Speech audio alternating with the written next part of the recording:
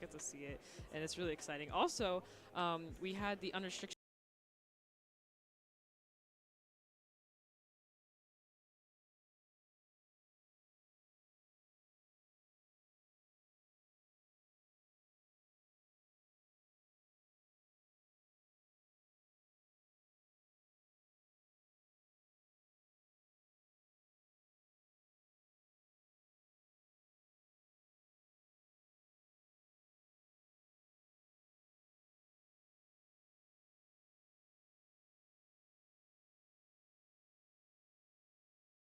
happen for Magnolia and Bastion, which is officially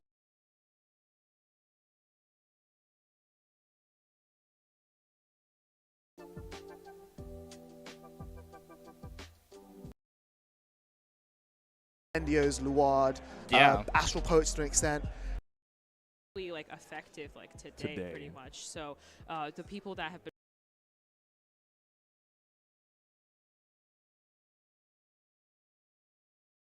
Very interesting, because like back when V Prima initially started, like it was designed so that Force decks would counter Axel decks, just because of its natural like lower base powers that you wouldn't be able to poke into like for great numbers.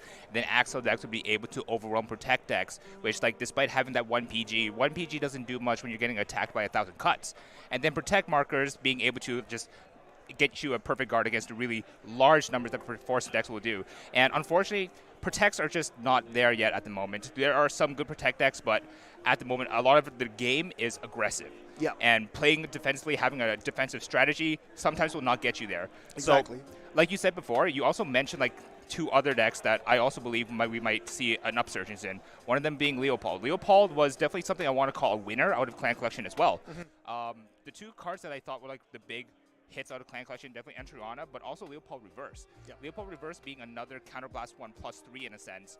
Very strong advantage engine, and you're able to kind of like roll with that throughout the game.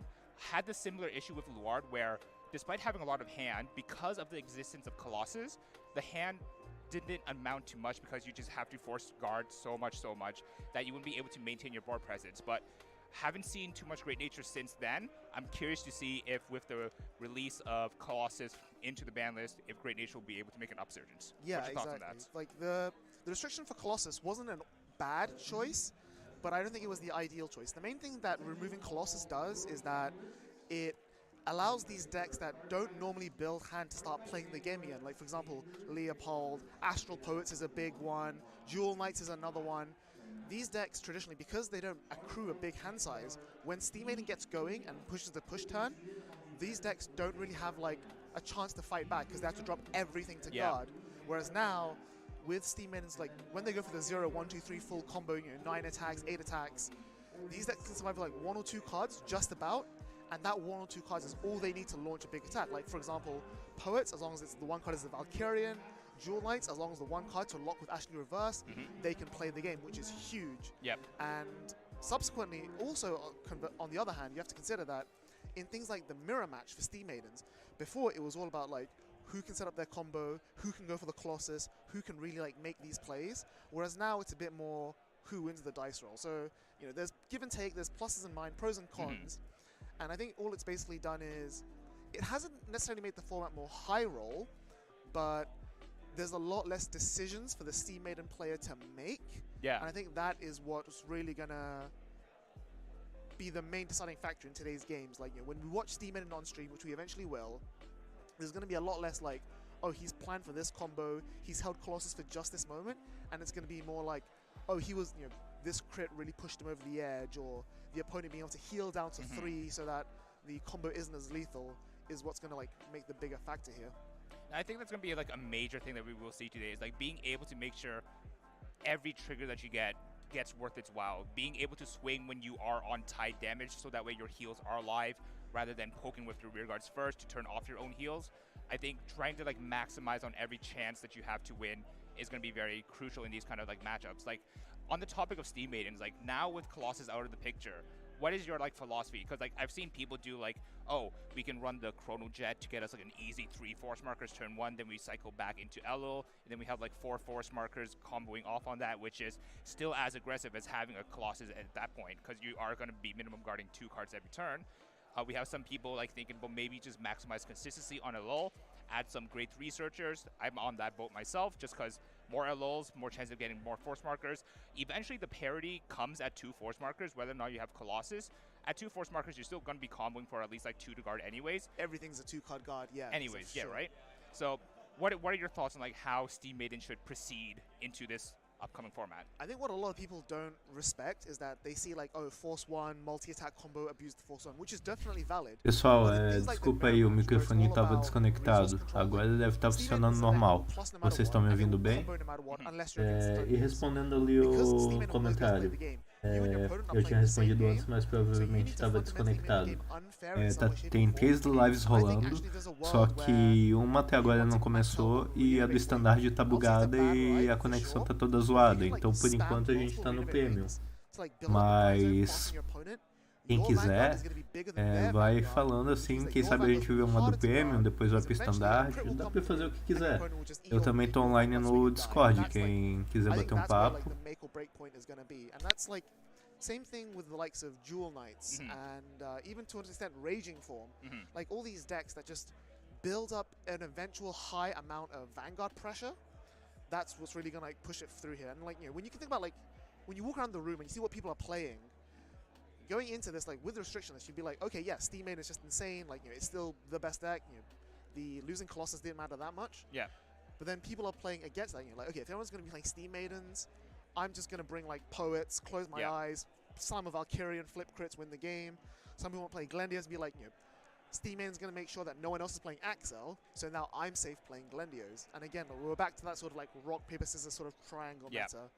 And you know, seeing like what people are gonna play here today is always gonna, I think, gonna be very interesting. Yeah, I definitely agree myself. But that will be something that we'll be seeing in the short future.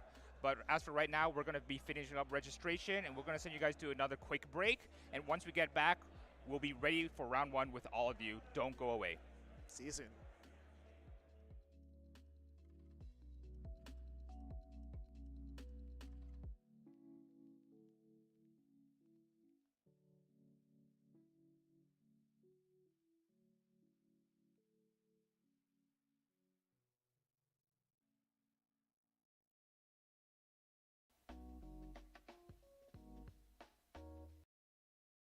Me playing like Fortia. Okay. I believe in the Fortia. I believe in it. It's online every single turn. You can't miss with her. Yeah, that's like a deck that I think when Deer Days came out got like a lot of attention because people were like, wait, this deck's actually pretty decent. I was going ham. Yeah, I saw you were posting videos and everything. I made like 4 videos on just that one deck. It's just so good. I didn't realize how strong it was until I tried it, and I was like, wait a second, this goes online.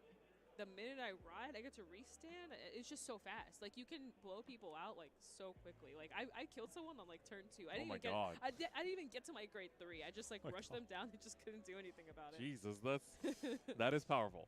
That is very powerful. And I think like I'm looking forward to seeing those kind of surprise picks. Like if anyone brings a decks like that, like Roroa, you know, stuff like that. Roroa is really interesting because it's a token deck and it's actually extremely unpopular. And I recently tried it and I was like, you know, they recently got the new promo, the grade 3. You get to like search out your Olindas. You get to actually do quite a bit of stuff. You can also abuse Inlet in there if you want to. I would say it's not the best deck for Inlet, but you can abuse it. And it's just great. You get like all this restanding going on. You have a little token attacking, and it's just great. Yeah, exactly. Like a lot of people in Japan have taken it more like an aggro route. Really? So you're basically just like you're spamming out tokens, you're bashing field, you're bashing phase like from as early as possible.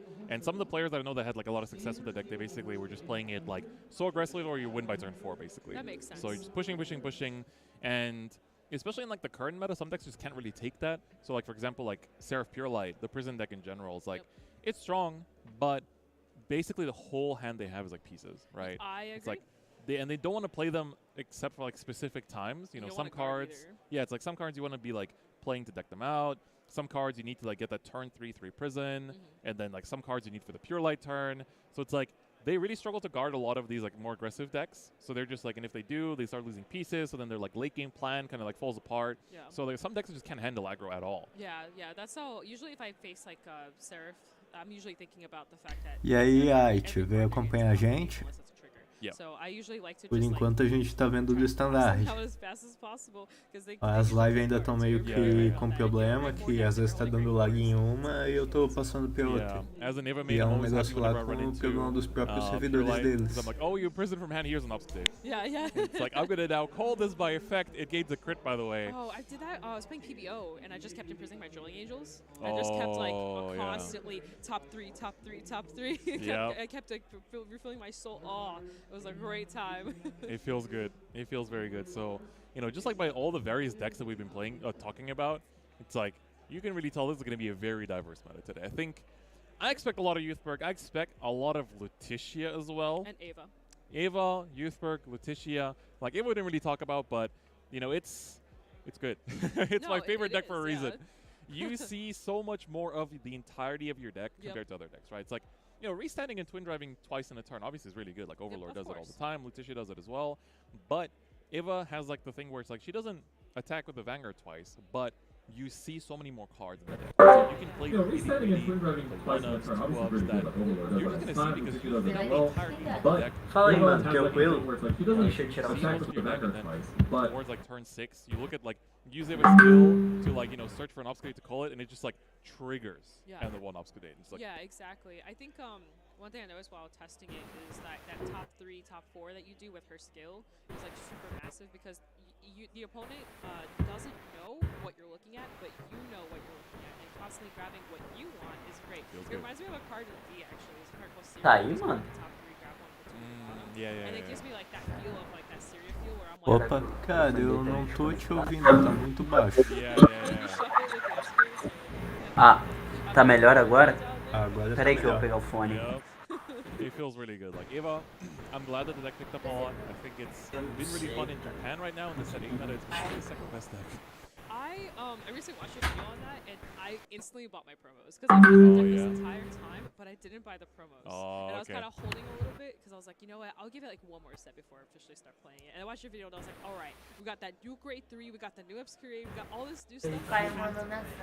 Yep, it is really, really good. And I think it's like, it's crazy because we saw a lot of people that like, when the deck first started popping up in like the set 6 meta, people were like, okay, yeah, this deck's good, but it's like, it doesn't beat that. Set 7, honestly, set 7 was a bit of a struggle time for me because you was show like the White. same thing but a bit faster.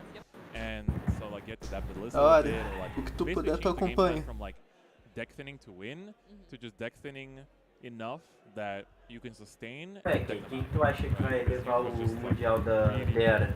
So Cara, it dá looks like ver we actually do have contar our que eu first não round sei ready. nem The direito first round quem of the tá World jogando. Championship here. The Eu first fiquei sabendo World que ia ter esse in Mundial, 3 acho que years. foi It's going to be anteontem. Jalen Anthony Alcazar versus Poland's Richard Halim. Let's see what kind of decks they're going to be playing. It's going to be a very exciting time, and I'm ready to get E o prêmio tu acha que vai ser o quê?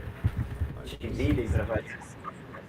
I mean, I said Youthberg, and on the left side, I think I might be right. You actually might be right. Ah, I just want merda, caiu one aqui game a where I say tela. right. Ooh, honestly, there's some really good greed on mains in today's tournament. Exactly. So I'm That's what I'm expecting saying. a lot. I want the greed on. All right, so looks like both players are just mulliganing, getting set up for the first round here. So we're gonna see Jalen looks to be on the Youthberg side, Começou o in jogo. my opinion, and then we're gonna have Polandus on the right. We haven't quite been able to peek at their hand. It looks. I see a Sequana. Let me see a Youthberg mirror match actually. Sequana. Oh, that's a interesting start actually. Yeah.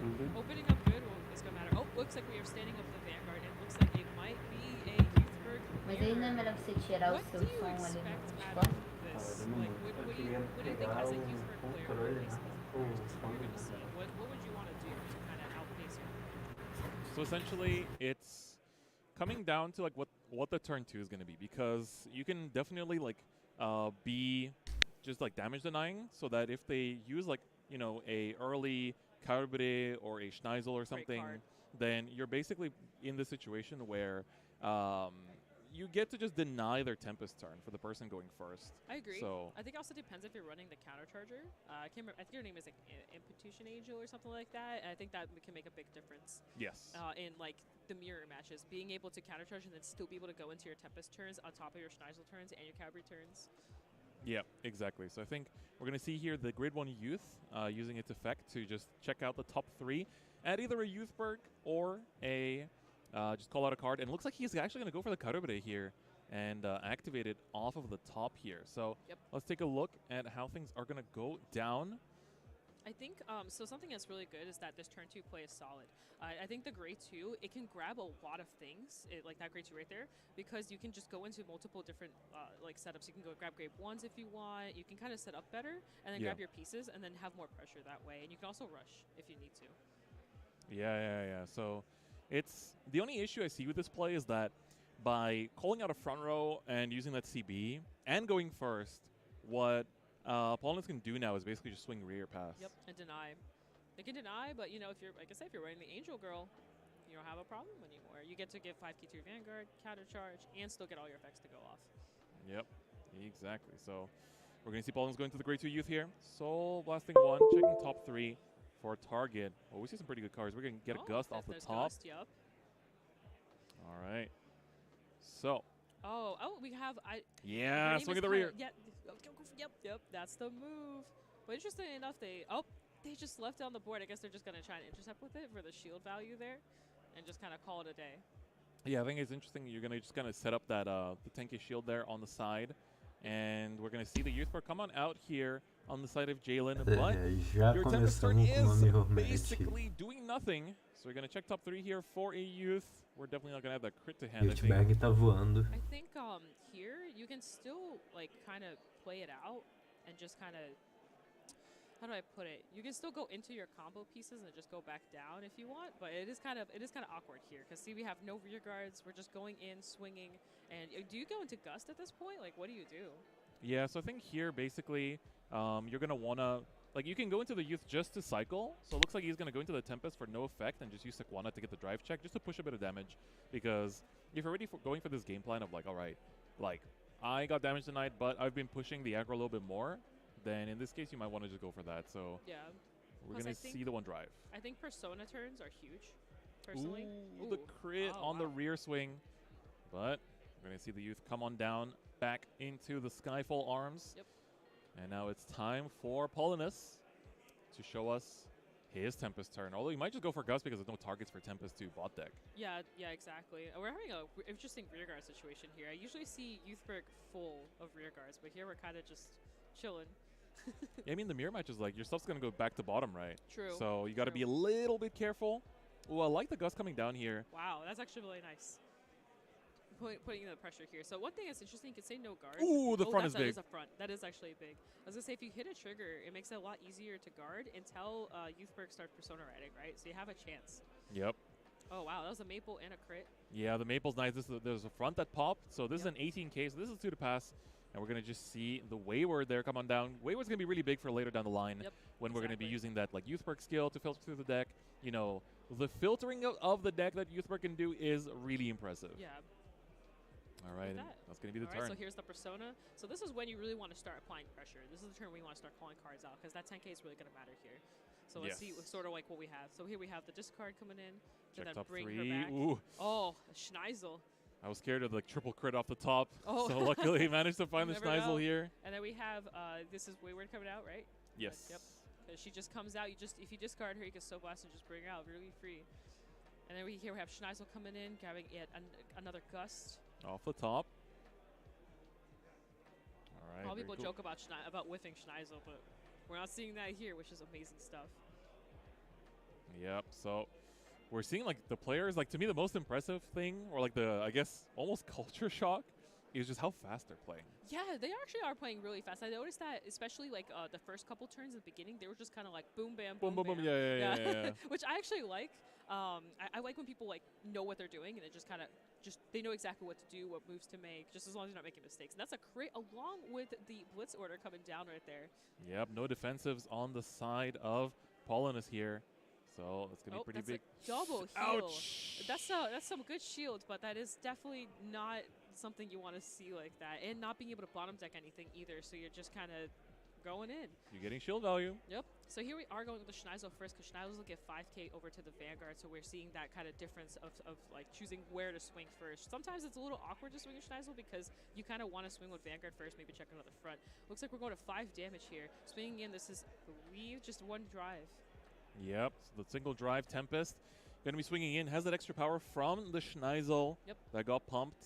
And of course, we do know that on Jalen's side, the OT was drawn into. Yep. So the twin drive on the Gust, there's no chance of that happening. You can say, you can do a no pass and not have the fear. That's right. Ooh, another wayward. Yeah, wow. really good stuff. And then we have one more swing coming through. I believe that's 21-31. All right, we're going to see the front plus a 10k from the Frida there. And I think we got a Persona, right? And now we're doing the same thing on the other side. Another Persona. They're getting the setup going. Let's see. You know, we're 3 damage. It's a little safe. You could probably take a Vanguard here and there. It's not that scary. I will say, after this turn, though, being at 5 is pretty risky. Yeah, you want to be proccing those heals as soon as possible here. Yeah. Because, of course, you know, the deck filters like crazy, but sometimes you just draw into them. You don't find them off the top as well. So it's going to be awesome to see, you know, Youthberg come on down here. You know, filtered from the skill, filtered the Tempest off the Schneisel. And you have a lot of targets because now your opponent has like 3, 1, and 2 on board. So the chance of hitting something off the Tempest is actually pretty high. Yeah, exactly. And the decks are getting thinner and thinner too. So because Youthberg is really fast in terms of how fast you go through your deck. You can actually deck out like insanely fast. Yeah, especially in the mirror. That's interesting. Okay. Ooh, the Maple into damage here for Jalen. All right, going to go into the Gust. So going to try to discard a... Yep, just discard the Wayward there. Yep. You want to apply pressure here because you want the goal here is to shred the hand as fast as possible, because otherwise you won't be able to kill. Yep, we saw PG come down. No triggers. 2 back-to-back, no triggers like that. All right, going to be swinging with the Gust here on the rearguard circle, trying to push in that 5th damage. Both players definitely pushing game very fast. Yep. And, you know, it's this feature match definitely feels like, you know, both players... They know what they're doing. Yeah. They're very experienced. Oh, we see the counter charge being played. There she is. That's the girl I've been talking about. That's what you want to see in a mirror. That's the exact card you want to play if you really want to outpace a mirror match. You need it because, like we saw that early denial. If they had a chance to grab to that card, they could have went into a more aggressive turn. 3 triggers off the Youth. Whew. I think this is put back all 3. To the bottom they You put them in the order you want because you can technically not... You can stack. Yeah, like, I think you do want to shuffle after this if you can, but as you can see in his hand, it's just a Wayward. So, like, I think honestly, just put them to the bottom and just keep accelerating through the deck really fast so you hit those triggers towards the end. I think he's thinking about it a little bit because, exactly, I was about to say that. The 5k matters. Yeah. So just for, literally just for guarding, that matters here. And if I saw correctly, I don't think they had anything in their hand to really kind of help to put a booster there. And this will make the guarding really awkward here. So, actually, I think that was a really good move. There's a Sequana. We actually didn't have a Sequana in hand earlier. Yep, Finds the Tempest off the top. Going to be able to go into it. Check top 2. Grade 1, grade 3. I Wayward. like that perfect guard there, too. That's you're going to need that into, like, double Vanguard swings. Yep. So here we go. Again, going to Schneisel, applying the 5k over to Tempest. Ooh, the guard value is looking pretty low. We're going to see the 6 damage come through. Oh, that is it. That is round 1 completes. Our winner today, Paul, going in. That's right. Ooh. So Jalen takes 5 damage so risky. Yeah, I mean, this was basically, you know, just seeing the shield value in hand was definitely on the lower end there. Yep. But, you know, for Paulin, has definitly fought well. Yep. A very fast mirror as well. Like, these decks take a while normally. Yeah, because they draw so much. You see so much of your deck, so you can survive a while. But going to 5 damage like that was really scary there. Like, you have to guard everything, and numbers are, like, literally magic numbers. So it's almost impossible to guard through everything. Exactly. So you love to see it. Really well played by both players. Here we have Jalen. Of course, got to sign the match slip. Yep, we have the judges and the staff, you know, making sure to be there. And so Jalen is from the States. I wonder which community they represent. I don't know. So yeah, Could be from anywhere. Yeah. So they're playing as Paulinus from Indonesia. So that's like the magic of the World Championship. You know, you play against people that you'd never meet otherwise. Yeah, exactly. Right? So very big congratulations to Jalen. Getting that first round win, of course, is like a huge relief. Good start. Good start. It makes you feel like, okay, I got my first win. Here I go round 2. You just gotta keep going. Something that's really good to do is take it like in bite size, like just 1 round at a time. Like, I gotta win this round. Okay, now going to the next one. I gotta win this round. You know, just instead of taking it like as a whole like 7-round event, just eating a little bit at a time and just going through. I found like playing myself in some of these events, I found most success at times when I really just like focus on each game as itself. It's like don't focus on the bigger picture. Don't think about like, okay, I'm gonna do this in top 8 or whatever. Like my goal is this and that. It's like your goal is to win this game. Yep, exactly. It's not to win the entire event. It's not to get top 8. It's not to win the prize. It is to win the game that's in front of you. And when you treat each game with the importance that it deserves, that's when I feel like you find most success. I 100% agree. Recently, like competing myself, I did the same thing. Actually, someone gave me that advice too because I was kind of like stressing a little bit. I was like, oh no. And they were like, one game at a time. One game at a time. Just concentrate on the game in front of you. Don't worry about anything else. Don't even think about the rest. Just right here. And I did really well. I won undefeated in my Swiss round. So it's good. Very good. I think worked very well. In a way, it's like it can be hard sometimes, right? Yeah, because like you always find yourself kind of relapsing into that way of like, oh, but top 8, but like, exactly. And especially when you're playing a team tournament, it's like you focus on your game, but then you're like, you peek at the side, it's like, oh no, my teammate lost. What am I gonna do now? So just gotta keep going. Yeah. You just gotta like, all right, focus on the game. Don't forget it. Like once at a tournament where one of my teammates actually made like Cara, é a nata da nata. I was like, oh my god. O Yoshi versus Yoshi, quero ver mais quantos vão aparecer. So you really have to like not break concentration and keep staying focused. Yep. And for the players Honestamente, here, eu queria ver deckzinho assim, over 10, crossover 10. Mostly playing all the time. Assim, pegar negocinho diferente. Like you kind of like declare every single effect. You say like everything. Ver like, final you really, like lanches. walk your opponent through all the steps, even if you've played, with them all the time. Like you're still kind of like. Eu não lembro agora até qual caixa é essa box. Eu acho que até a 7, né? Overseas and I come to like play with the English community, and people like start playing so fast. I'm like, whoa. I get a bit like flustered. I get a bit like taken aback, or like I lose concentration. But it's like the play is like so quick that it's like you kind of just like lose yourself in it. So I was like, all right. Stay to your own pace. It's like don't get caught up in your opponent's tempo. Yeah. And like stay within your stay in your lane, right? Stay in your lane and keep it going in that sense as well, right? No, I agree. Sometimes you don't want to like go too fast either, especially if you feel like you're kind of a player that needs to pace yourself as you're going.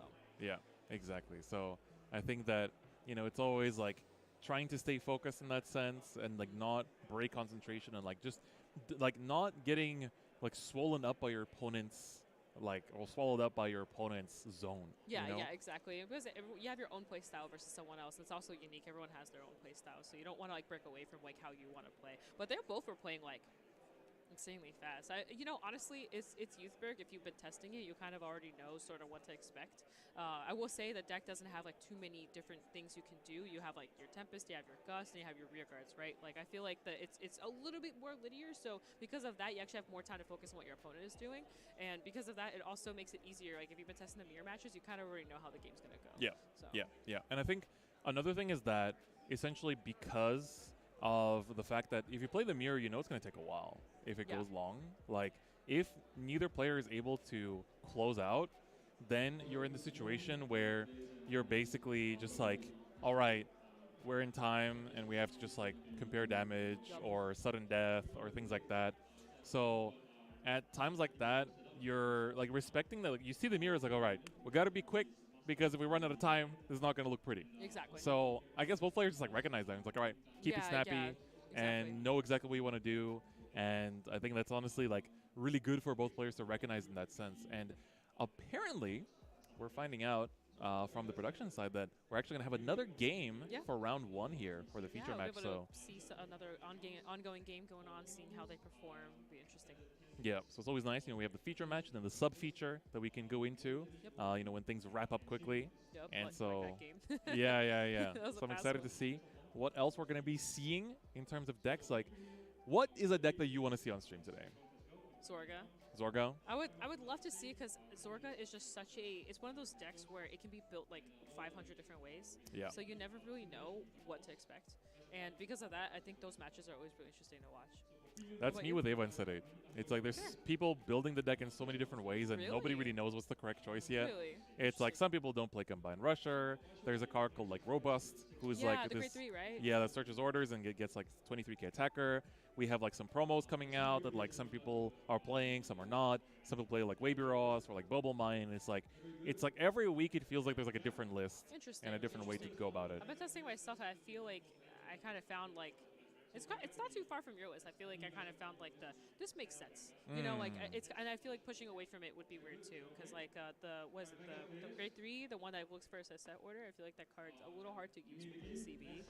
So for me personally, I kind of went more towards what does Ava do? Oh, she does that. I'm gonna make sure she does that every single turn. Yeah. Constantly getting orders out, constantly drawing, constantly counter charging, getting your motion going, a little bit of combo rusher, just a little touch here and there, have the power and everything. Yep. So it looks like we have a little tournament update as well for everyone. So initially on the schedule we did have 7 rounds written, but due to tournament logistics and because we have like a certain number of players that are like qualified, right? Yep. But then some people can't make it. Some people have work, or they can't get time off, or they have like family stuff to do. For some people it's just hard to make the trip. So instead of 7 rounds of Swiss, we're gonna be playing 6 rounds of Swiss instead, which I think makes sense in terms of like the amount of players that have showed up today as like well. The numbers, and in terms of just like tiebreakers and undefeated situations, I think 6 rounds is actually perfect. Yep, exactly. So we're gonna have a sub-feature match setting up here. We'll see who is gonna be and what decks are gonna be playing, but I'm pretty excited to get into it and see the action continue for round 1, and it's gonna be a really good time because, of course, these games mean so much to each player. Of course. And the tournament starting up and like just feeling the air here, like looking around the venue right now, it's like it's crazy. Like it's just packed to the brim. Like we see in front of us, we have like the actual tournament stage for the World Championship, and it's just like packed. It looks like it's an awesome view. Honestly, it's a good view to like take a picture of. Like it just looks so good. Like you really have to let this atmosphere sink in because this only happens once a year. Exactly. And, you can't take things for granted. We didn't have a World Championship since 2020. We didn't have one for 3 years. And it's like, we didn't know that. We thought we'd be back here every single year. So, like, make sure to, like, appreciate this atmosphere. Let it really sink in. And just, like, I really recommend those of you that are in the LA area. Hits the next stage. Those 3 drives, there's going to be so much more pressure coming in. So much more pressure. Plus, Grayson's at 3. Like, double crit from the Chronojet is lethal. Double crit from the Chronojet is lethal. Or like even Force 2 single crit.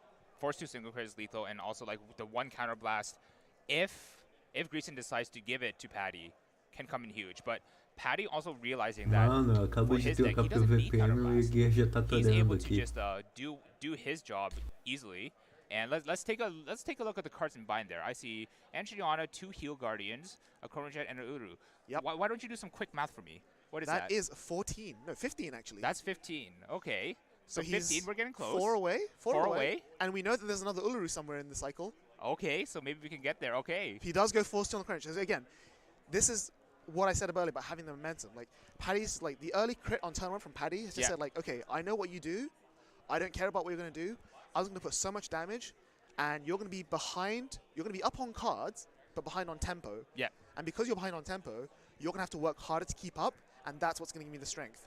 Oh, re-innovate. There's a re-innovate. That gets us an extra 5, and that should be 19 if I'm not mistaken. At least 19? I think it's 20.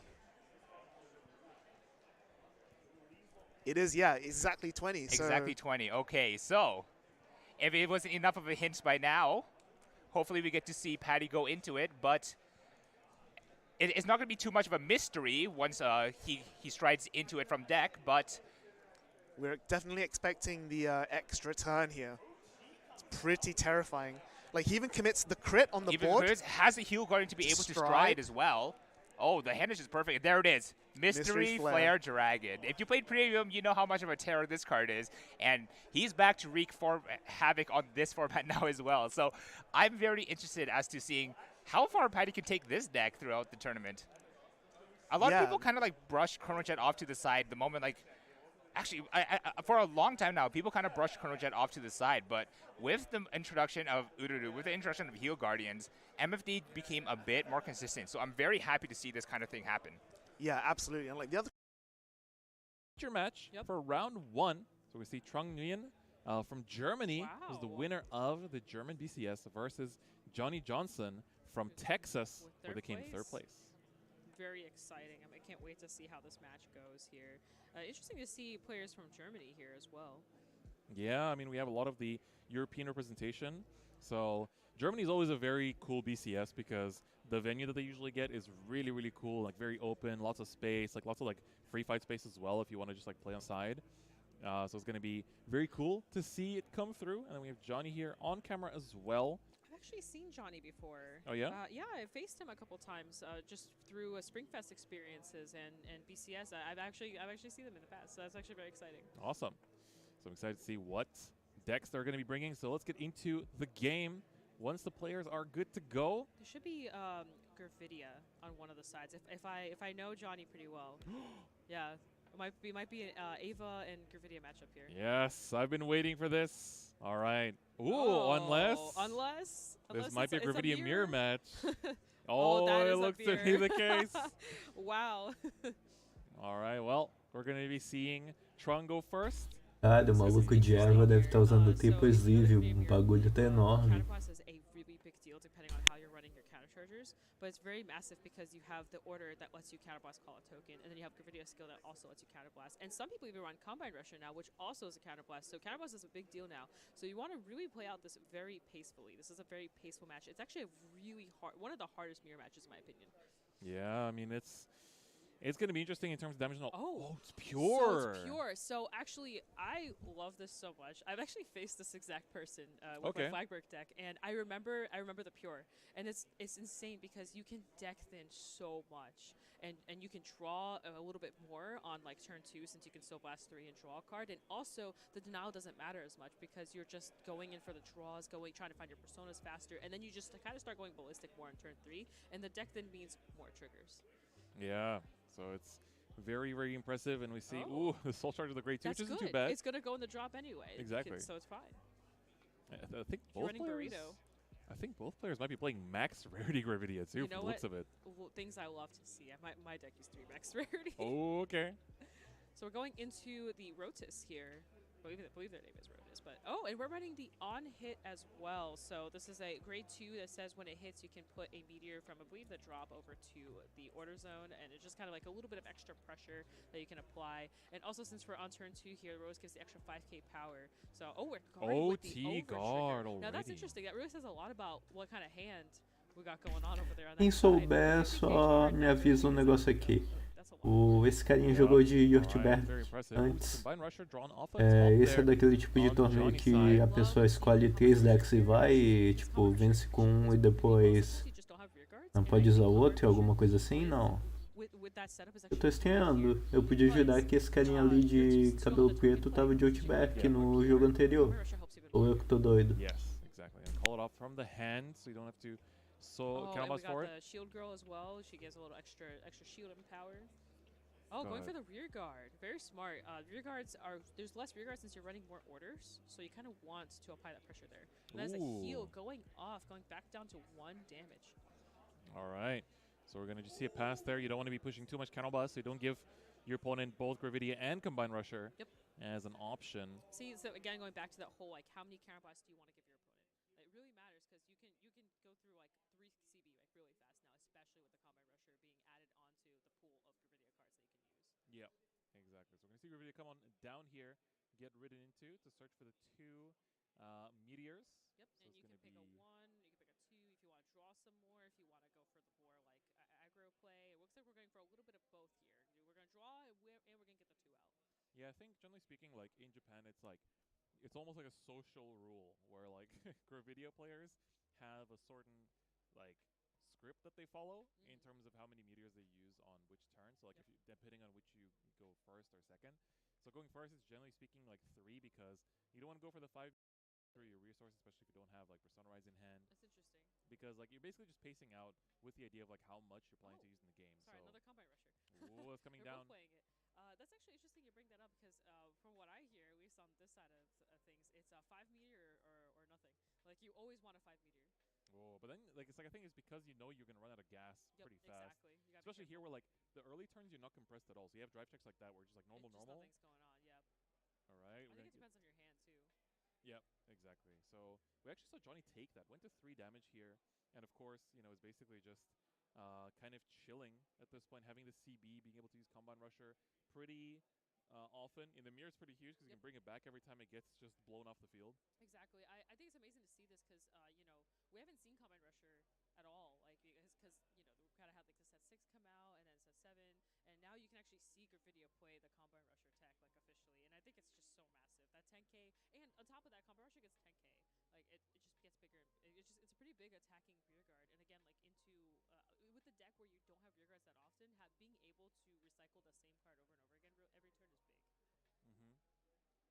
Yeah, I would honestly say, like, set 6 definitely shines because of Youthberg, but for me, I would say the best card in the entirety of set 6 is Combined Rusher. I think it does insane. so much for so many decks.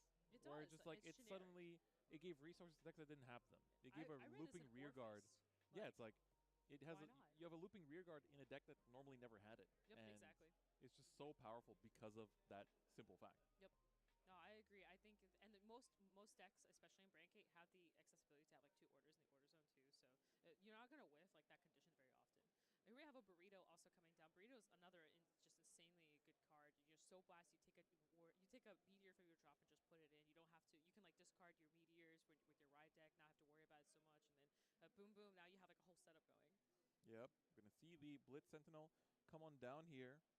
Oh, in exchange for one to be drive checked. Yep, and that's a Persona, which is really huge. Yeah, I think Johnny already had one from an earlier turn where he drew it off the grade 1 mirror a bit earlier. Oh, grade 2 mirror goes to damage. Going to want to heal that out. Yep. So we're going to be both and players Persona going damage. 2 cards that you don't want to see in your damage is the Grade 2 Meteor and the Persona like that. So that is definitely not what you want to see. Because in a mirror match, like, Personas really matter. Because you're deck tending like crazy. You do have to be careful of deck out, of course. But since you're deck tending so much, you kind of want to keep Persona. Like, you want to keep doing it. Also, your rear guards really don't hit for much if you don't have Persona. Yeah, exactly. So you have another Burrito coming in. Yep, we're going to use it to put back a Meteor there. Ew. Ooh, it's going to be a single Meteor turn. That is pretty rough. That is pretty rough. Like, it's not too much. And getting rid of the Burrito here in this case, since the Combo Rusher is going to come back anyway. Oh, going to Sentinel, of course, at 3 damage. You don't want to risk getting double crit for game. All right, going to ditch the crit there. What we got going on here. So we have another on hit, and we have a crit. That's good. You have the pressure. Yeah, but sadly, Burrito does not get the extra critical on top of like that pressure. You're just swinging for 2 here. And you could honestly take it here. Knowing you have Persona, you can deny heals here. It might not even be a bad idea to go to 5. It's just that you know that your opponent's going to try to lock you at 3 the entire game or 4. That if you want to just take it easy, you can. But if you go to 5, that means that for the rest of this game, Trung can just go like, okay, I can just keep single meteoring because like the crit doesn't matter. That's true. However, another thing to keep in mind, you can double heal back down if you choose to 5 meteor, and I think that's huge, especially in a matchup where it's just constantly about the pacing. Healing is, in my opinion, like really big in Overdress. Yes, 100%. Especially Heals since matter you have a like lot. a 5th heal in your deck. Yeah. So we see the Persona Ride. Going to be searching the 2 and the 1. Whew. So Neatness Meteor Shower going to get that extra draw. So this is going to be probably a 2-2-1 for a 5 meteor turn potentially because I think this might be a 5 meteor turn. I mean, look at Johnny's deck size. It looks relatively compressed already. Yeah, I think they need to kind of start applying some pressure here. So I would go for the 5 meteor, especially since we are aware that there's another Persona in hand. So you can honestly go in here, try to like get that hand as small as possible, and next turn you can even probably go for like a 3 meteor play and be perfectly fine. Yes, exactly. So we can see Combined Rusher swinging in first. Okay, so we're going to be, there's no intercept available, so that rear's going to stick on the board no matter what. Yep, exactly. So let's just see here. So basically, if this damage gets taken, which Strong is going to do, this means that the heal option is off for Johnny. So maybe he's already drawn into a lot of his heals, and he's just like, they're not even there anymore. Yep. No, I completely agree with you. It's very interesting here. The attack pattern was definitely not something I expected. Yes, but it is valid depending on what the contents of the deck are. Yeah. So we see the Perfect Guard come out for Trung. Yep, so here, something to really notice here, the meteor difference is the crit. Oh, and they're running that's one of the newer Festival Collection grade ones. You don't see that card being run very often, actually. Yeah, that's right. All right, both OTs are out for both players have been guarded with. So now here we have, do we see a Persona? We don't think we do, but we do have a Meteor in hand. Yep, we can play that. And then we're going to use the Combined Rusher to bring back out. Yep. Such a great card. Like, we're really seeing a Combined Rusher shine like crazy here. Yes. Oh, there's your Ava starter. There There it goes. it goes. All right, well, Trung, sadly, going to be a 1 meteor turn again here. Yep, it's going to be like probably for the rest of the game. Running out of gas. Not seeing those Personas does hurt. Yep, exactly. Well, luckily enough, seeing Burrito is actually pretty massive in my opinion. But you really need that Persona to like really clutch out those plays. Exactly. But hand really matters here too, because Gravidia, you kind of need to find perfect guards like ASAP. If you don't have enough perfect guards, you have to keep burning them. Eventually, you have to start saying no guard. Yeah, exactly. So let's see. We have the 1 meteor turn here, and I think Johnny's just like, all right, we're going to PG and stay safe, but this gives the option for Trunk to just swing rear if the dries are checked, if the checks are dry. We see a heal. That's big. There's the heal. That's big. That is big. Getting the grade 2 out just like that. Yep. Getting that meteor into the drop and a crit. Ooh. All right, this changes things. You might want to actually push with the combine rusher here, try to confirm a damage, and then apply pressure. Yeah. Once I have the 2, it's go to 4, and then apply for refill with the other side. Yeah, exactly. So it's going to be an interesting turn of events here as Trung heals down to 3 once again. And we're going to see heals be live for both players on this end. Ooh, and we see it's going to take the 2 damage here. I would have taken it too, to be honest. I think that's the way. You need the counter blast. And next turn we have another persona coming, so you're going to use both counter blast here and try to close out the game. Yes, exactly. So we see a swing to rear, get the combine rusher off of the board. It'll be coming back very shortly. Here's another persona, another draw, 10k power to the front row. We're going to be searching for 2 more meters if we have any to even grab, which we don't, but it's okay. There is a burrito coming. We have one more burrito coming down soon. I'm pretty sure there's a grade 2 in the drop zone as well in terms of the burrito skill. Yep. Being able to pull that up. Yeah, but it's at least something. At this point, you just kind of want to just. I believe that's a 4-card hand on the other side. So that's not that much, especially under a persona turn. Well, let's see it. Only 3 damage. So. All right, Center going to come down. Shield. Interesting. Choosing not to go for the combine play here. Oh, wait, and we have the new card. All the on hit, so you're going to be able to essentially just bring that back into the deck. Yep. It's going to be pretty good. Exactly. I see here what the thought is. Trying to read the card. That card is so rare. You don't see that card at all. Yeah? It's such an underrated card. I remember it being pretty good. I think you cycle back some meteors or it's on hit. You cycle back 2, and then or up to 2, and then if you did 2, you can retire to draw 1. Ooh. So fancy. It's a bit of cycle. It's a little bit of draw. It does a good little job. Yep. So and it's also just hit pressure. It just forces out your opponent to kind of like feel that pressure a little bit. Yep. Which is always going to be doing a lot of work. I like that card a little bit more than the grade 2 on hit, if I'm gonna be real with you. Yeah. I agree with that. So let's see here. They're checking the deck size. It's very important. It's like, all right, how compressed are you over there? Yep. We've got to make sure we don't see any big fancy triggers just shooting off left and right. All right. Okay, let's see. So this is honestly such a weird situation to be in. Oh, that's a crit. Crit to Van, power to rear. Taking 2 damage here? We're taking 2. Just like that. Another persona. That was another persona that went to damage. Oh my god, they're just flying left and right. And then we're guarding the rear here. And it should be a 1-card PG. Yep. And there's the 1-card PG. And that's it. Trung stays alive. Another persona out of deck like that. This is pretty unlucky. You really need to see those personas. And it's unfortunate because the other side we've been seeing a persona after persona after persona. Yeah. So the aggression is really high here. Yeah, and I guess it's interesting because we're seeing, a battle of 2 playstyles, like a battle of concepts here between like Pure and World. Yep. And right now Pure is just kind of showing this, you're playing a bit more meteors, you're also seeing them a lot more. Exactly. Oh, he's going to make the 13k column. Ooh, that's an interesting play here. It still hits, actually. It's do or die this turn, so you kind of have to. Yeah, you don't really have a choice. That crit isn't going to save you, and it's a 5k. It barely hits over, but, with the damage that we're at here, being at 5, anything matters. Meteor into. That's unfortunate. That's 5k a guard. Very scary drive. Johnny's got it. All right, the deck size is very limited. Buckburrito still had one in hand. Wow. Can Soulblast one to find another meteor for the 1 meteor turn here just to get the power. Just enough to just break through. All right, Gravidia's going to swing here. Popping the Boba Mine. Very good choice to pop here. And we're going to see the draw come out into a crit for 2 damage. Heal. A heal. On 6. That's pretty big. That's pretty good. Can we get another one out? To stay in the game, just barely. We haven't seen too many. We haven't seen too many. Oh, that's the crit. Oh, and that's game. Just we're gonna see GG's as Johnny takes it. Johnny Johnson, might as well call it JJ's. Over here, taking you with pure Gravidia over Trung. A very beautiful battle of concepts. Unfortunately for Trung's side, definitely was on the lower end of the roll because of just not finding those persona rides. But for Johnny, we saw Persona Ride drawn into from very early on. And I feel like in this deck, as long as you have 1, that's all you really need, because you see that one, and then you have the draw power to just keep connecting, and you have that connective tissue to just like bring in more and more and more and more, and have like a constant rotation of meteors and draw power and finding your pieces and combine rusher coming out. So honestly, well played by both players. Yeah, of course. I think so that's actually why I prefer pure, because your deck thinning so fast, you're gonna see your personas faster, and I think that's massive.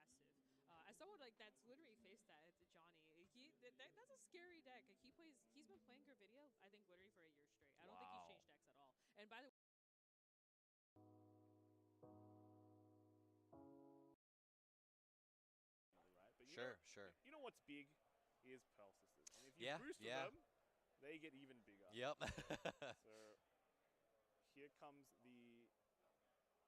He's putting the Justine as well behind the Vanguard to boost. So here's a first check, then a second check, and a third check. Looks very blank. I think the last one was a reindeer. I think that was 3 blanks right there. But this is fine. The wrong move and it'll cost you the whole game. Yes, exactly. Like, this is the place where you make a misplay, you're going to get punished, and potentially in front of a lot of people. Exactly. So you got to watch how you play. And I think, honestly, every match we've seen so far on stream has been really impressive. Like, everyone's playing really well, high level of play, really cool decks. We're seeing, 2 mirrors back to back, and it's like very different types of mirrors as well. You know, one of them is like the kind of more grindy decks. The other 2 are just trying to just like blast each other out of the game left and right. So very impressive showing from both players, and I think we've had a really cool round 1. Being able to feature 2 games as well, I think we're very lucky to do that. You guys got lucky. As many players, we get to show as many players as possible, and I think I want to see as many more like kind of like different region showdowns as possible to make the most of the world stage that we only get to see once per year. Exactly, because we had like Germany against Texas pretty much there. Yeah, that was pretty wild. But both brought Gravidia, and both brought very different Gravidia decks too. On top of that, exactly right.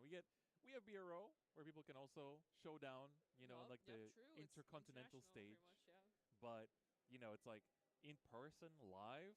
This is the one time. Yeah, you can only that one chance. Yep, exactly. So it's been a very exciting time. I think round 1 has been really good to us. We've been able to see some really awesome plays, really awesome decks from all kinds of players from all kinds of regions. So we still have, of course, all the way to round 6. We have plenty of awesome Cardfight Vanguard action throughout the day. But I think we are going to go for a short break as, the players are, getting ready to, they're finishing up round 1. Most games are more or less wrapped up, and we're going to be going into round 2 relatively soon. But we're going to go for a short break. So if you need to restock your drinks, your snacks, quickly get up and stretch a little bit, take this time to do that, because we'll be right back with round 2. So don't go anywhere. See you soon.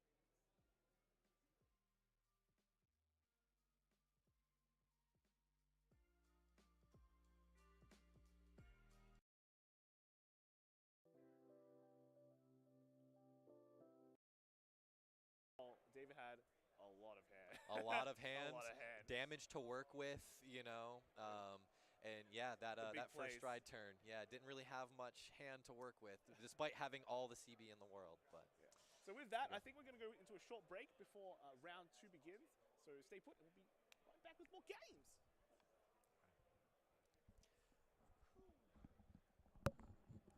Cardfight Vanguard. The Glitters have obtained great strength in response to each of their feelings. These heroes are back too. Booster Pack, Minerva Rising, Bushiroad. Oh, wow.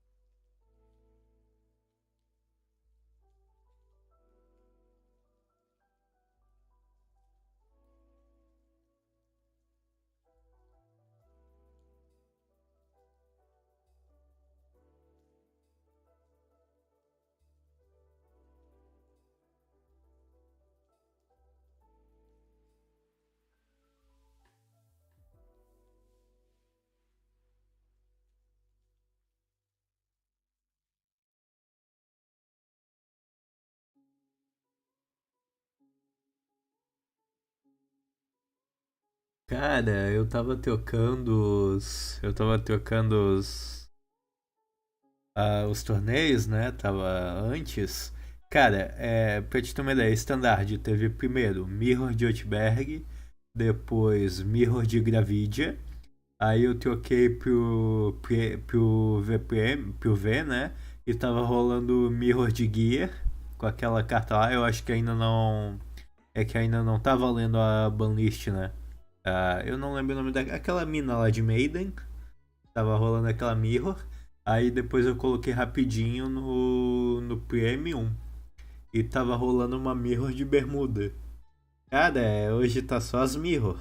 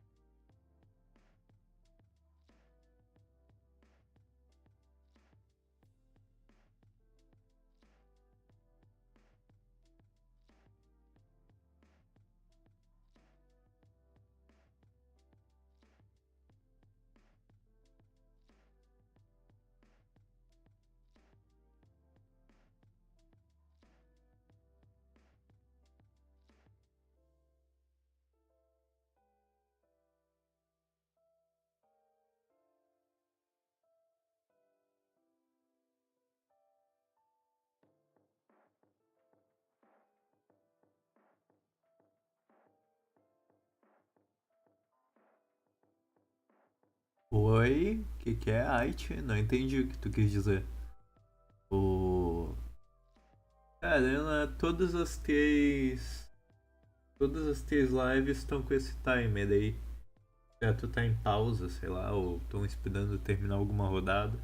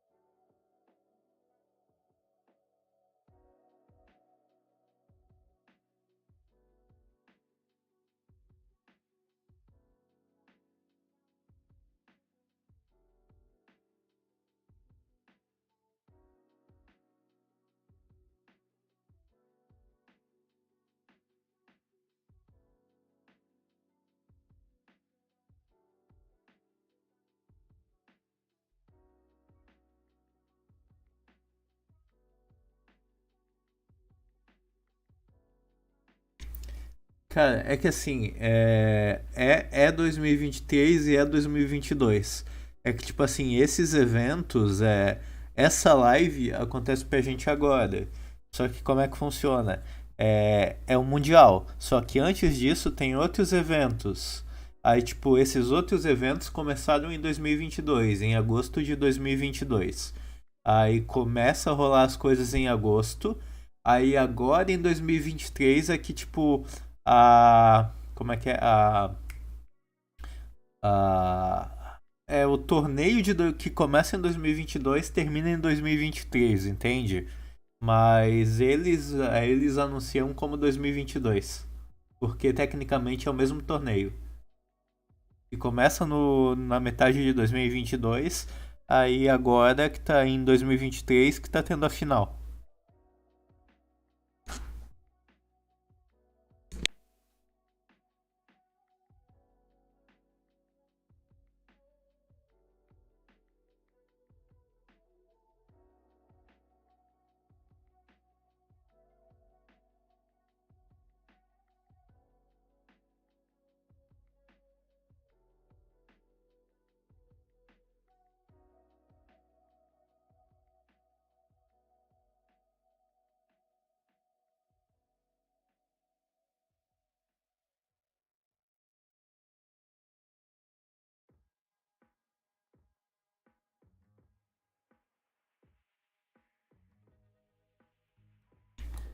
No caso, o final eu quis dizer o Mundial, né?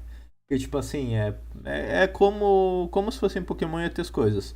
Você joga os outros eventos, aí jogando esses outros eventos você se classifica para o Mundial.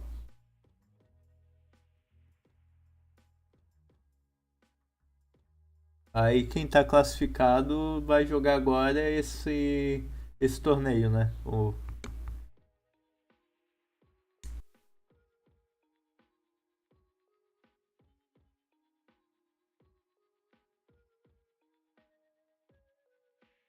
Mas eu concordo que é meio estranho isso. Eles poderiam, assim, por exemplo, agora a gente está em janeiro. Se eles tivessem começado um pouco antes, tipo em março ou em junho, quem sabe, eles teriam conseguido realizar o Mundial de 2022 em 2022 ainda. Eu não entendo bem qual é a lógica disso.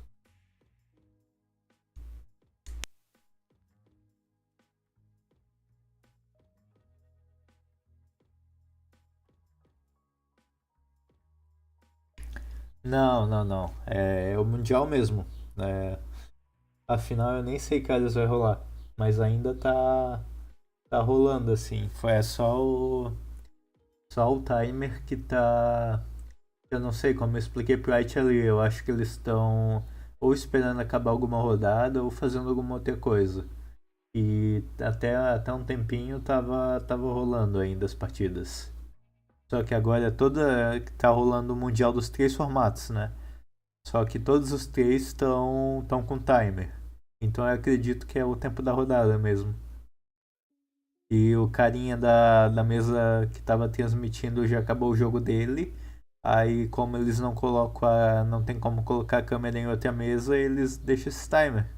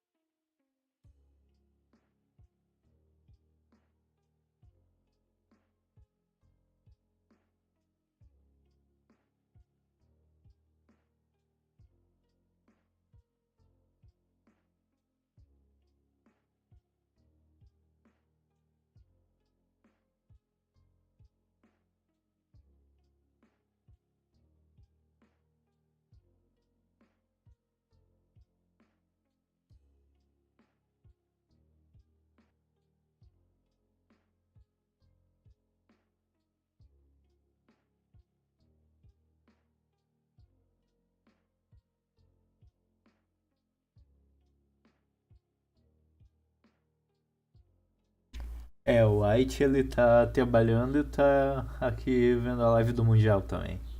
É o melhor dos dois mundos.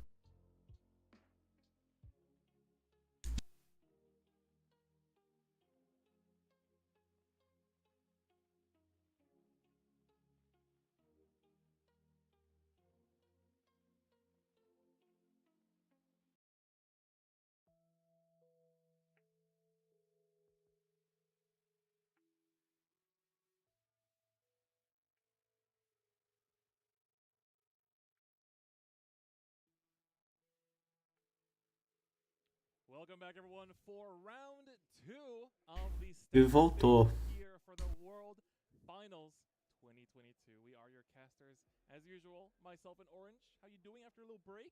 Oh, it was a very nice break, but I'm also just super excited to see what we have in store. We went through Youthberg Mirrors and we went through Gravidia Mirrors already. Round 1, already seeing some intense action, so I can't wait to see what... Tem sim, tenta aumentar um pouco teu microfone. What would you like to see? I mean, we got to see... Desculpa, teu áudio que tá... Pra mim aqui tá normal. Yeah, you got excited. Like, never mind. It's the good old... It's the trick in the book that everyone's used to. Play Eva starter to trick everyone, and then it's like, oh, I'm Orphist. Oh, I'm Gravidia. But I like to see some Eva. I think it's another deck that should be pretty popular. And we were talking about Lyrical earlier on as well. Yeah. I expect like a Michu or Letitia somewhere along the line, especially Letitia. Yeah, I feel like exactly. we're probably going to see it eventually. So looking forward to that. Maybe some Overlord too. You finally got the Overlord promo in English as well. Yes, We haven't very talked strong, about that. very strong card. So Also, like, don't forget about the Deer Days promotion that we have going on as well for the sleeve art contest. Do not forget, you get to design a card. I mean, a sleeve for Deer Days, and you can enter. You have a month. We have the application form and all that stuff. So don't forget to check that out. The theme is spring, so feel free to get your artistic love out there. And any of us that are streaming, your art's gonna be on stream now. So go ahead and apply. Exactly. So with that, I think we're ready to get into round 2.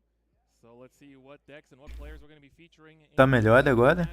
It's going to be Lee Yong-Yik versus Paul. So this is going to be very exciting because this is actually the man, the myth, the legend, Joshua Lee up on the left side. So this is a player that, of course, has a lot of success. He's going to be representing Singapore since he qualified there, but he is from Malaysia versus Paul Bredding from the States. Wow. And looks like we have a Youthberg into a Lutetia match here, so we'll get to see two very strong decks competing into each other. One deck that Acho que agora vai ficar de boa. that also kind of quote-unquote restands. So we have another one that will restand the actual Vanguard itself with a lot of pressure and the Blitz order giving some early like a shield value. It's gonna be a very interesting match here. I can't wait to see what we have going on here. Very excited. Yeah, I think Lutetia in particular is a deck that I myself, run into tournaments here and there, but not like a crazy amount. Really? So I'm excited to see how it's going to be performing. It has like the Overlord playstyle plus the fact that it has like the very strong orders as well, right? Yeah, exactly. And you can search them. And you can, my greatest part about the orders is that if you have like 4 and Soul, you just draw cards. So slowly the game goes, you're just constantly drawing cards. And then there's a lot of power, a lot of beef. And here we have the new grade 2. É que também eu não posso aumentar muito, porque senão capaz daí quando eu falo vocês não me escutam. Right here, you can just put that into Soul, which is massive because you can start fueling your engine faster since you can only play 1 order per turn. So this is a really good way to start setting up. Here we have another order coming down, using the skill here to Soul Charge and then potentially call a card out. Yep, exactly. And we're hauling a heal trigger because if you know how Yukia works, you can actually bounce your rear guards, and it could be any rear guards. So you can call triggers out and then bounce those triggers back to hand with the cost of a soul. Oh, and puts down the Yuika and this is, as well. The pressure. We have an on-hit pressure going on here with the Vanguard, very big. Yep, so that's going to be the Aura. A really important card because it's actually generic. Any deck can play her. Yep. And it's like, even if you don't play like an order-based deck, you can search out the Blitz Center. Cara, o complicado é que assim, eles botam a câmera ali, só que fica aquela luz nas cartas. You can just activate Persona Ride. Yep. We see the OT guarded with already. Wow, another early guard. That 50k shield. Yeah. And he's playing the generic with. He's not playing the Keter one actually. Yeah. Oh, you are correct. That's really interesting. I think part of that is probably to apply pressure on the rear guards a little bit, and also like if you check that OT pretty late game, you can just like deck yourself out, and you can't really prevent that. So it's actually pretty interesting to run the Cray Elemental there instead. Yep, exactly. So you get a bit more power, but don't risk decking out, especially in the mirror match where that could be pretty nasty. Yep. We see a damage check of a Youthberg Skyfall Arms on the side of Paul there. Sim, reflexo é um negócio bem merda mesmo. You gotta fight back a little bit because going second, going first, you gotta be a little bit careful when you call off the grade 1 Youth, because there, if you end up calling off something and, start, just getting a bit carried away and your opponent starts damage denying you, well then, we saw it in round 1, you lose your Temper's turn. I just realized something. We haven't talked about that heal trigger. So that heal trigger is there. Cara, eu não lembro o nome do deck agora, mas eu sei qual é o deck de lírico que ele tá usando, eu acho. Eu acho que é aquele da pardinha lá. And then you're bomb decking heal triggers. True. Sorry, I didn't mean to cut you off there, but it's just like process. I was like, why is that even there? No, It's just left there. And then I realized bottom decking. Why not bottom deck your triggers? Especially since you have a pretty high chance of checking zeros in your top 2. That is true. That is true. So we're gonna see Paul pick up the Tempest here off the top, off of the Schneisel, and also found a Maple off the Youth skill, which is insane. Isso, esse mesmo. Just away this turn, next turn, ride exactly. your grade 3 and exactly. And with a deck that constantly rides grade 3s, Maple's gonna keep coming back essentially because you're persona riding pretty much every single turn since you can find them really fast. Yeah, exactly. Filter through, find your cards, find your pieces really quick. We do see Joshua's hand though. So Lee's hand is pretty low, as you said. Cara, mas esse é o terceiro Youthberg agora, eu acho. O primeiro teve uma mirror de 2 e agora tá vindo esse terceiro. And just go through all your engine as soon as possible. But as the game gets later, you actually start farming that hand back. So it's okay to like early on go pretty aggro. Yep, exactly. Oh, it looks like taking 2 damage there, going to 3 damage, hitting a trigger, and damaging that grade 2 and a 1. Wow, those are not the best cards to be damaging there. That grade 2 says you can like Soul Blast and get 10k to itself. It gets really massive in the situations where you don't see the other grade 2 that's on place. It gets a bunch of power and fills up your soul. Yeah. So we're gonna see the Lutetia grade 3 come out here for Lee. Yep. So this is going to be pretty big, of course. And we have 3 orders in the soul, so if we have 1 more in hand here, we can actually go for the full restand here happening. But we'll have to see what's going on. It looks like the digging is happening here. Cara, eu não consigo ver a mesa do cara de lírica, na boa. Yuika. Getting in the soul already, building up nice and fast, and of course, gotta start counting those curse plates. I think we have three orders, as you said, right? Yeah, 3. And it looks like we do not have a 4th one, so we're not going for the double Vanguard restand here. But it's okay. One more turn, they'll probably get it there. Sometimes this early on, especially when you're going first, you usually won't see all 4 unless you like super high roll into it. So 3 to 2 is usually a more normal number. But luckily enough, those girls on the side, the grade 2s, they're actually still pretty high. They get power on 2 and on 4 orders, so they're still hard to block. Yeah, that's really good, and especially like O bom é que tem eles botam as cartas ali do lado agora nas lives. Aí dá pra saber mais ou menos o que tá rolando. You're kind of forced to take this attack, and we're going to see that. We're going to see the second damage come and then through here. You have to guard this one here because it's really is pressure because you can search out the blitz order and then activate it and then get the draw, and then on top of it you're getting the 4 in souls. So it's a lot of stuff that you're allowing your opponent to have if you let this attack hit here right here. Yeah, numbers-wise a bit awkward. It's going to be like 24 because it that's has a that 6K extra. in the back, I think. So that's 35. That's already 2 to pass. Front Ooh, comes out on the first check and a crit. Critical trigger, just like that. All right, Joshua sees the drive checks. There we go, going that he in. wanted. Oh, heal's not going to activate. That heal doesn't activate because of the early pressure we saw. Very painful. Wow, both players just going to 4 damage just like that. This is gonna. Our Youthberg player here is gonna have to. Não, mas agora balanceou a situação, né? Que agora ele trigou pra caralho. Mas agora é que vai começar a festinha do carinha de Outberg. They'll be able to draw an extra card when they activate the blitz. Yep, exactly. So. Looking good for Lee here, basically setting up the restand for next turn. Has a blitz order. Yep. The search is out, so even if you have a small hand, you have a really good defensive option, being able to just fight back essentially. So Letitia's a wonderful tool. You have a 15k shield, and it cycles itself, right? Yep, exactly. You get the card draw, so it's absolutely excellent. Just have to survive this like double Vanguard here with some rear guard pressure, and then you're good to go. So once you survive this, I think Lee might actually have the game here. Yeah, like Letitia is a deck that a lot of players were preparing for this tournament. I actually talked to Lee prior to the tournament quite a bit. Tem que ver. And he was really debating on Eu não sei quantas ele tem na mão. Mas cara, sei lá. And then of course, you also have the ability to Vamos ver o que ele faz. Cycle so much, just a strong deck overall. But Letitia just felt like the right play because of like how much pressure you have, especially if you high roll a little bit. She's you fast. see those 4 orders. E se eu não me engano, ele ainda não tirou nenhum heal. Finish the game off really fast, whereas grade 4 decks, especially, they need to get to turn 4 to be able to actually play the game, essentially. So when you're playing a deck like Leticia, you can just say, hey, yeah, the game's over. You didn't make it to grade 4, and yeah, I win. And I think that's why that weakness, especially, you have Overlord, you have Leticia, you have Michu. They're all pretty. Flagberg is another example. That deck turns online really fast as well. And you don't want to be playing a grade 4 deck under those types of decks right now. Yes, exactly. So we're going to see Schneisel here check top 5 and find a Persona, right? That's Tem mesmo esse ponto do over aí. FFR. Youthberg Skyfall Arms on the Vanguard circle as well. Looking very nice and snazzy. Yeah, honestly, the recent FFR's art have been like really amazing. Very, very pretty cards. I've also noticed in like set 7 they started to, or like set 8 as well. Like at first they just kind of had like the borders just like being there, but they're getting more and more like kind of artistic with the way that they show them. So for example, like there's in set 8 you have Archite, the new Brankate red line. So excited. Her FFR, the border is only on the part where the monster is not on. So like where the monster is peeking out over her art, the border isn't there, so that's it's like cool. The monster is like on top of the border. It looks really, really sick. That's amazing. Actually, you brought up that deck. I can't wait to play it. I'm really, it's really excited. Cool. It's really, really cool. And here we have a good hit a heal here. Yep. So thinking where to put the power. Yep. Okay. Let's putting the power on the maple here. Yep. Gonna heal down to healing, 3. which is this is big. That heal is big.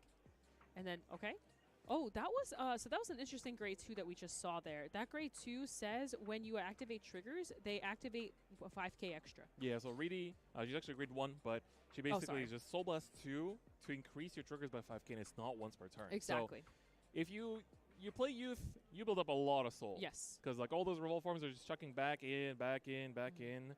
Ooh, the 0 and 1. He's gonna like, all right, I'm not putting that heal back. Yep. You do have to put something back. Yes, it's not optional. mandatory. So if your opponent gets that like the double trigger up the top with the Tempest, then you're having yourself a good time. I think Lee played out very smart, forcing kind of that awkward situation to come up, to potentially just be like, oh, you get to put back my heal. Yep. But overall, se eu contei certo, ele tá com 7 cartas na mão.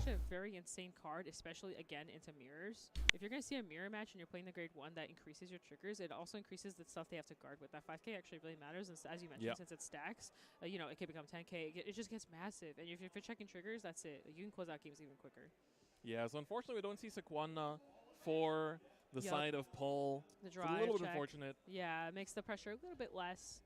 Only just a straight, you know, beat down.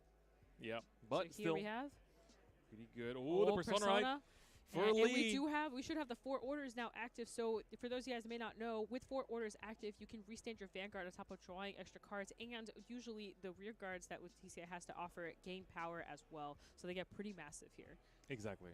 So it's gonna be big power. Oh, wow. Here Gonna we get go, another the cycler. peek at the top 3. Let's see what This we have. card's so amazing. This card, honestly, is probably what's carrying Leticia. Like, it's just such a strong card. Yep.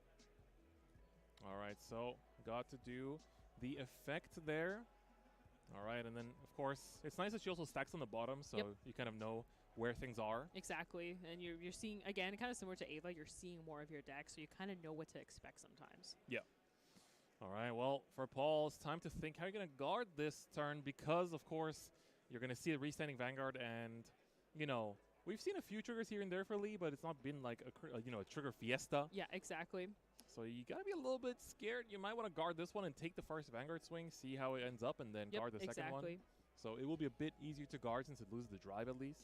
I agree, and also it's also pretty scary. Sometimes you just never know. You know, you can go crit and put on Vanguard, and then now that's a 33, 38 swinging Vanguard with 3 damage. So yeah, pretty risky. Gonna PG this swing, ditching the heal for it. So it looks like. Oh, that is the over trigger. So this over trigger gives 10k to all rear guards until the end of the game. So these rear guards just got even bigger. They're already big, and they just got bigger. Exactly. Looking real good. So, of course, Leticia, and we have the Persona Ride. We have the plus 5k from her own effect. Cara, eu sou meio pamonha pra Lily, pra Lyrical.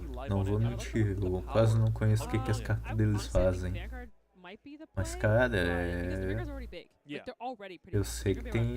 Eu sei que eu tava enfrentando bastante aquela Kyrie no Tier 10. Aí, eu apanhei bastante pra ela. Então eu tenho mais ou menos uma noção de que tem uns decks bem pauleira. To make it like a PG or die type of situation. Yes. And here, this is already probably like 70k. I'm not even joking. Well, like that's a big girl. All right, so we got. All right, we're basically dropping down 33, 48, 63, and then gets the. Oh. Yep. I think we might have forgotten a drive check from the over trigger there. Oh no, not the drive check. I forgot.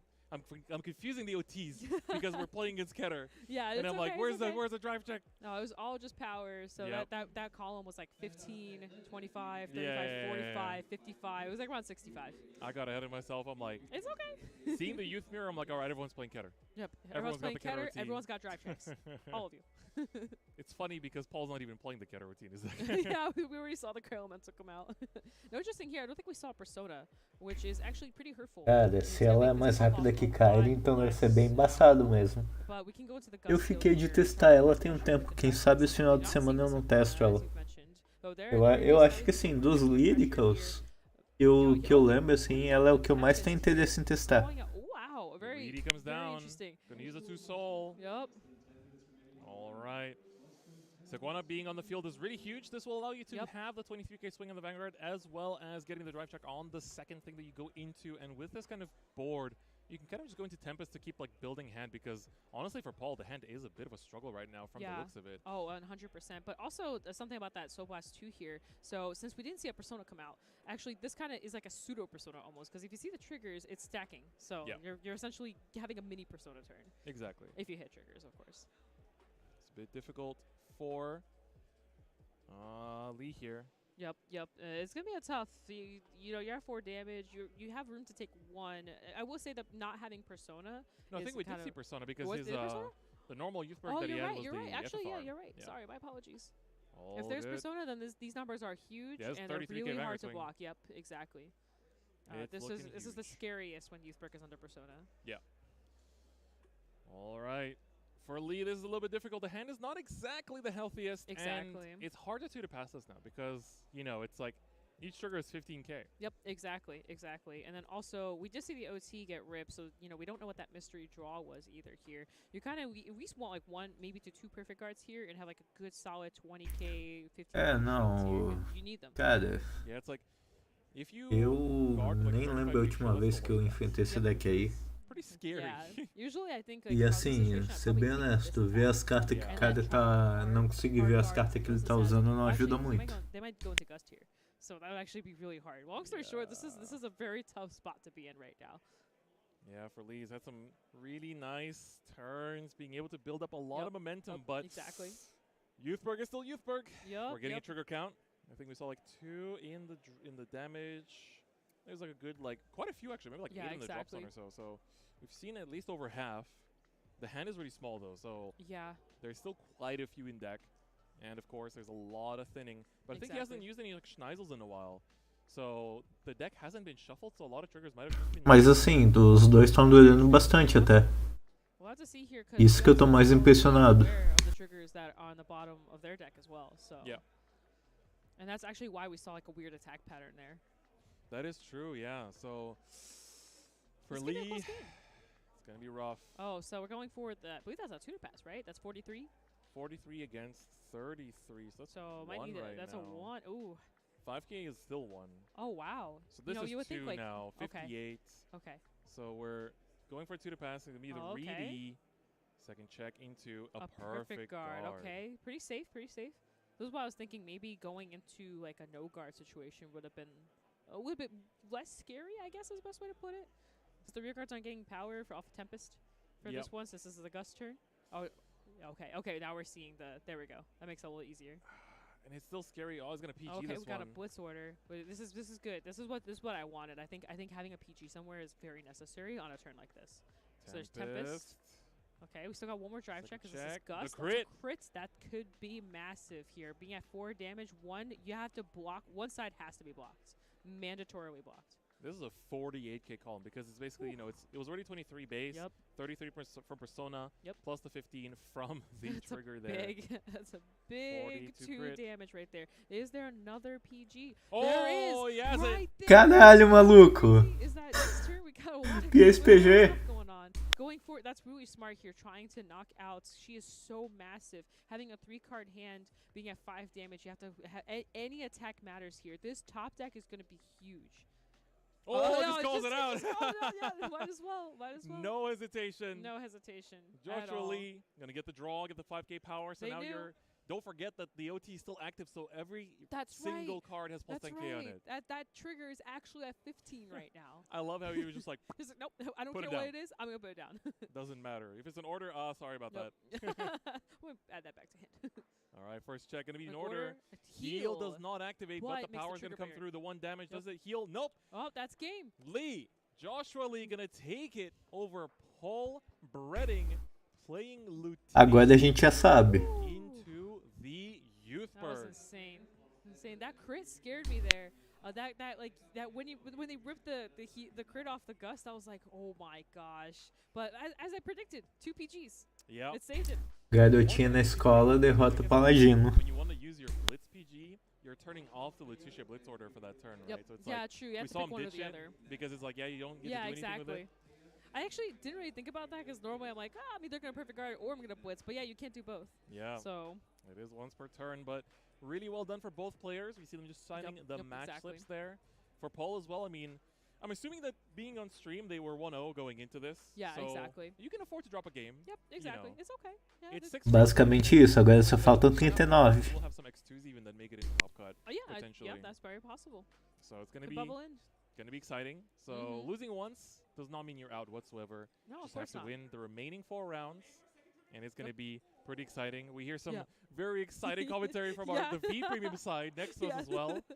For some of you, I know people are making use of like the multi-stream functions and stuff. Yeah, have all of them at once. Watch all of them. I heard there's people doing like Discord watch parties. Yes, my Discord has a watch party going on right now. Actually, they have all the streams open. Yeah, if you're watching the stream at home, or if you're watching it at locals at a card shop, doing a little get together with your community, make sure to take some pictures, post them up on Twitter. Yeah, hashtag. BCS World Finals. There you go. I don't know what hashtag we're actually the de facto hashtag for the weekend is, but I'm pretty sure Bushiroad's probably tweeted out somewhere along the way. Yeah, of course. Check it out. But yeah, so that was a really cool round 2. We got to see Letitia, which I think is it's like a deck that people know is really good. Yeah. But I think for a lot of people, they haven't really like seen why it's good. Like, Yeah, why is it strong?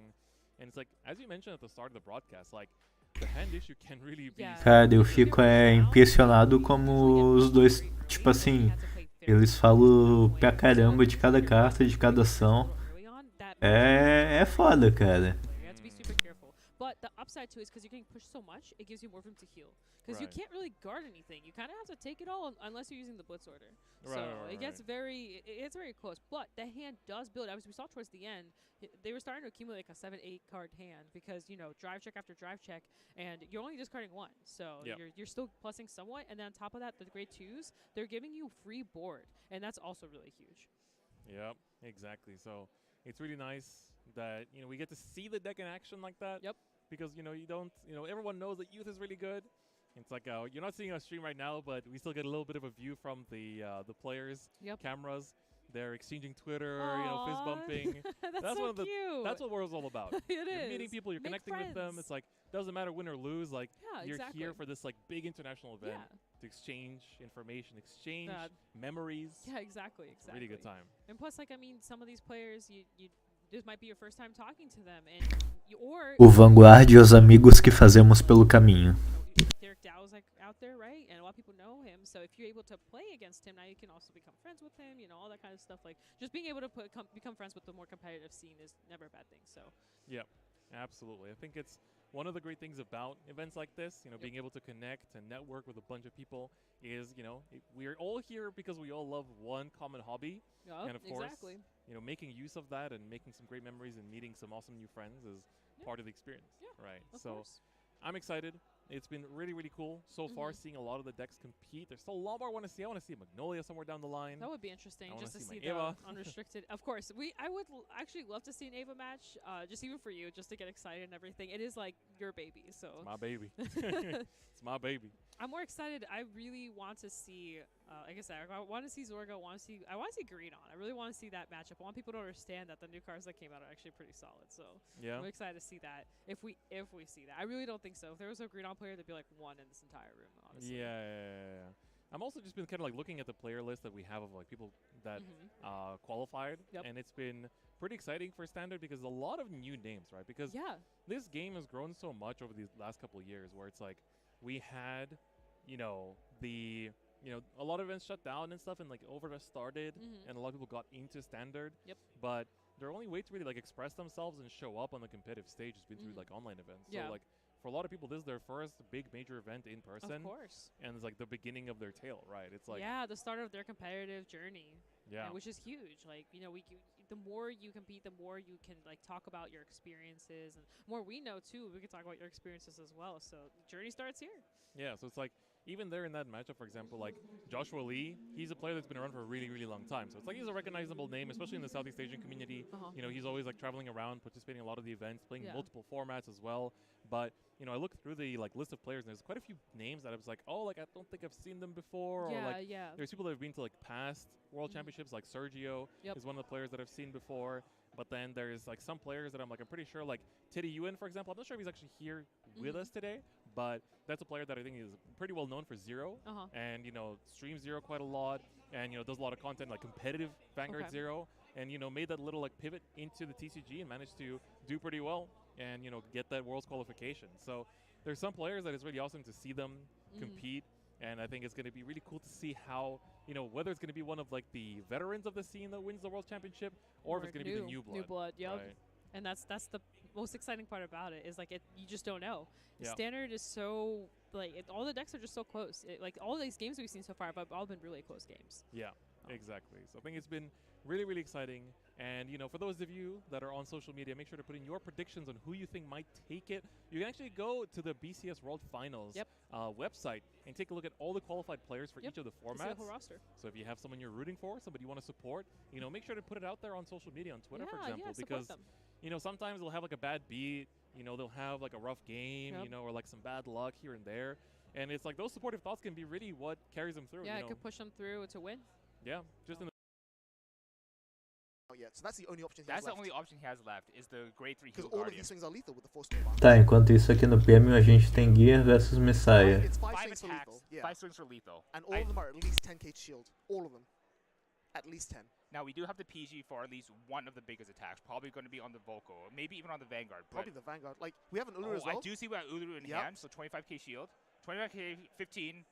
PG and then Uru. Yeah, like, he can guard 3 attacks, not 5. He can guard 3 attacks out of 5, so he does need to play on like a defensive OT or defensive heal. Not a draw. One, Heal. Oh, gets the 6 damage heal trigger. That's the last one.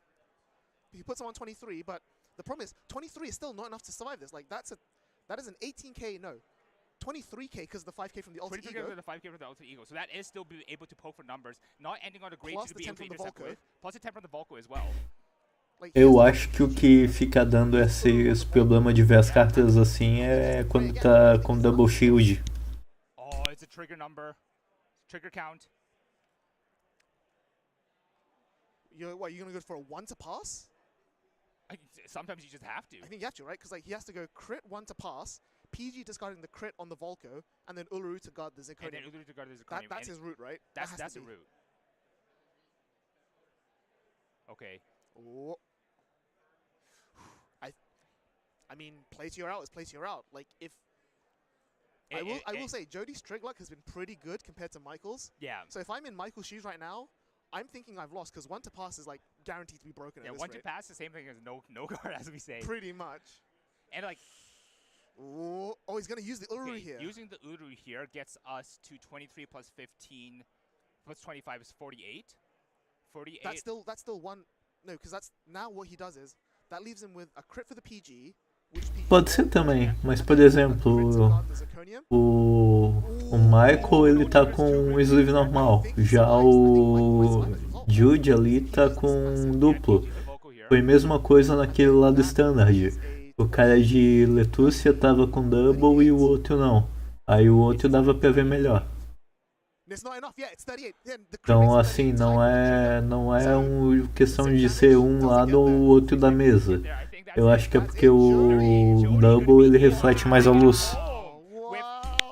Joker deck of all time, playing everything, and it's a card that I really wanted to see come up in this matchup.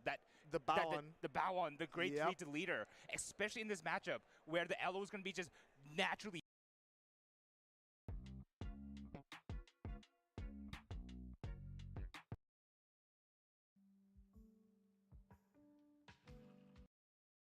You lose out on is the multi-attack from the alter ego. Is continuous all the time. So like during the main phase, the moment they start attacking, you're like, okay, cool, your Vanguard is what, 13 plus 24? I'm 13 plus 24. Oh, what's that? Your Alol is like 19 plus like whatever booster? Sorry, it doesn't hit, lol. So yeah, you're just sitting there like. And again, like combined with the fact that you have the Chaos to rip apart the force markers, like there's no way that Steam Maiden can put enough pressure on the board. And as we said, Steam Maiden is all about this combo, it's all about this death by 1,000 cuts. Yep. If there are no cuts, well, that's it. There's no death for the opponent. Exactly. And I think, honestly, it's refreshing. Like these first 2 rounds, we did see Steam Maiden. Everyone's like, oh, Steam Maiden is probably the terror to beat. We were like, Steam Maiden is the terror to beat. You were like, Steam Maiden is the terror to beat. But seeing this MFD... Cara, nem os narradores ali estão aguentando mais ver Steam Maiden. Completely like take the game by storm. Absolutely insane. I think this V Premier tournament is something that people should definitely be watching. Kind of like, because like we're in a lawless land now. We just got some restriction hits. People are testing. People are trying to like figure out some things. This is where you see the top caliber play out and find some new things out. Yeah, absolutely. And like I said before, even though Steam Maiden is a relatively simple, not linear, but like low ceiling deck to play, there are elements where player skill can really maximize it. Like for example, there we saw that Michael had a really good play where he went turn 2 rush, put Messiah on the back foot. Yeah. But he wasn't able to capitalize. Like, he wasn't able to go like full 0-1-2-3 combo on his grade 3 ride up. He wasn't able to force. He wasn't able to put Jody in position to guard every single attack. Yeah. Like Jody did go to 5 for 1 turn, but that wasn't enough for Michael to capitalize on. Michael can be like, okay, you're on 5. That's it. The game is now over. Yeah. Whereas Jody with force 2 is like, oh, you're on 4. The game is now over. Like now you have to guard everything. Yeah, everything. And we saw he just ripped cards out of Michael's hand. Michael couldn't. Tinha que ter um carinha corajoso ali, aparecer de Tatikaze e levar o Mundial pra casa. Slowly bleeding out. é chato só os deck meta ali. Tem que aparecer um assim do nada, um maluco com TD, uns negócios muito pra levar. That's definitely going to be like what's the moneymaker here. And like big credits to both players. Big credits to Jody for doing that one turn of damage denial. Like I think if Jody swung into Vanguard, he lost. Yeah, the turn right after, he lost. Michael just goes 0, 1, 2, 3, and then that's it. At the same time though, Michael damage denying like there, like okay, you're on 4, you have no counter blast. I'm gonna force you to have the alter ego rewrite. And Jody, you know, like props to the god. Like, you know, sometimes the Lord smiles upon you and you just top deck the exact card you go bang, full combo, deal with this. And Michael, like, to be fair, was really close well. Like, he was like 5k shield off. 5k shield off. Was just missing the 5k shield off. Yeah. Being able to put the Zirconium Craven Claw to 38k to match a defensive and a trigger, that is foresight that people at this caliber will be doing. Absolutely. But that's enough from us. Thank you for watching round 2 with us. We're going to send you guys to a quick break, and we will see you for some awesome action in V Premium coming up soon. Tá, eles fizeram um break agora.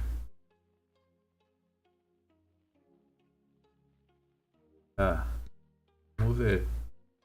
Tá, na teoria, eu não vi quanto tempo tava tendo, mas eu acho que realmente é isso. Como as partidas nas mesas acabam, eles têm que esperar o resto da rodada acabar pro resto da galera. Se eu não me engano, terminou agora a segunda. Vai ser 4 rodadas. E depois eles vão... Não sei qual é o outro esquema que eles vão fazer. Mas se for parecido com os do Shinji, depois vai ser... Acho que vai ser o top, não sei como é que é, não lembro como é que é feito.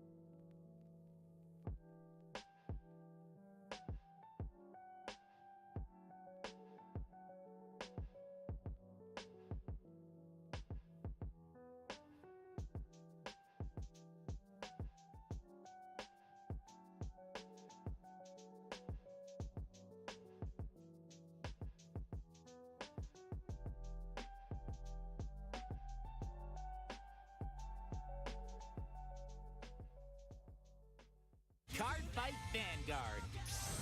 The Glitters have obtained great strength in response to each of their feelings. These heroes are back too. Booster Pack, Minerva Rising, Bushiroad.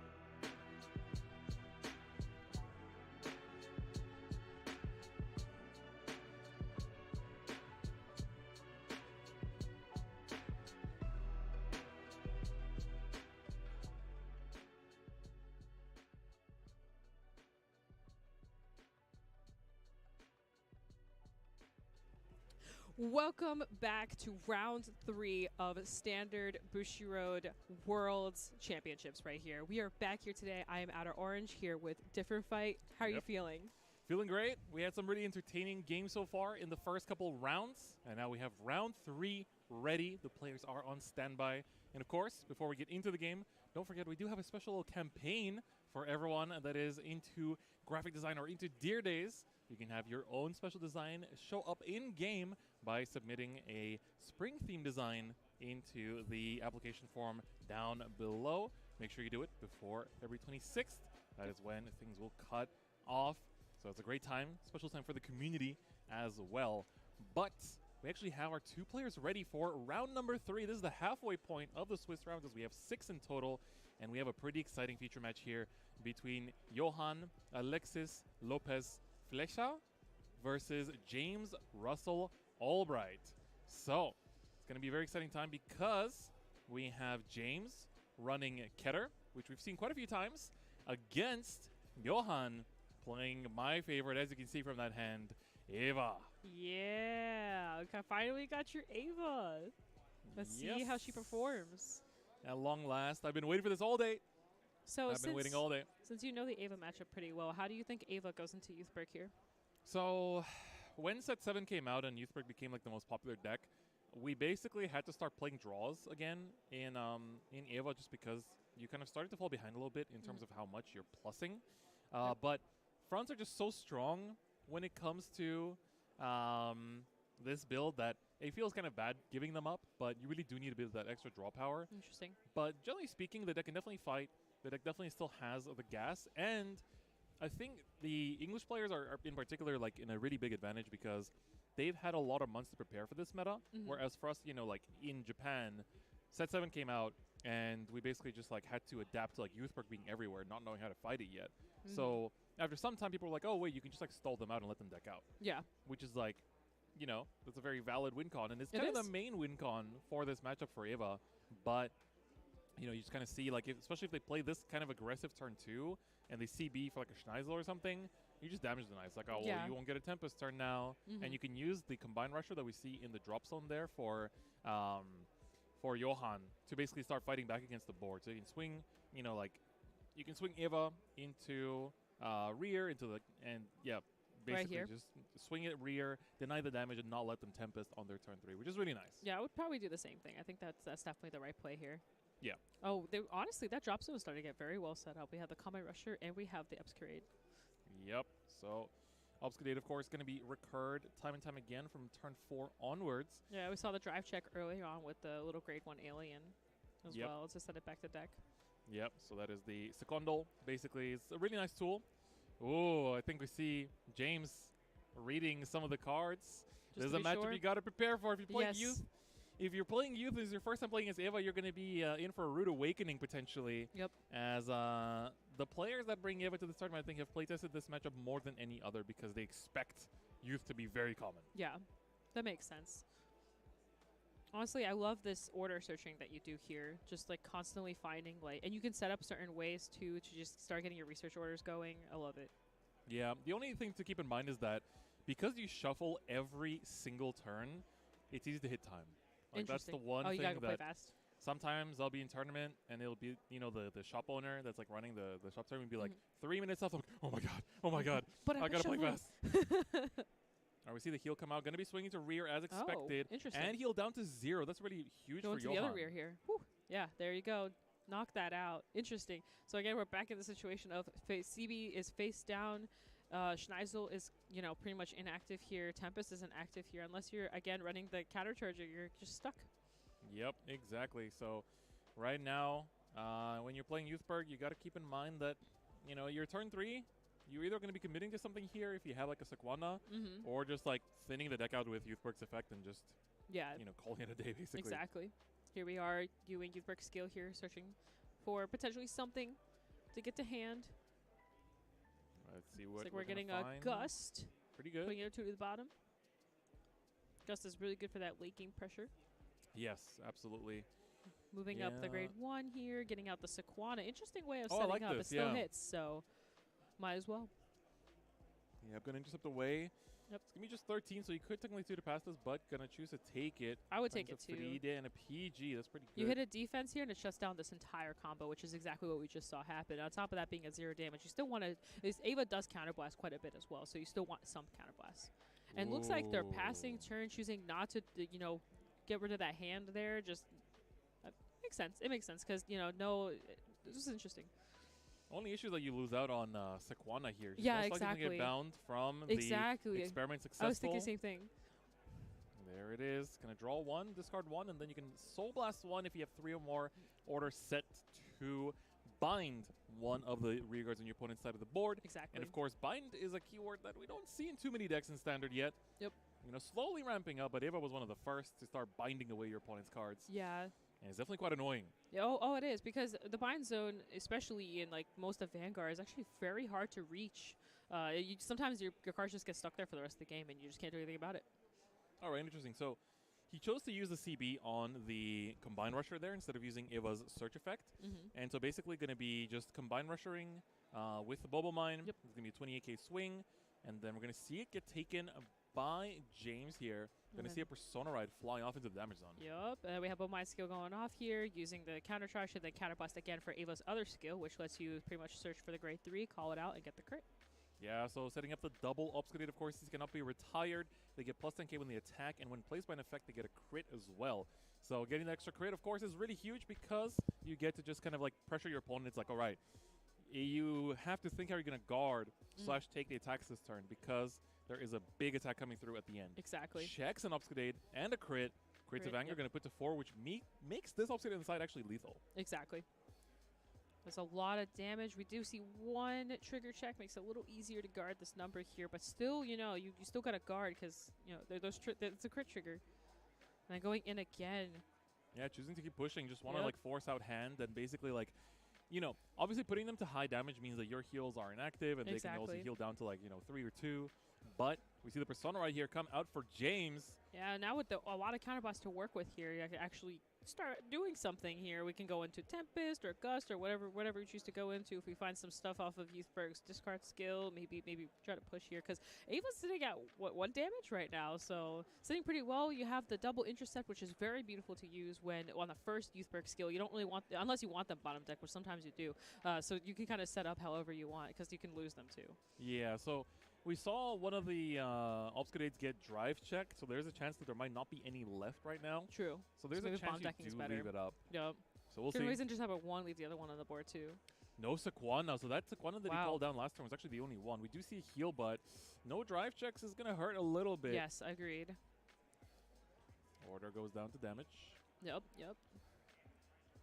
All right, so we're going to see the Tempest come out in the end, so it's going to be a no drive check Tempest, so it's going to be just like a 28k swing that you can just guard with the front if you play them. Yep, exactly. Here we have the Cannonblast coming in, top 2. Let's see where it's a 1 and a 2, and we do have a 1, so we're going to bottom deck.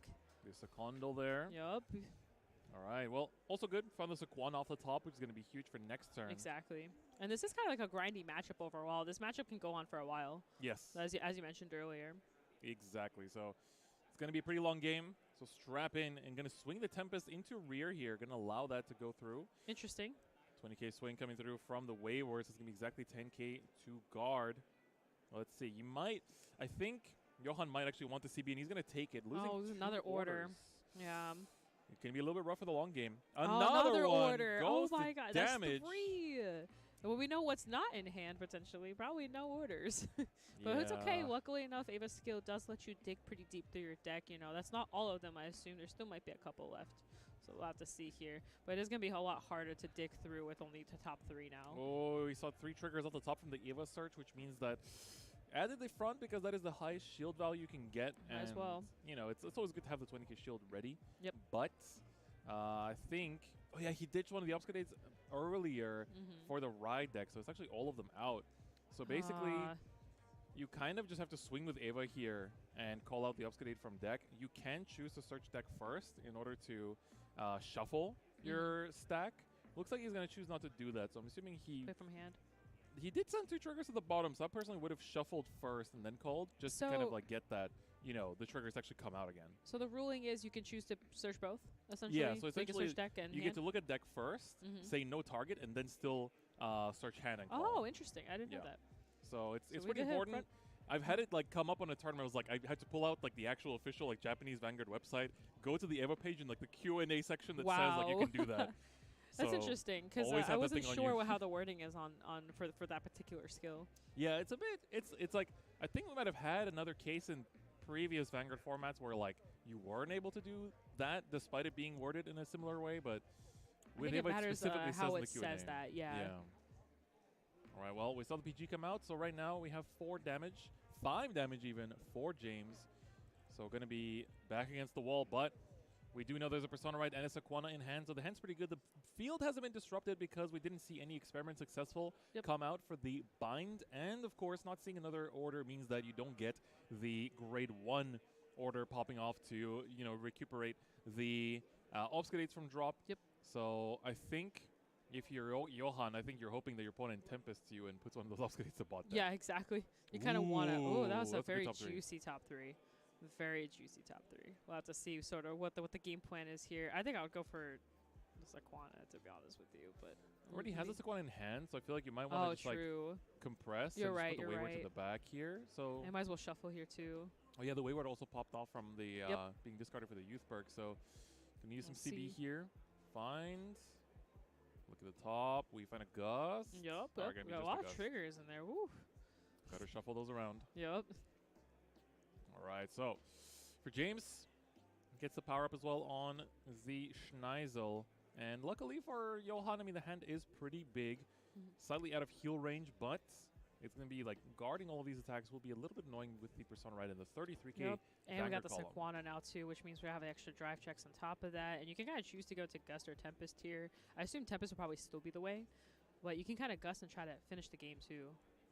Yep, so we're going to see the 48k here, going to be a 2 to pass. Okay. All right, let's see the drive checks. We see a Gust into a crit. Okay, nice, nice. We're threatening lethal here. You can put out the Schneisel because this way you can like swing with the Schneisel first. Yeah, exactly, exactly. Give that extra power to the Vanguard, and you get to, you know, apply that, like, you have to guard it because you have no choice. Yep, and using the Sequana first here before the Gust, very important. If you actually use in the wrong order, you cannot can't get the drive. So okay. It's very important. Very intense game. Okay, I see it. We're seeing a lot of these small interactions that are actually making this a very good joy to watch. Interesting. Not swinging with the Schneisel. Yeah, so probably just choosing to kind of like see. Try I think he hasn't seen the out. OT yet, so might be also banking on that. Okay, that's a front. That's actually really big. Another Sequana. Pretty good. I think that front's pretty massive actually here. It makes that lethal column even more lethal now. But it's okay. PGs exist potentially. I don't know exactly what that hand's looking like, but yeah. We'll have to see here. We have 4 cards in hand here for Johan. Okay. PG and dropping the combined rusher.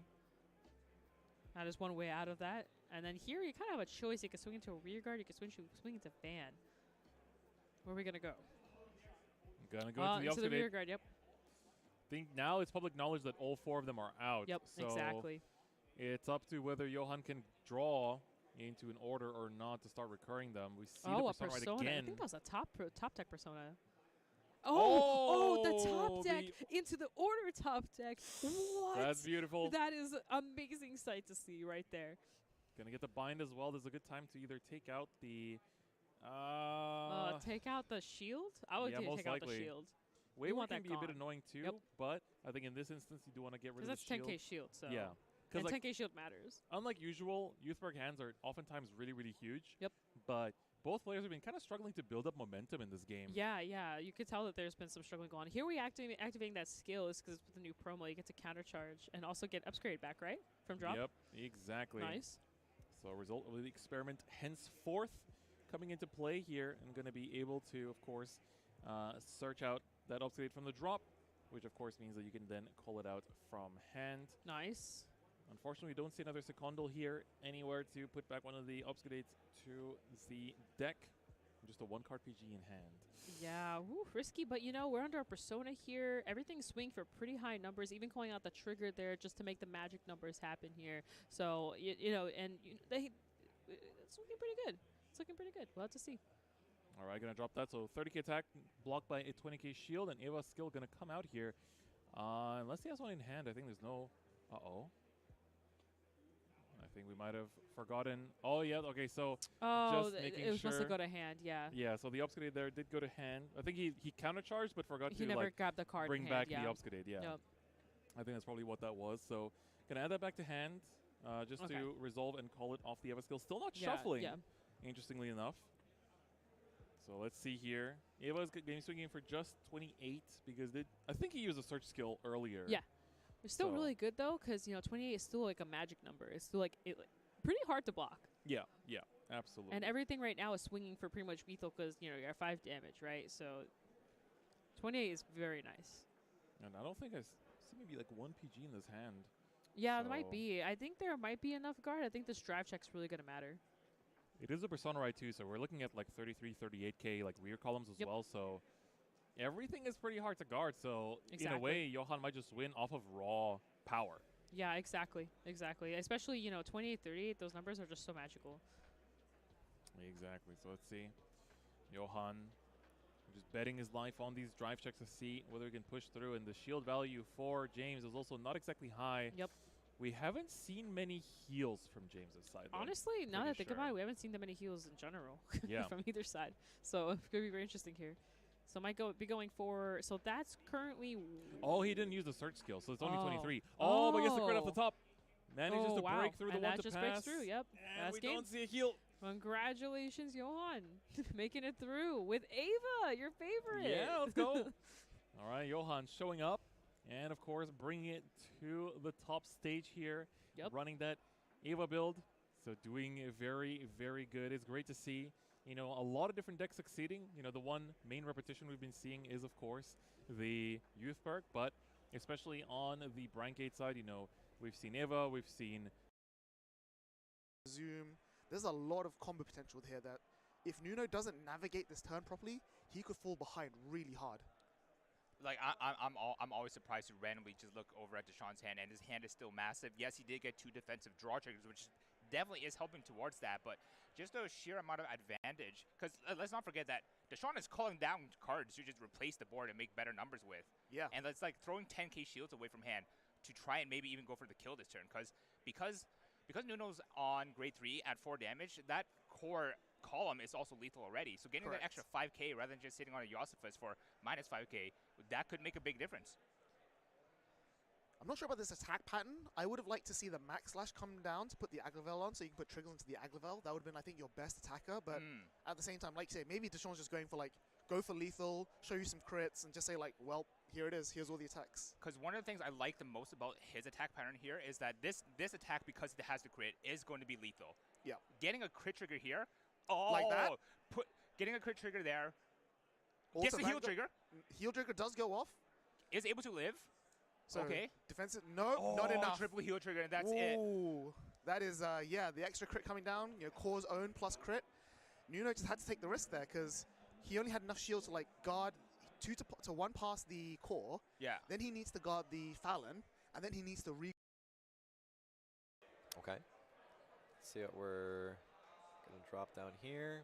I believe that's Uluru, right? Uluru, yeah. I believe it's the original Uluru G-Guard. So probably shuffling a couple cards back from his drop into his deck. Ideally, you probably want those to be triggers. Yeah. As long as you can guard. Yeah, yeah. As long as you can guard, yeah. It's fine. Looks like we have a crit on defense here.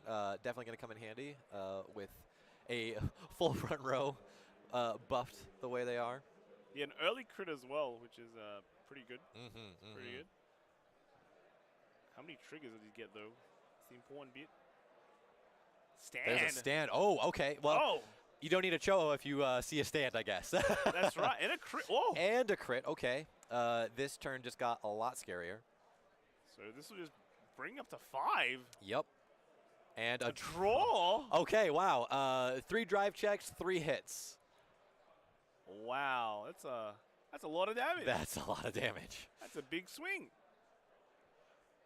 All right, now another trigger comes out, so it's be 33k in Glisa. Yep, definitely helps the situation here.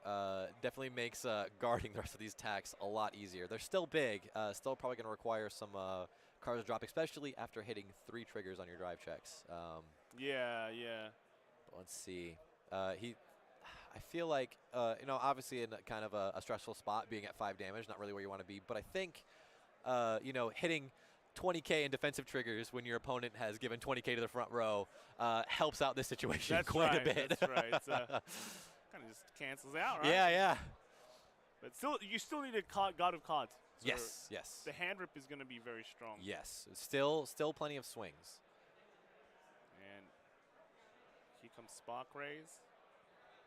Guarded. Another guard. Another Spark Rays. Another guard. Has to guard everything. Last attack. Guarded as well. Guarded. Okay. And it looks like he's sitting on, what is that, 2, 3 cards in hand? 3 cards in hand.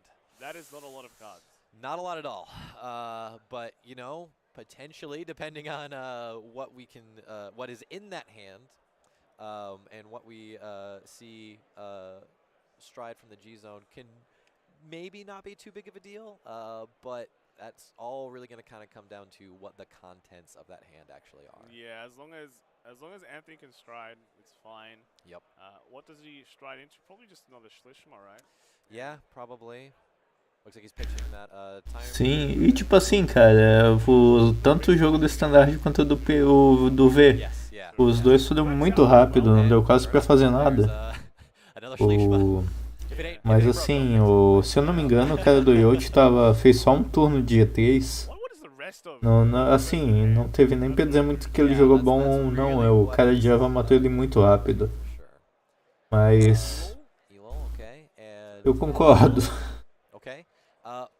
All the hands on the board. You know, this is you know, this is the do or die moment. You know, if you're gonna take it, this is the chance to do it. And you just, you know, why hang on to cards if there's probably not gonna be another turn after this? Just throw it in, hope for the best. Yep. Doesn't work out, just how the cookie crumbles, right? Yeah. That's the way it goes. Let's see here. Okay, here's the issue.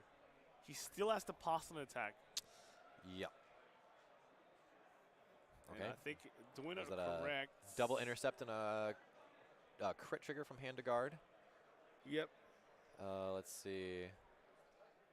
bringing down the Schleishma from the G zone. Ooh, here it is. It's 25. Opponent on 5. Manuel tá orgulhoso. Eva levou o metinha. Tommy draws a very large amount, so it looks like the hand is getting pretty thin though.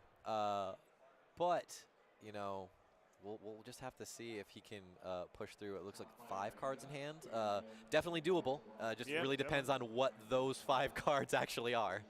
That's right. 5 cards in premium is not really a lot of cards. Yeah. And ooh, just getting more. Yep. More. Yep. Oh, changes his mind a little bit. It's hard, you know. Like yeah. Like this is the turn. Yes, right? this is the turn. This is know? like every choice is critical in this moment, and one little slip up can really just cost you this entire game. Even the tournament. Even the tournament, absolutely. You get one chance. Yep. Right. Yep. You go X1, you probably have a chance to make it. Yep. But after that, you know, you'd rather just keep your good chances. Yeah. That extra lifeline through Swiss. Unfortunately, 3 blanks on those drive checks there. Not what you want to see in this sort of situation. Yeah, unfortunately, there's no more grade 3s as well, so the Schleishma can't come out anymore. So I think these are basically... Well, actually... Oh, wow. Whoa, what? Okay, I guess no guard. Well, okay. It's true. Tamim actually looking for me. It doesn't look like I have that many cards in hand.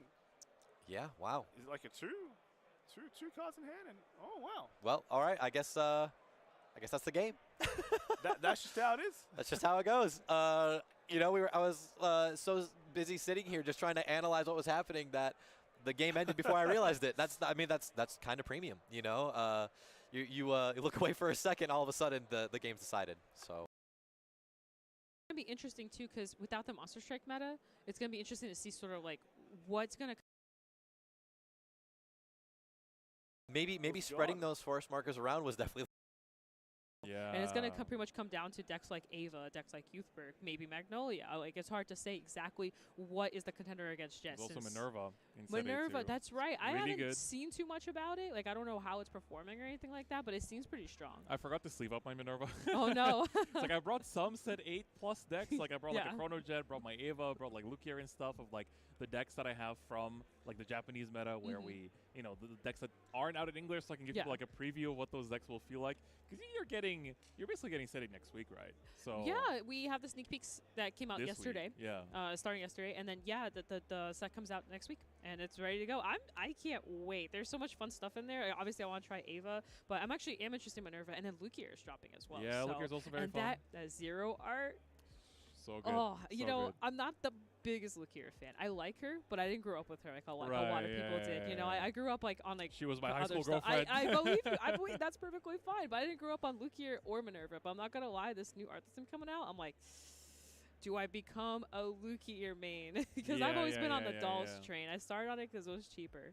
So. Yeah, that's fair. That's definitely understandable. So a lot to look forward to in set 8. There's a lot of really awesome decks that are going to be coming out for the first time, and of course being supported, and some really cool generic cards too. Yeah, exactly. In set 8. So for me, that was a deck, like a set that was really worth kind of like going into, just like opening a bunch of products. So definitely make sure to check your local stores. What they've got on offer as well for set 8. I've already seen someone pull a Minerva like literally yesterday. Yeah. So anything's possible. So yeah, very exciting stuff. Yeah, it's definitely going to be a really good time. But we have round 3 basically wrapped up already. I think the players are just waiting for round 4 to get started. So we're past the halfway point here in the Swiss rounds. So with that, I think we're going to go for a short break. All right, let's do it. So make sure to also enjoy your lunch or dinner break for yourselves as well, watching at home or here in the venue. And we'll see you back here for round number 4. See you soon.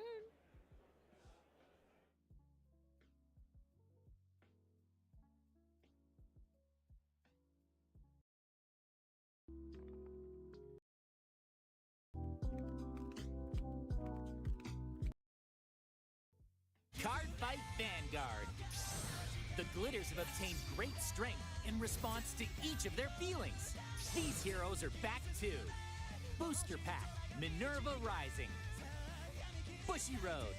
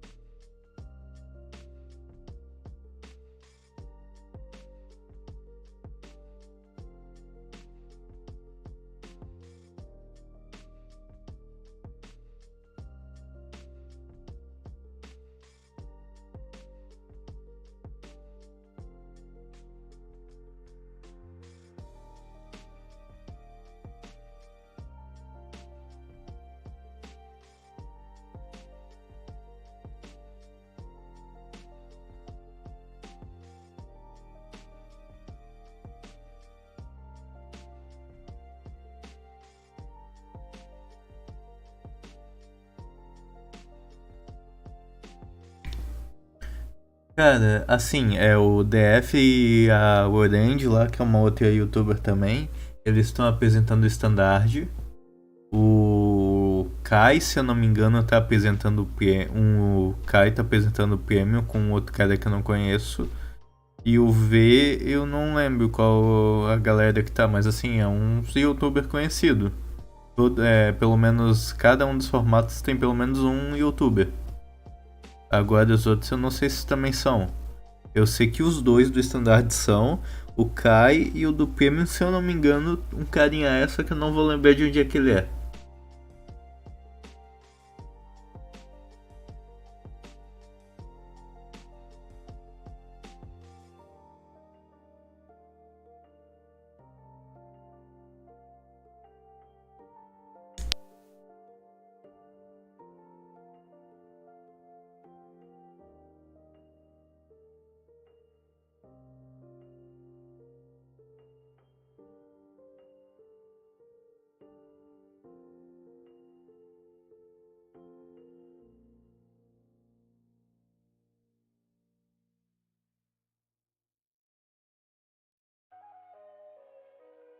Cara, eu te entendo totalmente. Eu fiquei sabendo foi anteontem.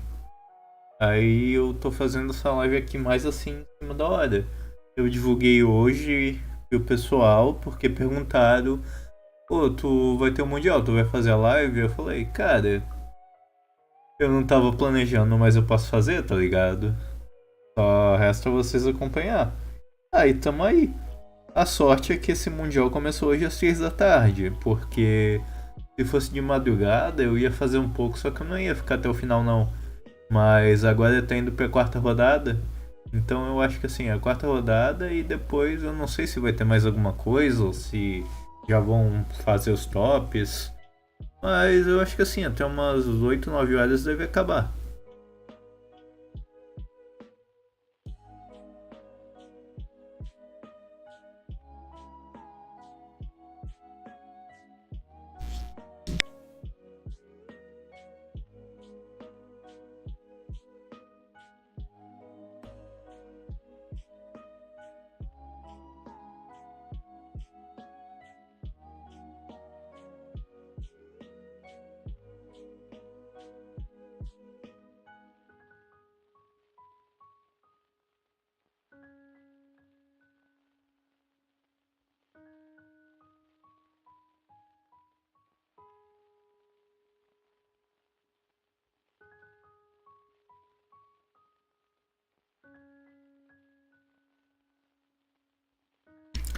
Da hora, cara. É assim, cara.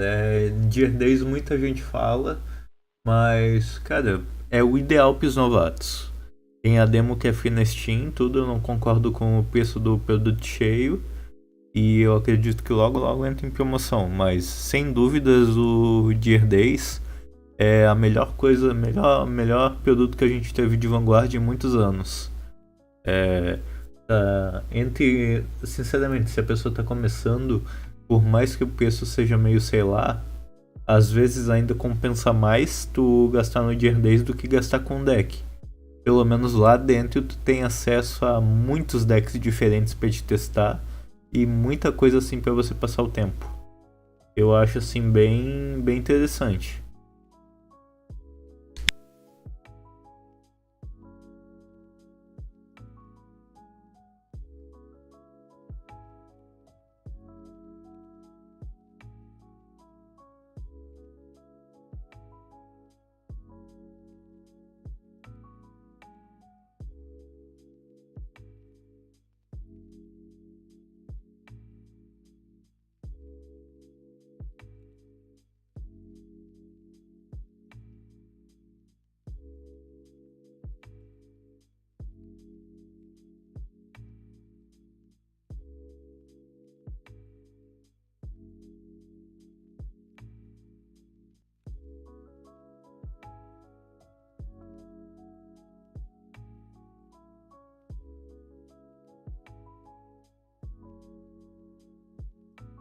Cara, difícil, honestamente. Quem sabe num futuro, só que eu acho muito difícil. O X flopou bem legal. Flopou bem forte. Tipo assim, fez o sucesso no Japão, só que, pra te ter uma ideia, um dos problemas do X é que, tipo, ele foi lançado e não foi, mesmo assim naquela época, não foi lançado nenhuma DLC nem nada com as cartas mais atuais. Se eu não me engano, tinha até mais ou menos a box do Gancelot lá. Depois disso não teve atualização, não teve nada. Então o X eu acho bem difícil. O D já tá vindo com essa promessa de atualização constante, coisa e tal. Mas vamos ver. Eu acho assim, atualmente eu tô com um pouco de esperança, principalmente pelo fato que tipo, vários jogos assim mais antigos tá naquela onda de serem relançados na Steam com algum tipo de atualização, então quem sabe. Mas eu não botaria muita fé não.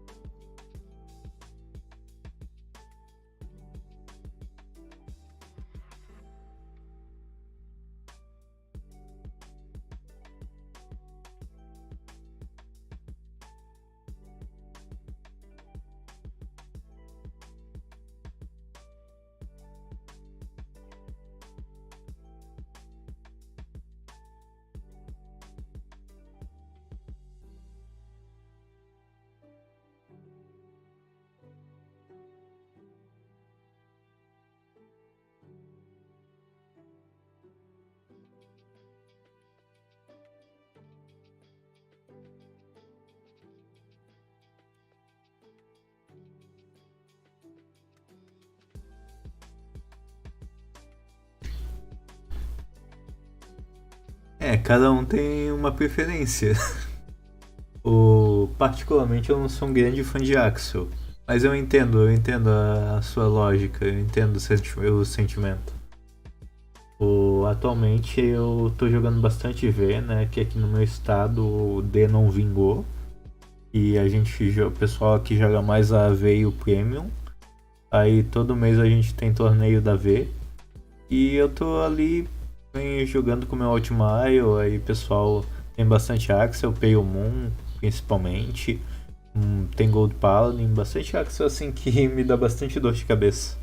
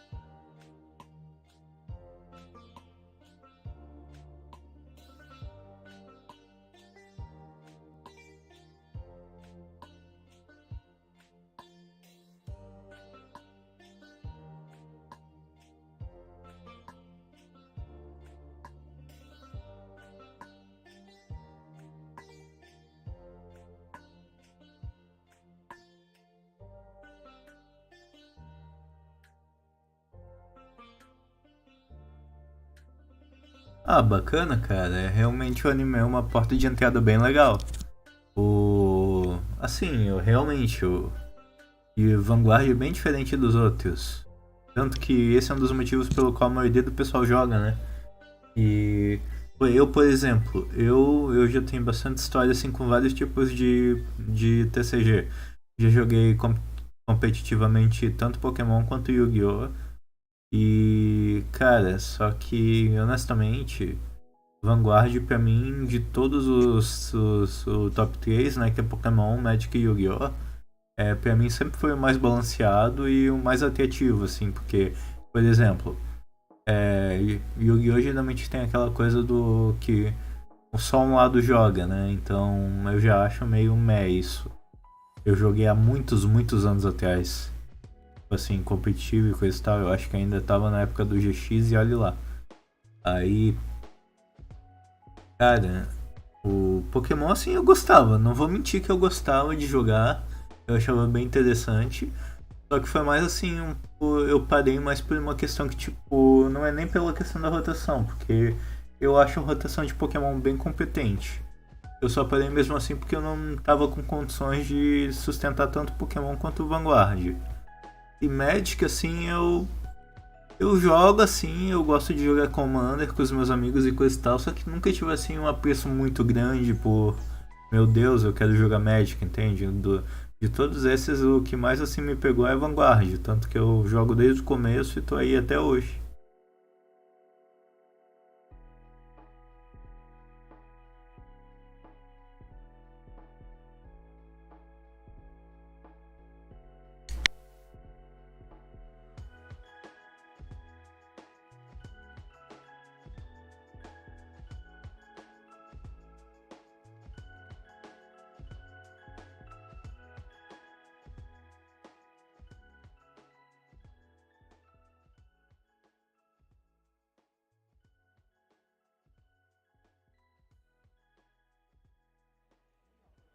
Welcome back, everyone, to the second half. We are here for the World Finals of the Bushiroad Championship Series 2022, and we have round 4 underway. We're going to have a very exciting game, but first, for those of you just tuning in, we have a special little campaign running for Deer Days that you can check out, where, of course, you can submit your very own original designs for potential sleeves. They'll be added to the game. So these are themed after Deer Days in spring.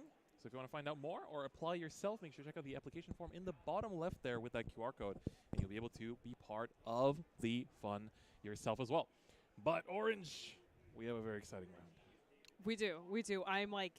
I'm trying so hard not to say anything. This is going to be an amazing round for some of my favorite decks. I just like these decks. I think it's going to be great. We got potentially Greedon against potentially Orphist. Yeah, I mean, I guess with this logic, it's potentially Eva. It could be Eva too. We were spoiling it a little bit, but... Vamos ver o que vai ser. Se for Greedon mesmo, é bacaninha. Eu quero ver como é que ele vai lidar. None other than Greedon. And on the opposing side, we have Patrick Juan running the one and only Orphist Regis. Orphist versus Greedon. Interesting match. I will say I think Orphist might struggle a little bit against this matchup because the hand can be hard, but if you open up really well, you can just blow people out pretty fast. Yeah, it's also like you aggress, but at the same time, cara, assim, é que tipo assim, eu não considero meio que um problema pelo seguinte motivo. Atualmente a gente tem os 3 formatos, né? O Standard, o V e o Premium. Então, o pessoal faz muito alarde sobre isso, só que tecnicamente nenhum dos formatos foi morto. Então, eu acho que assim, o pessoal pega muito no pé de graça, entende?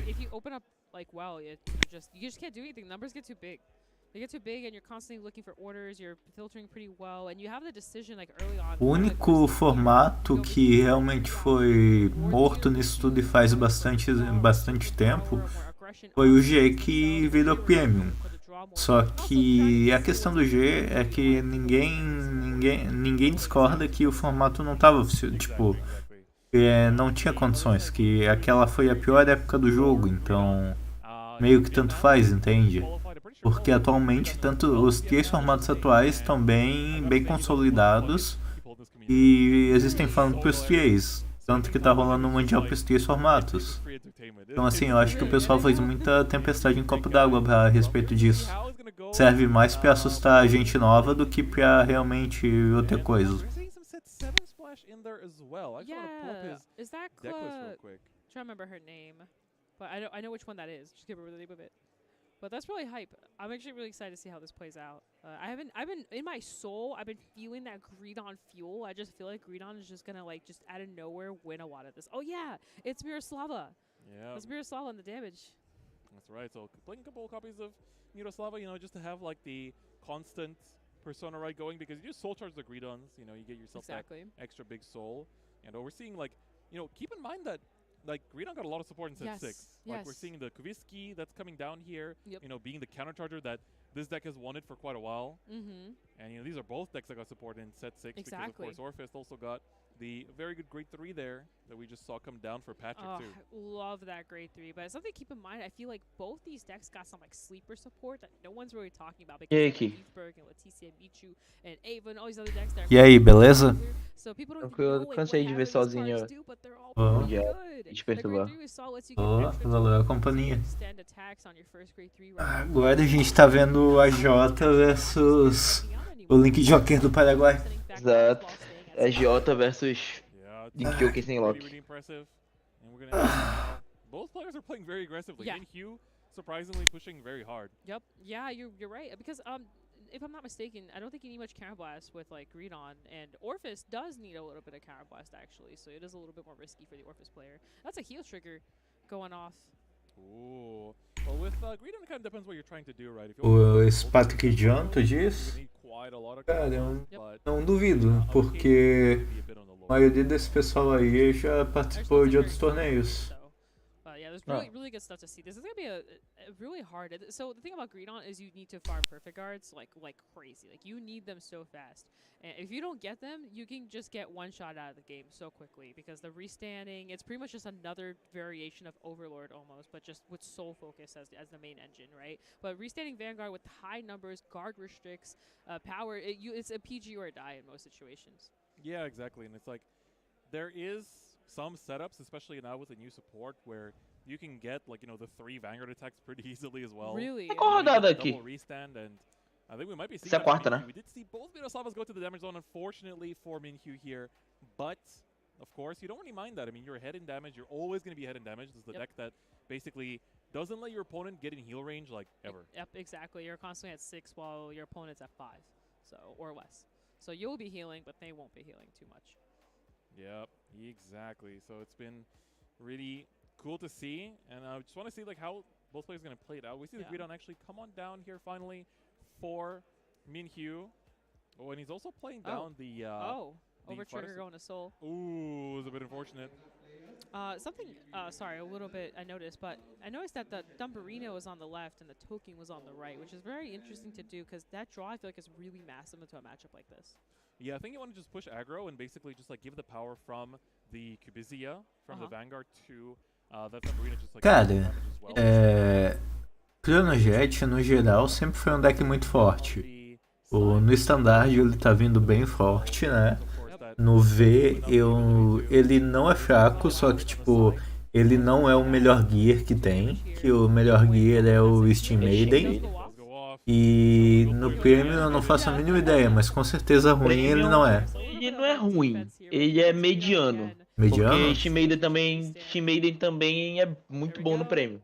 É. Então, tipo assim, não é o melhor gear. E teve uma época que, como é o nome?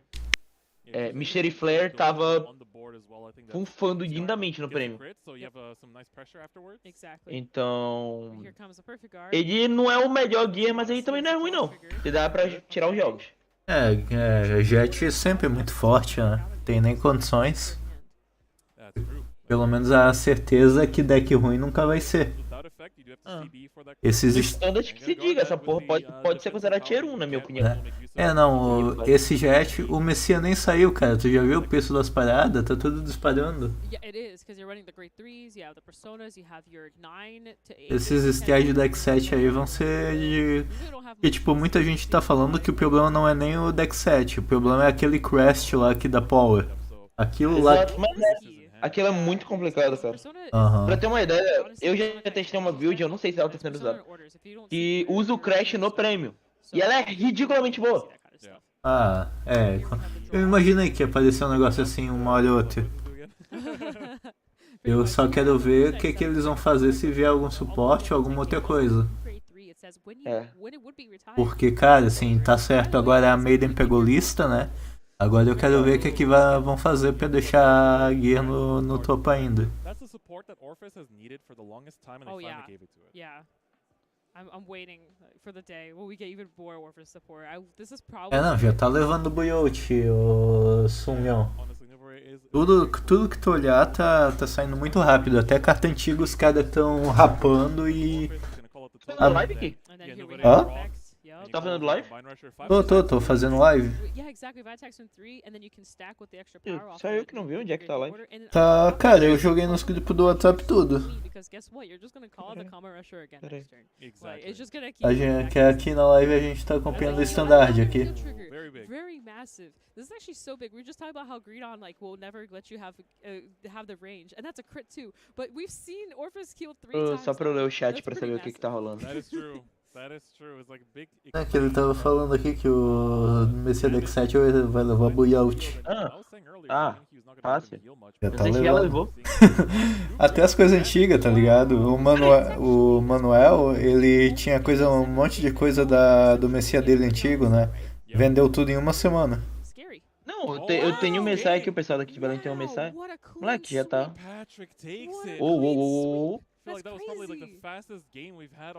O Fish ganhou. Caramba. Wow. Tu chegou a ver a partida anterior? Youth vs Evan, vi.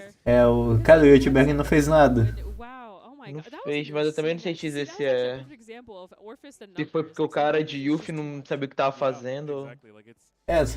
Se eu não me engano, ele nem chegou a fazer o turno de Persona, né? Chegou, ele fez. Ele não teve o primeiro turno bom de G3, ele nem deu Revolt Dress. No segundo turno ele fez Tempest. No segundo turno de G3, no caso, ele fez Tempest. No terceiro turno de G3 ele fez Gush e depois perdeu. Ele chegou a fazer um Persona. É complicado. Caralho, mano, o Fish só. Cara, mas o Fish, assim. É que assim, cara, o pessoal atualmente tá muito naquela de. Tem que ser o meta do meta, senão não é bom, tá ligado? E não é verdade. Eu não fico de ter trocado meu Fish, não, mas. Troquei por um Bab Sagrinha da massa. Não, é assim, cara. Já pra minha namorada que eu troquei. Da hora. Eu tô dando baixo pra mim. Da hora. Assim, cara, atualmente, eu sendo bem honesto, na AD que eu tô mais jogando, né? Na AD eu não acho que tem alguma coisa que, tipo assim, tá muito acima do resto, não, cara. Eu diria que Yuffie tá, mas aí não é aquele deck, tipo assim, tu sente que tu não consegue ganhar. Sim, tanto que perdeu ali pra Eva. Mas assim, é aquela, mas também é novidade, né, cara? Aí o pessoal vai em cima, tudo. So he does, like I said, he's got 2 drivers out, one still in the deck. He can retire the Painter and the Owl to pop probably the Matoa, draw a card. Tem esse ponto, Sonyon. Ele bane as cartas que estão em Luck. Então é bem mais complicado, realmente.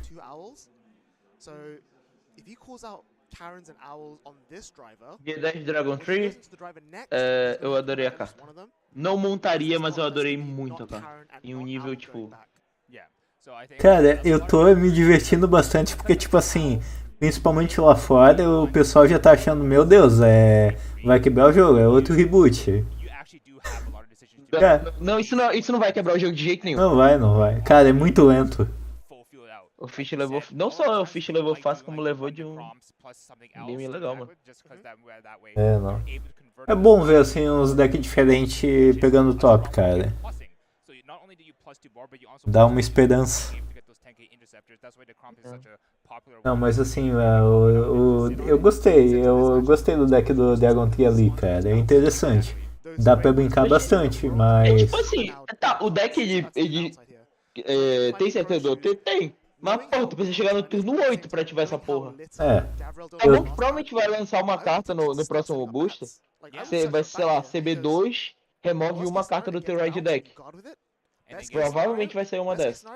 Eu não Mas sei. não vai ser forte. Eu não sei se vai remover. Ah, tá, entendi o que tu quis dizer, entendi. Ah, não, é possível, realmente. Porque eu falei uma teoria que eu tava conversando com os amigos meus, que existe um jeito de acelerar muito a skill do Glyphogia. Me ouve aí. Depende da ruling do G1. Porque o que ele falou no anime é o seguinte: quando tu tem que dar ride do Glyphogia em cima do G0, ele voltou as cartas pro ride deck, beleza? Só que dependendo de como tiver escrito o G0, se ele estiver dizendo volte pro fundo do deck, entendeu? Porque aí elas voltam pro ride deck de qualquer jeito. Tu usaria cartas pra botar as Calamity na Soul. E aí quando tu desse o ride do Glyphogia, elas voltariam realmente pro deck, não pro ride deck. E aí quando tu atacasse com ele, não teria nenhuma Calamity no ride deck e instantaneamente ativaria o OT. Ou seja, tu teria o OT no primeiro turno de G3. Mas aí é gimmick pra caralho. Eu sei que você entendeu o que eu quis dizer. Vai depender da ruling. Não é nem ruim, é como tiver escrito o G0, sabe? Sim, eu entendi teu ponto, eu entendi. Tem que ver certinho, porque senão realmente dá pra fazer um negócio desses. Usar a carta, sei lá, que Drajude usa de botar a carta tipo, da mão na Soul, sabe? Sim. E aí tu só roda mais algumas Calamity no deck. A gente tem que ver também, porque, tipo, saiu bem pouca coisa, então...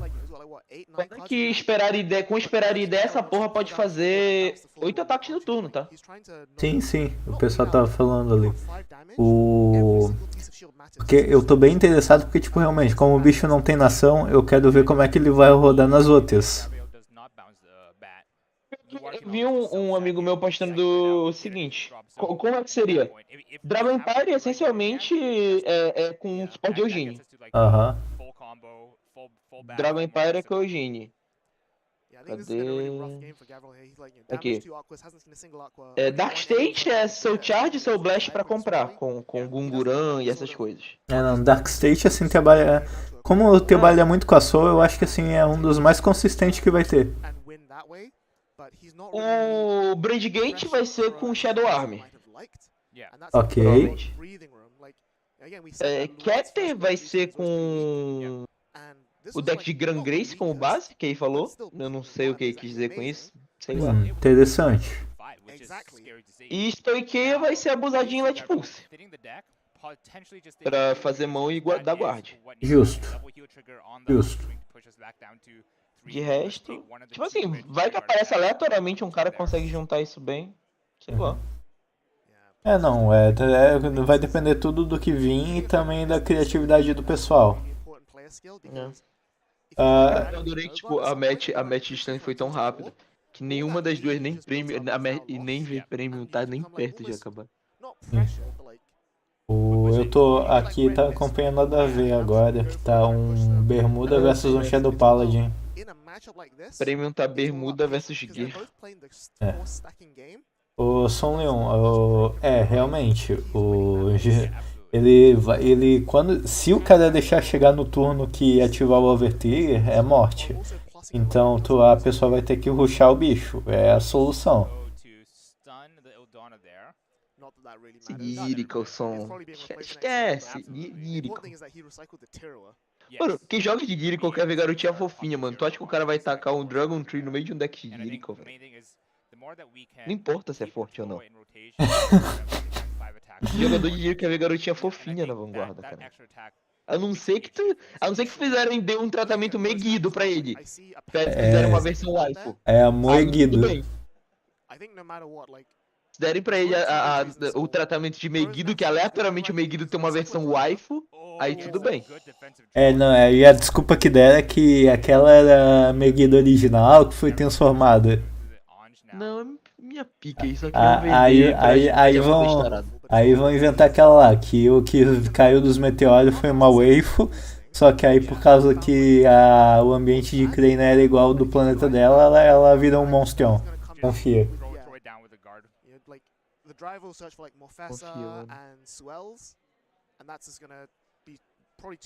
Cara, eu também tô achando que o Lorde leva. O cara tá muito de boa.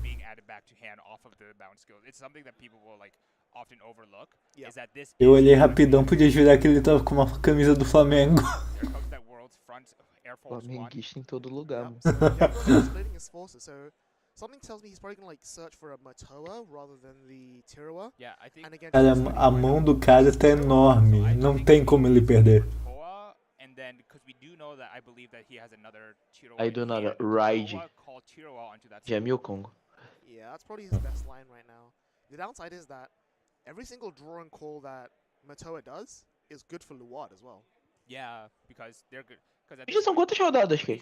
Caras, essa é a 4ª rodada. Aí eu só não sei o que vai rolar. Eu não sei se eles vão fazer mais alguma coisa depois, ou se depois dessa rodada vai acabar o torneio. É isso que eu tô confuso só. Tem o suíço ainda. Como? Tem o suíço ainda, pô, não tem? Eu não sei, é isso que eu não faço ideia. O primeiro mundial eu jogo esse jogo há 3 anos, é o primeiro mundial que eu tô acompanhando. Cara, é que tipo assim, realmente faz 3 anos que não tem um mundial, desde a pandemia praticamente. Só que eu lembro que teve um mundial que o último mundial eu também acompanhei aqui, se eu não me engano. Só que na época só teve da Premium. Aí eu fiz a live com outro pessoal ali. Mas é assim, cara, é que faz tempo que eu não lembro como é que eles vão fazer. Até porque tá mudando bastante coisa, tá ligado, né? Que agora vai ter um novo tipo de torneio. Vai ser tipo de time, só que cada membro do time vai com um deck de um formato. Caralho. Parece interessante. Acho que o Bushiroad está tirando algo pra criar cartas de Bushiroad, tem G570 agora. Cara, posso ser sincerão? Eles não estão cheirando. Eu acho que eles estão pegando ideias do falecido Buddy Fight. Eu não sei se tu já viu ou jogou o Buddy Fight, Kay. Joguei.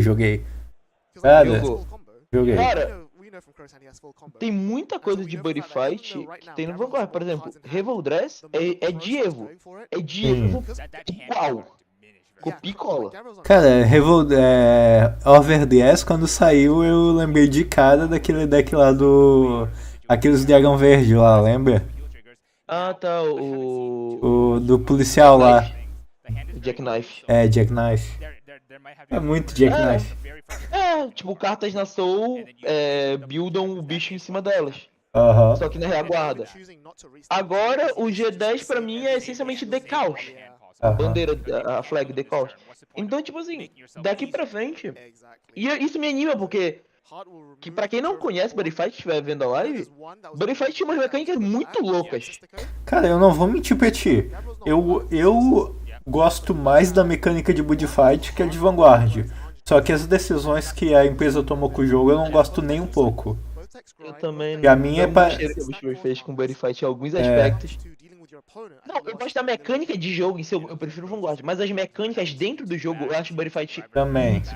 É que tipo assim, cara, se o Buddy Fight tivesse na mão de outra empresa, com certeza ele faria muito sucesso, cara.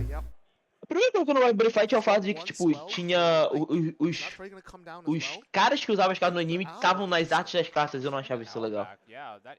Tinha uma desculpinha lá no anime, só que eu também achava meio merda, mas... Tipo assim, no nosso mundo eu acho que não precisava ter. Nunca joguei Buddy Fight, o único que eu jogar seria o jogo Nintendo DS. Cara, tem o Buddy Fight na área, não ironicamente. E tu não precisa jogar pra entender. Vê um episódio de qualquer anime, o primeiro episódio de qualquer anime que dá pra entender facilzão. E, cara... Pode falar. Tá, valeu. E, cara, se o Vanguard pegar alguma mecânica em Buddy Fight, eu não vou reclamar não, tinha umas muito legais, cara. Hisatsu Monster, o dia que chegar Hisatsu Monster no Vanguard, eu choro. Ah, não, cara, Hisatsu Monster não, eu não tanco. Foi bem nessa época que eu parei de acompanhar. Foi? Cara, foi quando eu mais gostei, cara. Pra mim a melhor mecânica é Hisatsu Monster. Não, é que tipo assim, cara, Buddy Fight é um jogo da hora, só que tipo assim, cara, ele ficou muito rápido e muito... Tu virou Yu-Gi-Oh! Cara, ele ficou muito... Ele como Yu-Gi-Oh! Basicamente, ele virou Yu-Gi-Oh! Era o Yu-Gi-Oh! Da Bushiroad. Mano, no momento que começou a ter FTK no jogo, foi quando ele percebeu, não, deu merda. volta. Cara, desde a temporada 1 não existe STK. OTK, FTK, essas coisas aí. FTK até que era tranquilo, o negócio era o FTK mesmo, que tipo assim, mesmo tu abrisse com uma carta de shield, tu não ganhava. Mas é foda. Eu vou ter que descer lá que eu vou pegar um jantar meio da minha avó, daqui a pouco eu volto, porque eu acho Vai que lá, eu vai vou lá. pra rodada ainda. Vai lá. Bom jantar. Then getting the draw off the Bushiroad. Now this is something interesting, like we said, because Crow did decide to go for the full call. Yep. Oh, he has the swells in hand as well. Oh, okay. So using the owl to replace itself to call the Suo, going for the painter as well. In goes the bat, and we're all set up. We are all set up. We have 1, 2, 3, 4 attacks at 2 crit. We have the Vanguard coming in hot, very large and in charge, lots of damage potentially. Let's go ahead and see what happens. See here, Apocalypse Bat, part of the combo. So one went to Soul with Painter. So when Morfessa pulls out the second one from the drop zone, the one from the Soul comes out as well for full 4 attacks on the rears. So Brandwin's going to start off. We probably do have our Ritual 3 for the Brandwin to get strong. So 33 at the Vanguard, asking for at least 25k to guard. That's 15 and a 10. So most of these are going to be 2-card guards everywhere at the very least. Yeah. Now, Gabriel does have a very chunky, nice chunky hand with a lot of PGs that we've seen. But not for long. Like, look, these 2 cards being guarded there, 2 cards being guarded there. PG probably coming down on the Vanguard column. Because the Luard column is 41k. Yeah, it's no slouch. Which is at least 2, like, it's 2 crits to just 1 pass. Yep. Now, because like this turn is telescoped. Yep. You know all the numbers that are going to come. Yeah, so here we have a 33 on the Brandwin. Yep. It's then going to be 40 on the Morfessa. Cara, é que assim, depende bastante da build também, mas pelo que eu entendi o que o Marcelo falou, é com Dragon Lampere que dá pra fazer 8 ataques. Eu sei que um é do over, né? Quer dizer, na verdade, 2 é do over que vai levantar o VG. Não, pera, tô perdidão aqui, pera. Um eu sei que é do over, aí tem mais 3 da 4. Aí eu só não entendi a build que ele eu entendi que ele falou de Eugênio, só que eu também não entendi. Mas é possível sim, não duvido disso. É porque tem muita coisa que dá pra fazer multi-ataque, né? So here comes the bats. I like this pattern here where he calls the bats first before the Vanguard swing so that he can distribute triggers onto the bats, which are the lower numbers. Now, what I think needs to happen from Crow's side of things is bat needs to swing and then Vanguard swing. Yes. On the Vanguard swing, if Gabriel does not have enough to guard the last bat, I think Gabriel has to no-guard the Vanguard. Because if he just pray for no crits and 6 damage heal? Pray for no crits and 6 damage heal. If there is not enough guard to guard everything safely, the Vanguard is the one that you take. Yeah, I think that might be true as well. And then, like, I don't think we've seen that many heals from Gabriel's side, so that is possible. That's what I'm saying, because like Gabriel's been deck thinning like crazy. Yep. I saw a bunch of heals in the deck still, so I definitely think if there's not enough cards to guard, but it does look like the PG is coming down from I think we see double Ellie in Gabriel's hand, so... Oh, he's actually going to discard an Ellie for the PG. Crit comes down, is huge. Comes the crits. So that's now a 57 bat and a heart. And a heart as well for next turn. That's pretty scary, because like, Crow's on 4, not 5. So Crow can afford to take 1 damage. If Crow takes the 1 damage, rewrites the heart, he can redo full combo. Yeah. It's game. Second PG comes down, so Gabriel does fight, but he went from like what, 10, 12 cards down to 3? Yep. Like against any other deck, like against like Maidens. Maidens doesn't plus the heart as Ange. Maidens would have died at this point. Absolutely. So we'll see what he can do. And then that 6 draw that I just saw was a heal. I saw, yeah. Now, everything did have a crit because we did get the crit on the drive check. Yep. This heal would only have mattered if the next card is also a heal, but we'll see what he can do. I mean, he does have some recycling, but I think he's gone through all of his Murtoas already, so I don't know if he can recycle that much more. Lieselot comes down. Pop down, comes down. Not a heal. Not a heal. So he would have, he would have been lethal. Yep. Choosing to actually put tem ali mesmo. Eu só não lembro agora de certinho o ruling, mas ele não precisa estar em over 10. Mas eu acho que não rola por causa que tu precisa ter o Nirvana Vanguard. Eu posso ter errado. Eu não lembro agora do texto. Mas eu acho que pro G4 levantar, tu precisa ter o Nirvana no Vanguard. Crow's on 4. Crow can still take 1 damage, and if he gets a defensive there, that makes the turn easier to guard. And he still has 20k shield on the board thanks to bats and Decrom.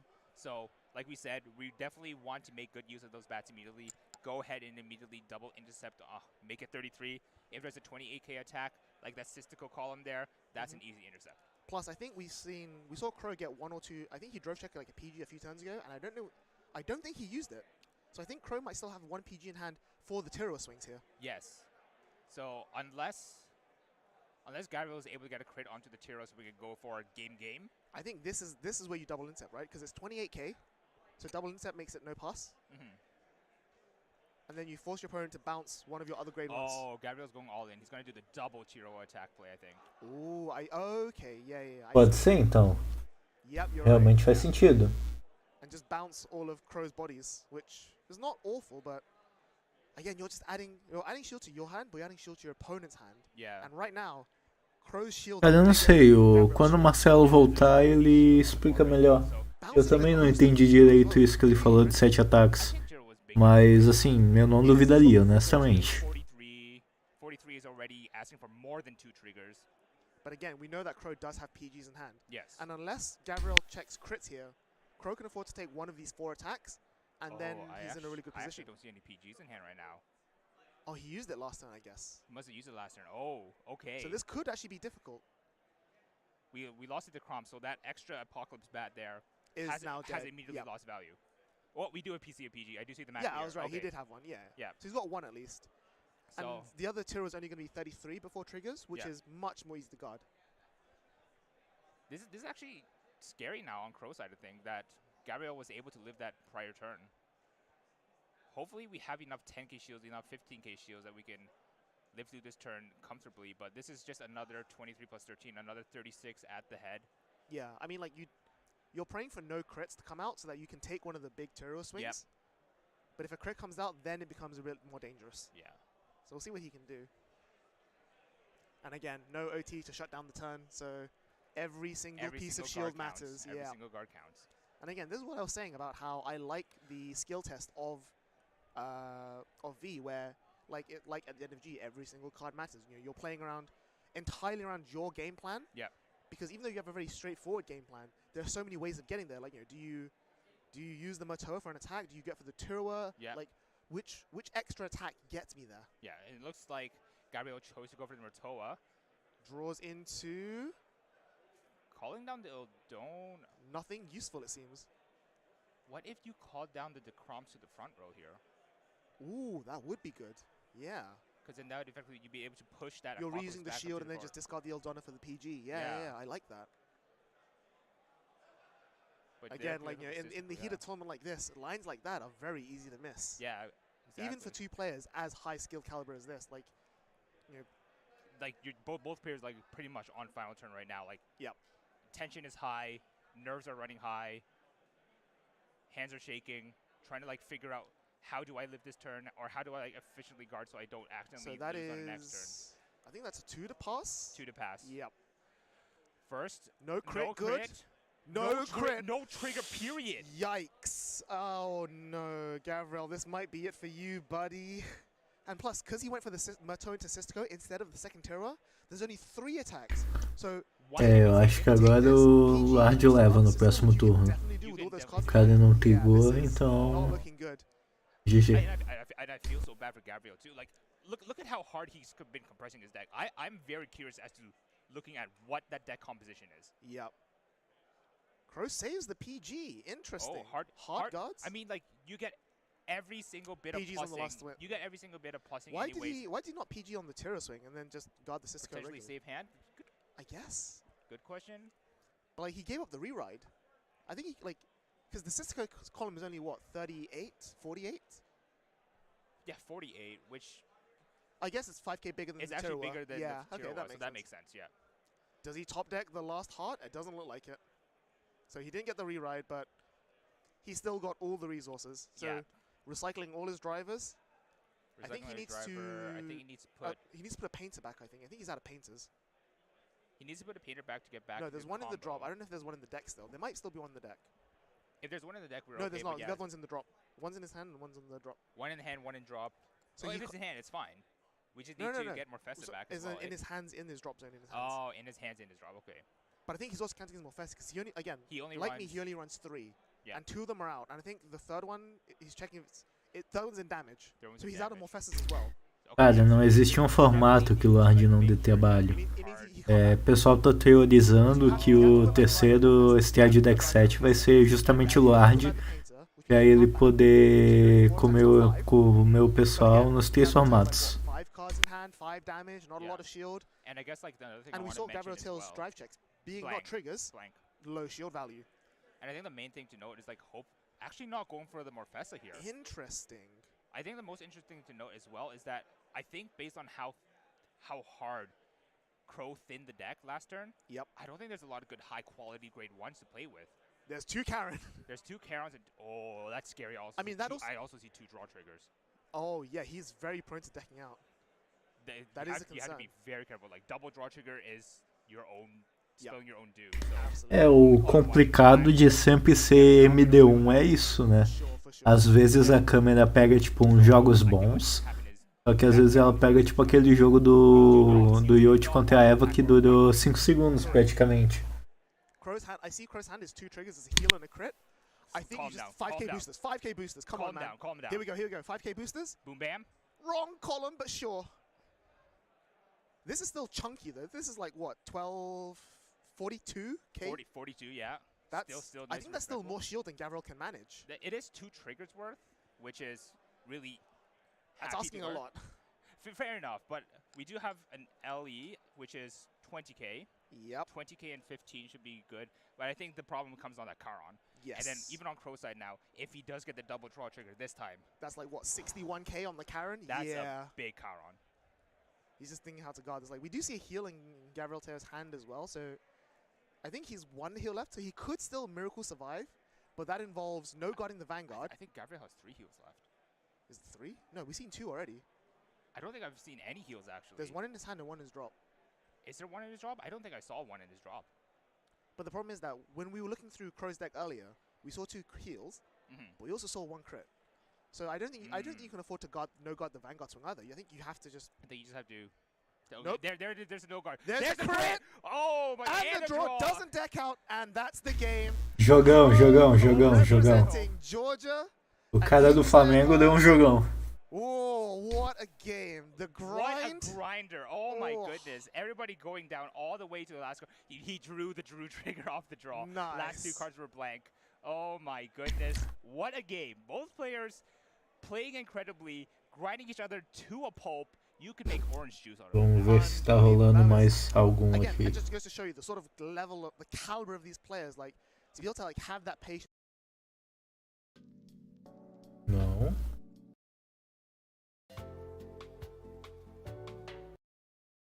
They both calculate to have exactly enough perfect amounts of shield in hand and still barely survive and still barely play the game. Yeah. That is that's true knowledge of resources, which is exactly what you need. Ah, cara, com certeza vai. Tá vendendo bem pra caramba. Pelo menos um terceiro vai ter. Até pra fechar o... Geralmente quando a Bush faz esse tipo de produto, ela sempre faz em trio. Tipo os Legend Decks, que teve do White, do Kai e do Ren. He had it set up in such a way that both bats were the same size columns. Exactly. But you could have misbalanced it. Like, okay, if I know he has a PG, or like if I know he has 2 PGs. Cara, o maluco de Lorde tava suave. O último turno foi mais preocupante, só que o cara de Lorde tava tranquilaço. Make your opponent just like go. Exactly. Wow. But fantastic game. Both players dripped out with the Fighters Climax sleeves as well.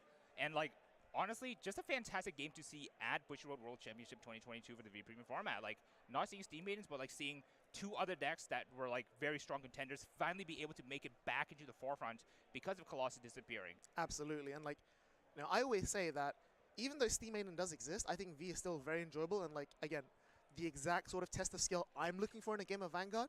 And that game was just a perfect showcase of exactly like, you know, management, timing, patience.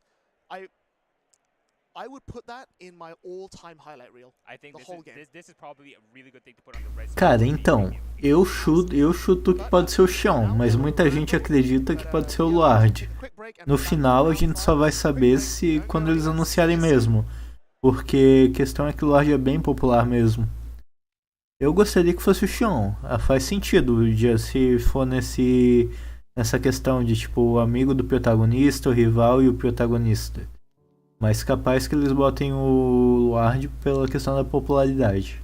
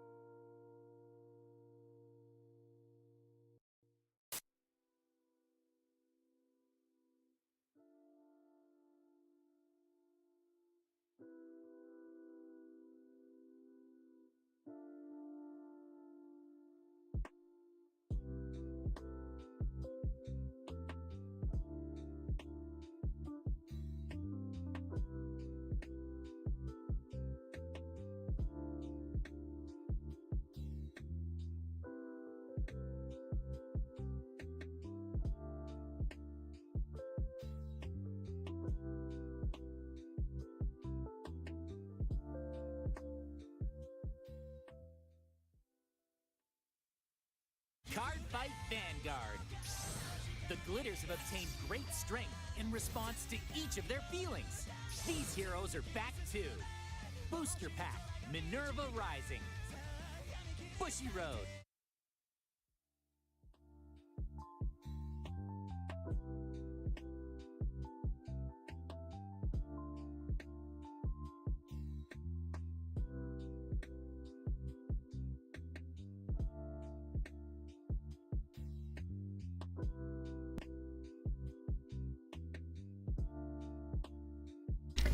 Se fosse do Blood Master seria uma coisa interessante. Seria bem diferente do que a gente estava esperando.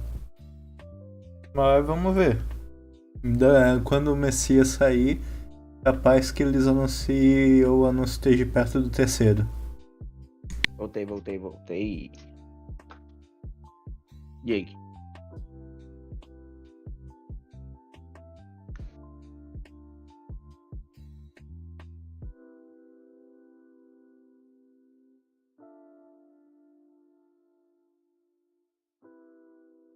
$8 pro próximo.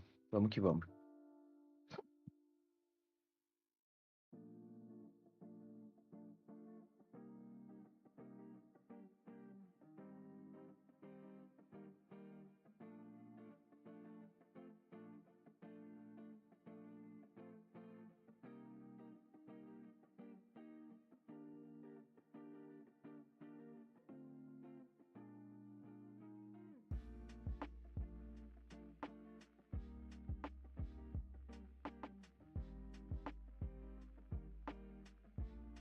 E tem.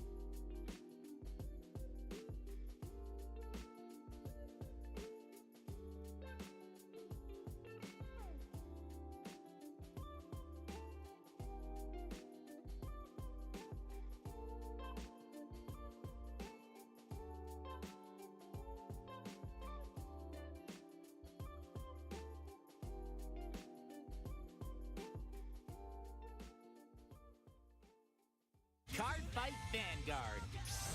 The glitters have obtained great strength in response to each of their feelings. These heroes are back too. Booster Pack, Minerva Rising, Bushiroad.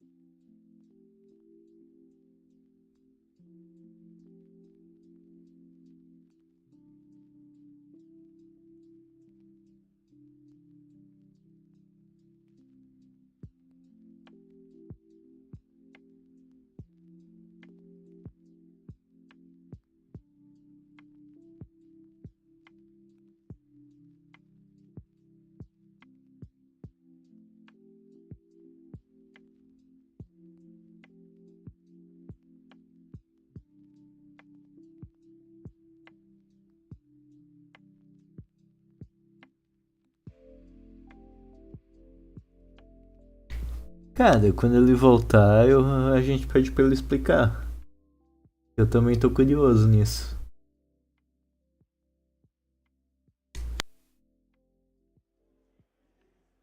Welcome back, everybody, to Bushiroad World Champions. We are back here. We're going into round 5, I believe. Round 5 now, so very exciting stuff. I can't wait to see what we're about to come up with here. How are you feeling, Different Fight? Feeling really good. Got to see some of my favorite decks already on stream. You know, we've had Youths, we have Letitias, Gravidias, Ava, Greedon, Orphis. Like, there's been all kinds of amazing decks that have been featured here today as well. And on top of that, of course, speaking of features, if you are into some nice little graphics design, you can check out this little campaign we have where you can have your art featured on a sleeve in Vanguard Deer Days, which of course is a very nice opportunity for the community to get involved. So make sure you check it out down below there in the bottom right with that QR code. But we have our round 5 ready here, and this one's going to be very exciting because there's a couple decks that I think a lot of people are pretty excited to see played, because this is going to be the Youthberg, which we've seen a few times, against Flagberg. Yes, the boy, he's back. I'm so excited for this matchup. It's actually a matchup I don't really think about too much when you're asking me about what kind of rounds I would like to see. I would love to see Flagberg, and we're about to see it here. And it looks like Flagberg's actually going second, which means they can go into their inlets a turn the minute they ride up. So I'm actually pretty excited to see how this will play out here. Your discards really matter in this deck, and actually we're already seeing the countercharger going off right there, which can be very risky. You really need that countercharging sometimes. Yep, so we're going to see on the left side, it's going to be Ray Andrian Tidon Perez from the Philippines. Okay. So Philippines, of course, being represented here on stream, which I think a lot of people from the Philippines community will be pretty excited to see. I know a lot of them, you know, are not just in the Philippines, but also in Japan. Sometimes I meet some of the Filipino players, so it's honestly really, really sick. And then we have Vincent Santere, Santere rather, from Spain, who's been, on the right side. So that's going to be very nice to see as well. Yep. So since you know Youthberg a little bit more, I think. What do you think will be? Do you think Flagberg is a tough matchup for Youth? It's actually pretty annoying because Flagberg has that really annoying like double retire every turn.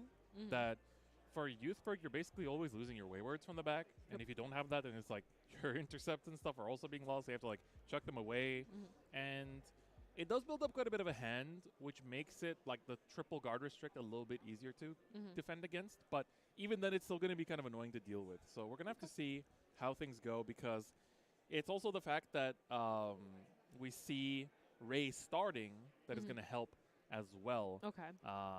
In terms of getting to that grade 3 turn first, and having the CB as well in order to use Tempest and maybe bot deck be grade 1 there, which is of course that inroad shooter. Yep, exactly. I think it would be smart to just intercept, I guess, early as possible, since it does have intercept active right now. So just to avoid that bottom deck there, I think that'd be smart, because you can kind of rush a little bit with the inroad shooter, and then you can just intercept with it to kind of save yourself a little bit of hand, since it comes from soul. And Aí, voltei aqui.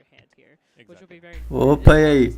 A gente tá interessado em tu explicar como é que o cara vai fazer 7, 8 ataques com aquele Dragon Tea ali, que o Sun Yun quer saber. E tu falou com a Dragon Empire. O combo de 8 ataques? Com o Varino esperar ideia. Tem 2 deles na front row e o Dragon Tree pra ativar o efeito, beleza? Ele já pronto pra ativar o Overtrigger. Tu ataca e na frente, como o efeito dele já bota 2 Dragon Tree Markers, tem os 2 na frente já. Esperar ideia, Dragon Tree. Ele ativa o efeito, stun as 2 esperar ideia, que estão com Dragon Tree Markers. E aí ativa o efeito Drag Veda, que está no Vanguard. E aí esperar ideia, ataca com Dragon Tree de novo. E aí ativa o efeito dos 2 esperar ideia, stun dos 2, esperar ideia. Saquei. O esperar ideia não precisa de VG Nirvana, né? Não, ele não precisa de nada. Ele não precisa nem estar em overdress pra ativar o efeito. No overdress eu sabia, só não tava ligado no... Eu não precisava do Nirvana, então realmente vai ser forte isso. Só que tipo assim, eu ainda acho que pode não ser o melhor efeito, mas sei lá. Não, é aquela. No melhor clã. Eu ainda acredito que o melhor clã seja, como é o nome, Brandgate. Possível. O importante é que vai ter muita gente brincando com vários tipos. É diferente tipo, de um Glendius da vida que era toda a vida a mesma coisa.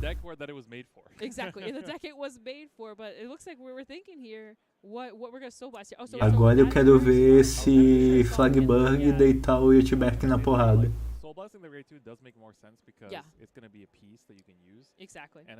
Eu não sei, mano. E o Yutberg ele tem aquele... Amei, pô.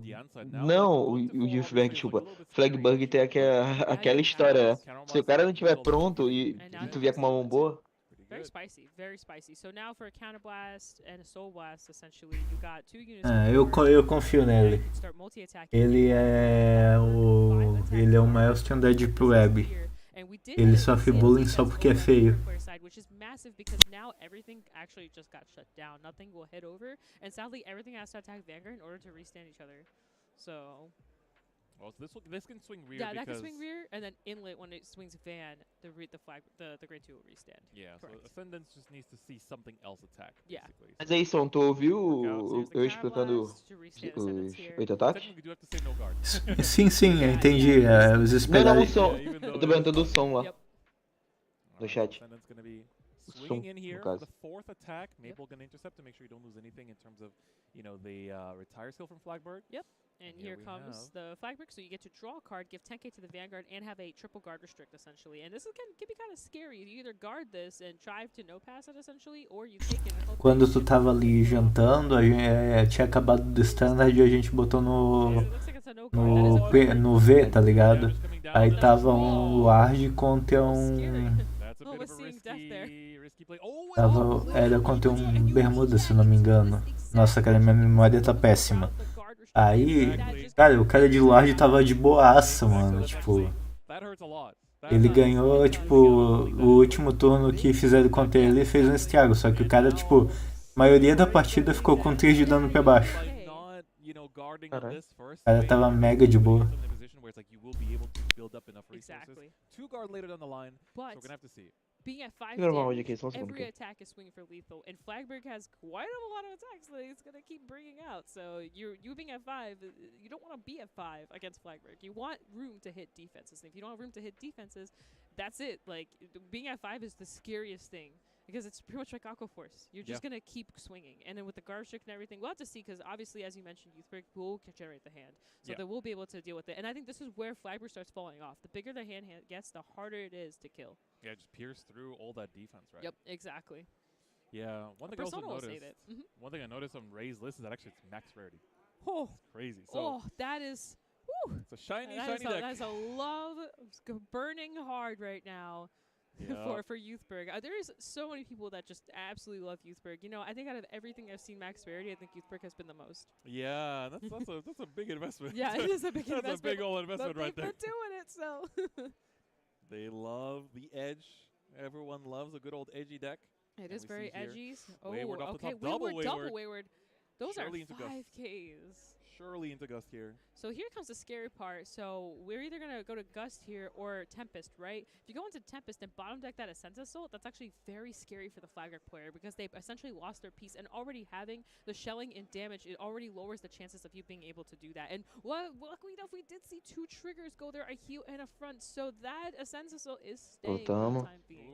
Temos aí Youthberg roubado. Revolform roubado.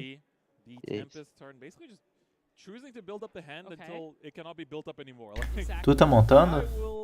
Não. Eu tô montando baixo. Ah, baixo. Eu acho legalzinho, só que sei lá, eu usei uma vez num torneio que o Bini organizou, porque falaram que tipo, era bem minha cara, só que eu não gostei muito não. O baixo não é bom, principalmente quando precisa de shield. Mas eu me diverti jogando e. Sei lá. É o importante. Eu ainda não comprei nenhum deck da D físico, né? E aqui onde a gente joga, o pessoal joga mais o Veia Premium. Então não tem pra que eu ter um D. Ainda mais agora que tá tudo muito caro. Mas futuramente eu quero comprar umzinho. Não, eu tenho até que bastante da D agora. Eu tô com Dragilo de Trial e tá chegando coisa aí do Adaí, ó. Da hora. Fazendo propaganda aí na live. Eu peguei com ele o resto das coisas pro meu Ultimile.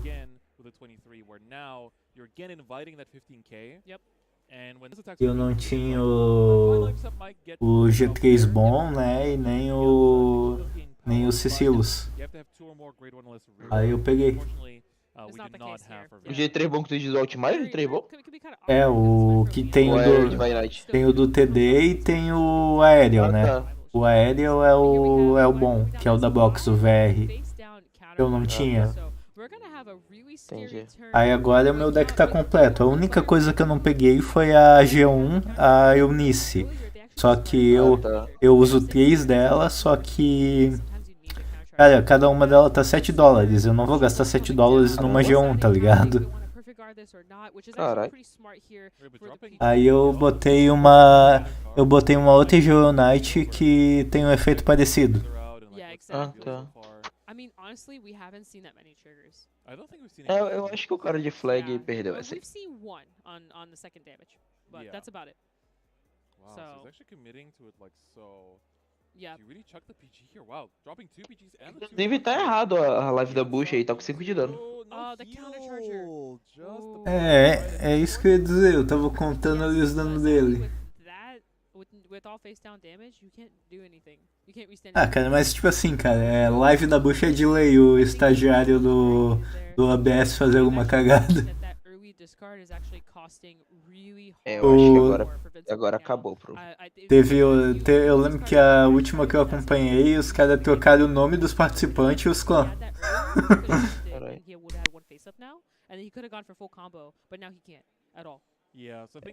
O cara perdeu.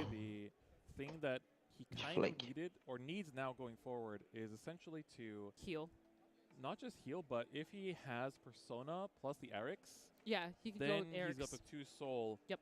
to get the 5 attacks. Which actually, thinking about, we haven't seen Eric's at all this and entire he's got 4 time. of them in deck. Yep. So I think the likelihood of seeing it is high, but first thing we got to see is if he managed to survive Ray's turn here. We got the big top 5 search off the Schneisel. Is going to whiff. We did see an OT in there still in deck. Oh and quite a my, few that's right. triggers I too. wonder if I think both OTs are still not public knowledge, so they're probably still roaming in deck. Yep. So Alright, well, very, very interesting here. let's take a look here. Going to see the cut come through. And the swing. I believe there is no Persona Ride this turn, so I think it's just 23. I noticed both of them have their face down counter blast, actually. They both went through their resources, essentially. So you can't Tempest now. Ray does play the counter chargers, but yeah, you basically just keep looping your another double blink there. We saw that happen again. Here we're going into the Gust and then we're also activating the Sequana here, and then also getting the discard going off as well, and pretty much just Cara, talvez ele sobreviva. drive checks coming through. Talvez. So, but as you mentioned, no Persona is very hurtful. Makes it a lot harder. Which surprisingly, we had a Book of a Hand there. You would think there'd be a Persona. Yep. Yeah, it's gonna be. Now it's just a question of attack order. You might want to actually swing with the Schneisel first to power up the Gust. I agree, because it is a twin drive again. So, okay, that's guarding. So yeah, we have the plus 5k from. Maybe there is a Persona this turn actually. Maybe there is, yeah. So, because otherwise that would have been just 25. So, that's a crit. Oh, the crit off the top and the counter charger. Yep, there's the counter charger. All right, this should be 40 or so. Oh, barely gets it. What? Oh, just every barely single card. Now, can they? Caramba, mano. Eu falei, confia. What is it? Okay, they didn't slam Não, it o cara é down, so incrível. it can't be Persona. You But know what this it looked is- like? It looked like a trigger. I think it was a trigger. It looked like a specific, very silver card. É, não, só que o cara tá com muita carta na mão. Heel trigger. Oh, Wow. speaking of which, finally starts checking them. Yeah, we needed to see this. Like, Ok, a situação tá melhorando. yeah, exactly. Because right now this is a very Eu? vanilla swing, which is what I was scared of. Oh, meu Deus. Over trigger. We Carai. we get to draw extra cards, get the front row. Oh, What that that is? ganhou. That Mano! game. Oh my gosh, I wasn't expecting Incrível. that. Muito bom, cara. They dropped É those incrível. two PGs last turn. Yep. Confia no Flagbug. Card instead of like a wayward or something Yeah, else if that they was kept still the in perfect card, hand. that would have been Muito bom, cara. Yep. So Wow. Vincent is gonna take it. Ray, unfortunately, just did not have the shield value. Yeah, that's crazy. So it basically comes down to just dropping that PG. I honestly It was do have to risky. criticize that a little bit. Yeah, I I think agree. Cara, eu entendo assim, because eu fico naquelas. Yeah. Pensa, cara, tu ir pra um torneio, deve ser muito merda tu perder exclusivamente por causa de um overtrigger. Large. Like, honestly, Mas é aquela, cara, se fosse um crítico daria no mesmo. would have been better than dropping all that PGs, because if both PGs were kept like that, I think they would have been perfectly fine in this scenario, because they could even double PG even if the OT was ripped and it would have been okay. Yeah. But yeah. knocking back both those perfect guards like that, I think was super risky. So and I get the intention that I think the idea was like the OT could get ripped here, and if it gets, because that's why they checked the drop zone. Yeah. They saw. And then it has to be GR plus 10k. What else can we do? Pushing the Entriana into bind, pushing the dog into bind. Okay. And that's going to be it. Oh, the G-Guard was enough. 25? Oh, because the new one is only 30. No, it should be 43 still. Anj gives the called unit plus 10, right? For the turn, yeah? No, it doesn't. Anj gets herself 10k. Oh, Anj gets herself 10k, so it was 33-33. Okay. So Kelvin finds the rewrite, or he had the rewrite already. He had a lot of rewrites already. So what I like about what he can do now is, I don't know if you saw, but he had a third LL in his hand, so he's got a third copy of the grade 3. He can call that to the board, bind them with Reinnovate, push for the Uluru, and just off to the races. Eu acho que isso só prova que Overtrigger é uma mecânica boa no standard.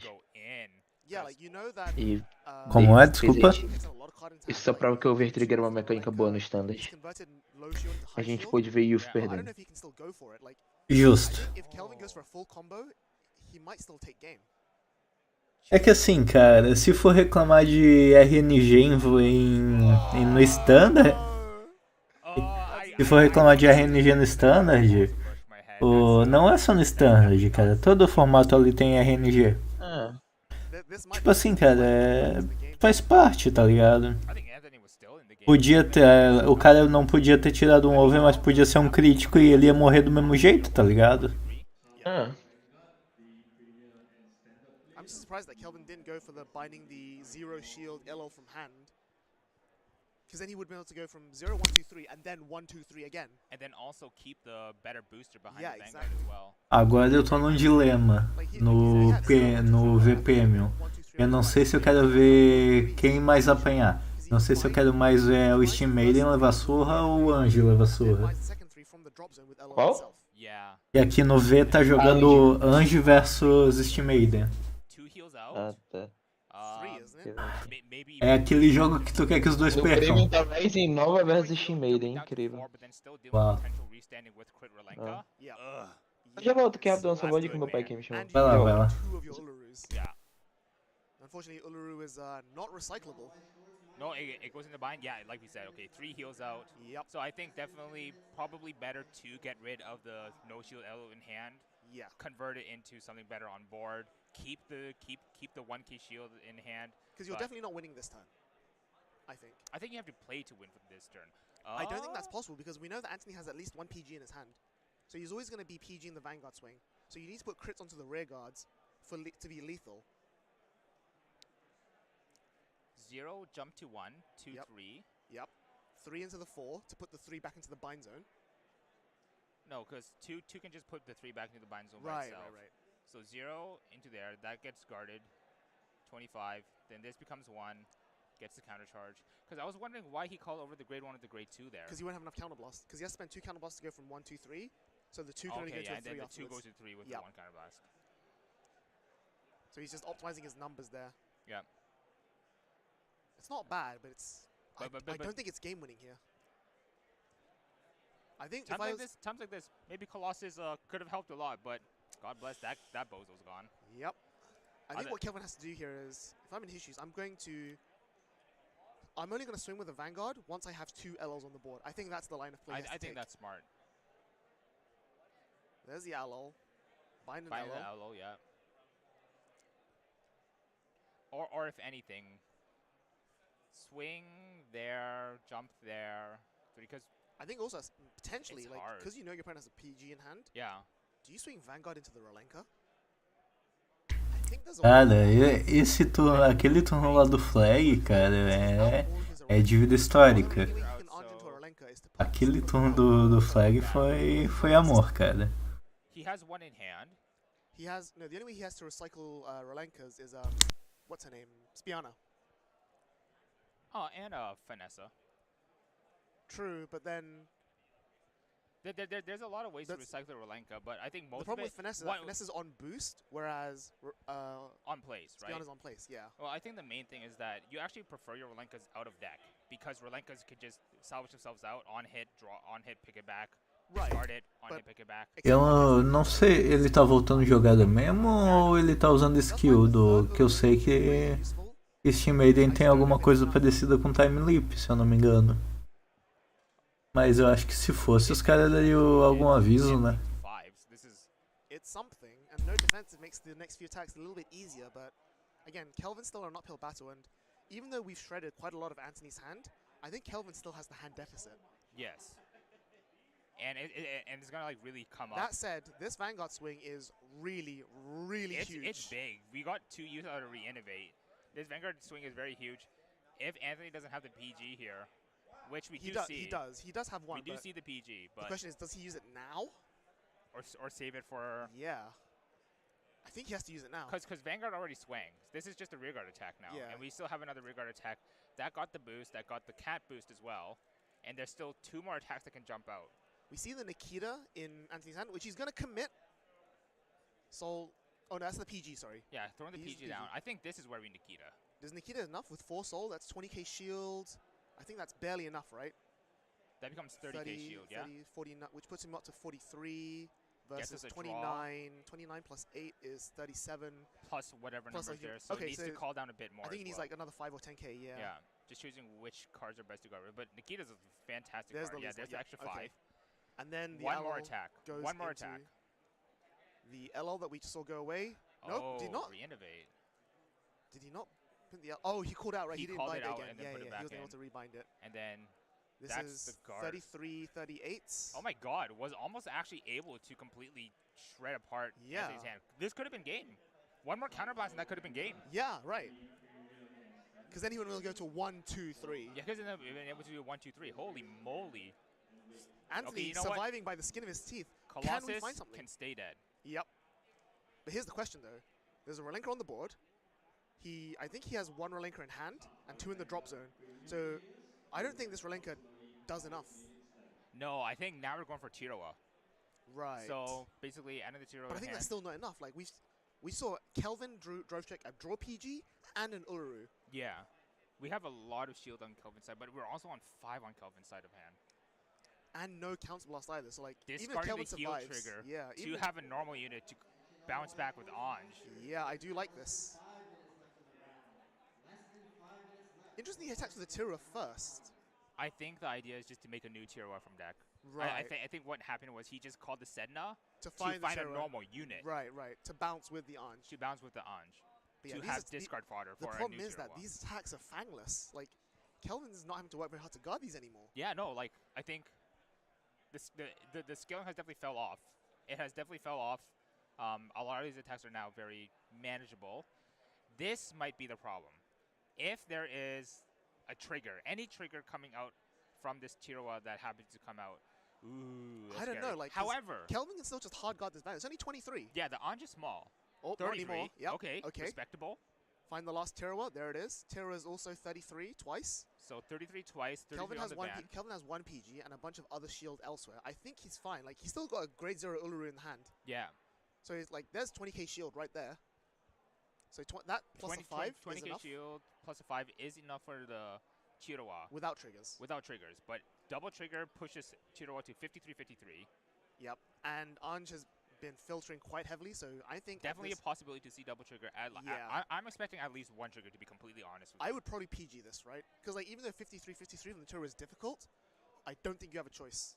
Like you can't risk being you can't risk a 2 to pass in this situation, and a no pass requires too much hand. Yeah. We have 1 PG, some triggers. I think definitely throwing the grade 3 for the PG.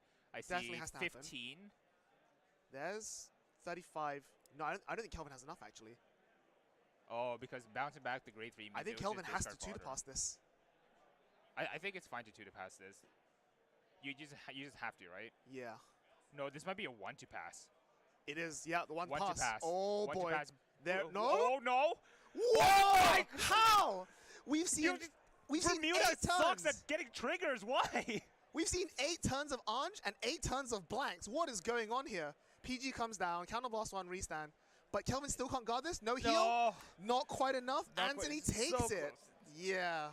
So close. If that Eel had been any other card, that would have been enough to guard. That brings us back to the thing. Like, all this plussing, that double Entrana play you mentioned, if he had gone for the double Entrana, he would have had the it. hand. If on that turn prior, Yeah. he didn't forget about the free jump that comes from the Elo. Yeah.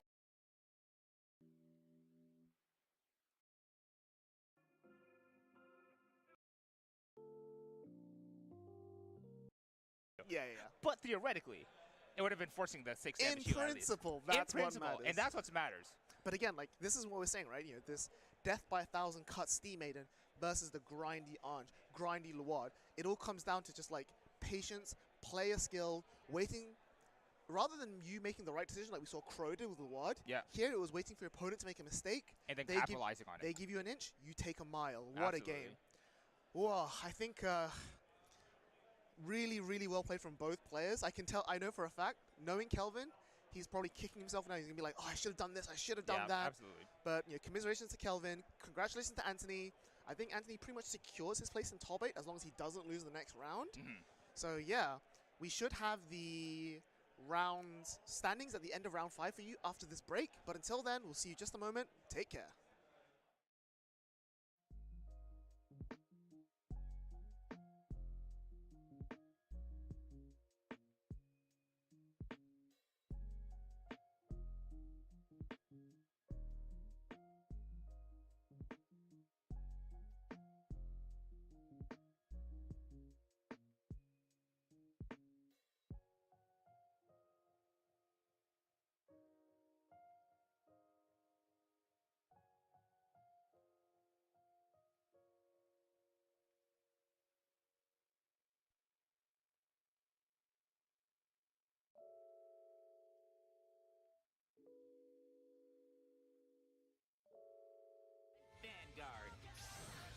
glitters have obtained great strength in response to each of their feelings. These heroes are back too. Booster Pack, Minerva Rising, Bushiroad.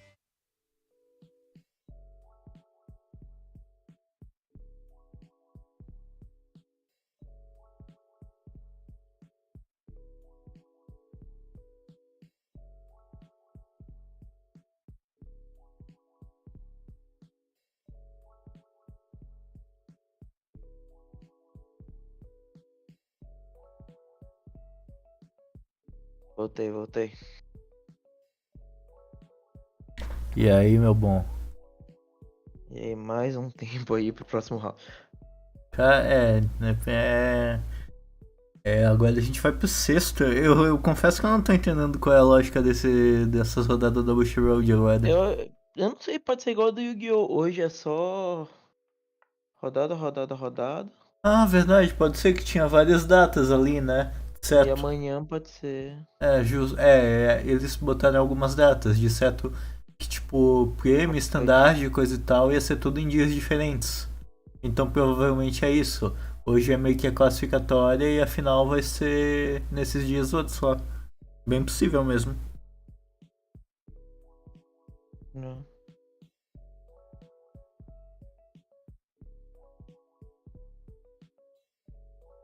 Os outros eu acho que eu não vou estimar, porque vai ser em dia de semana, tá ligado? E não sem condições. Não.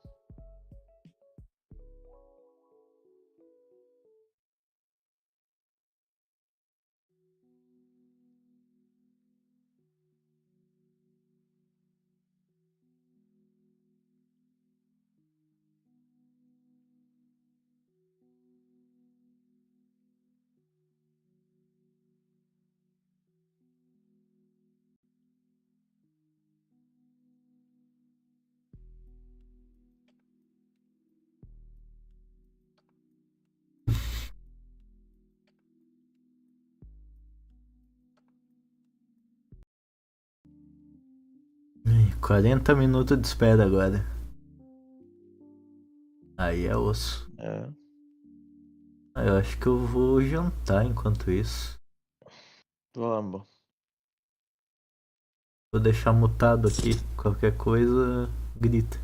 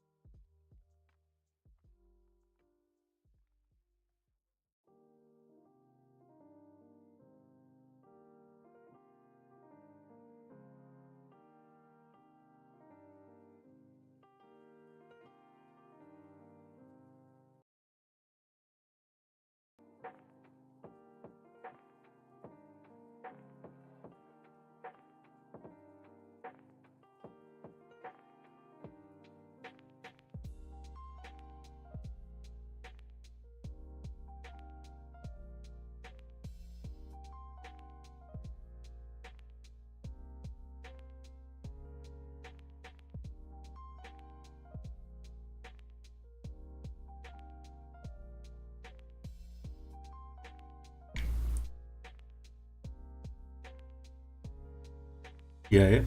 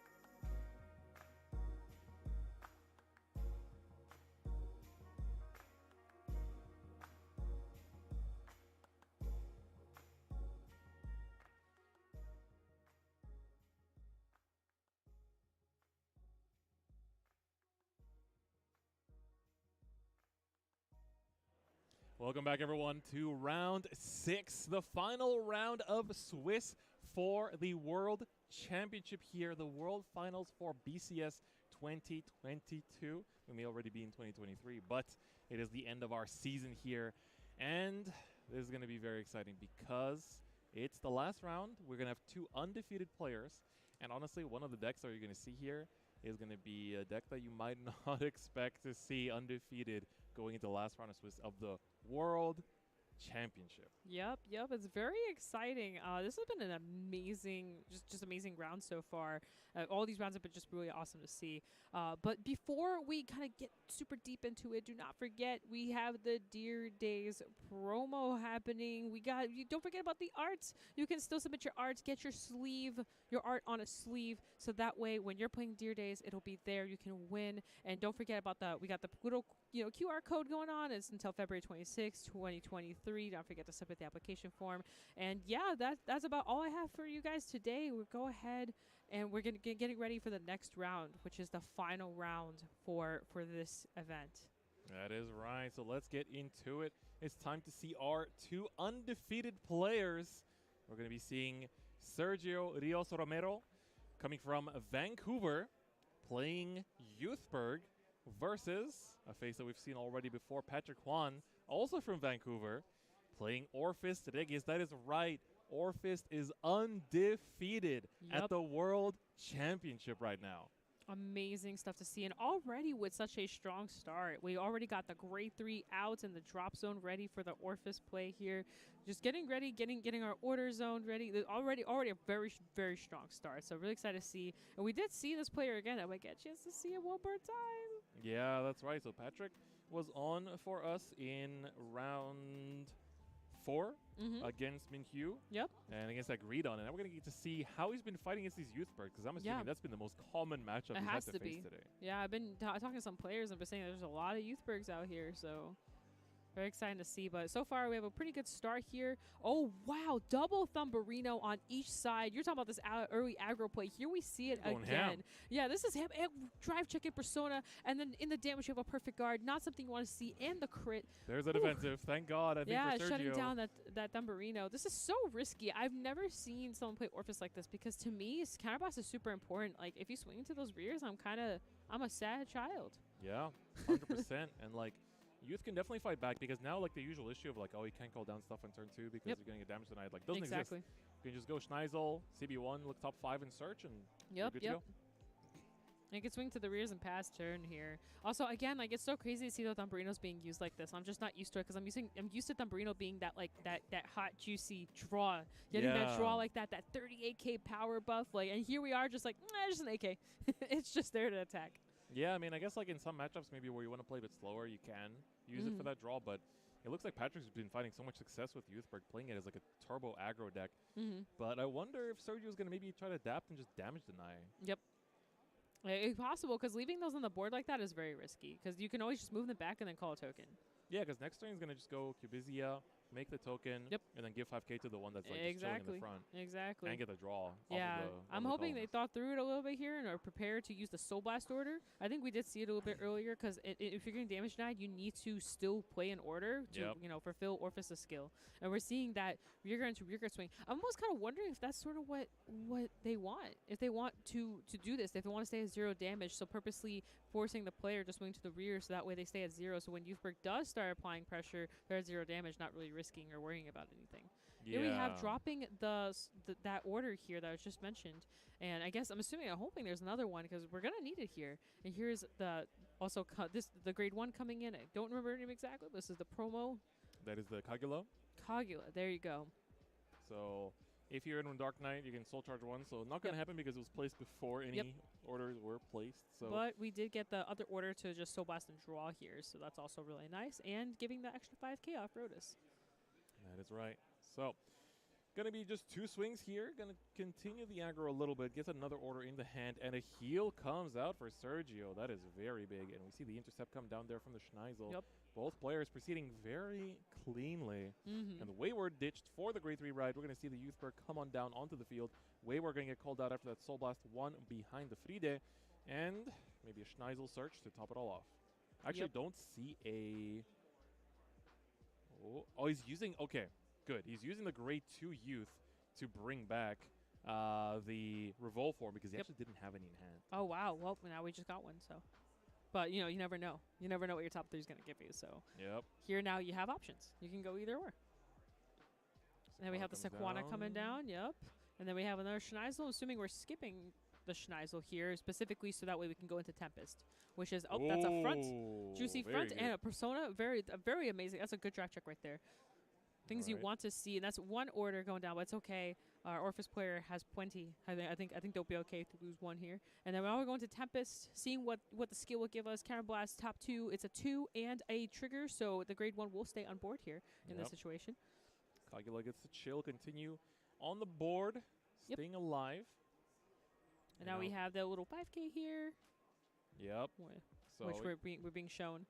Yeah, the front is active on the rears, not the Vanguard. Yes. And the 5k is on the whole. Yes, exactly.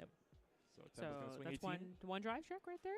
Honestly, I would just take this. Actually, I don't even know which one to take. This is the smallest attack. Power on the sides is pretty high. Yeah. The rear guards are a lot bigger. This is the one you want to 1 to pass maybe, and then take the rears.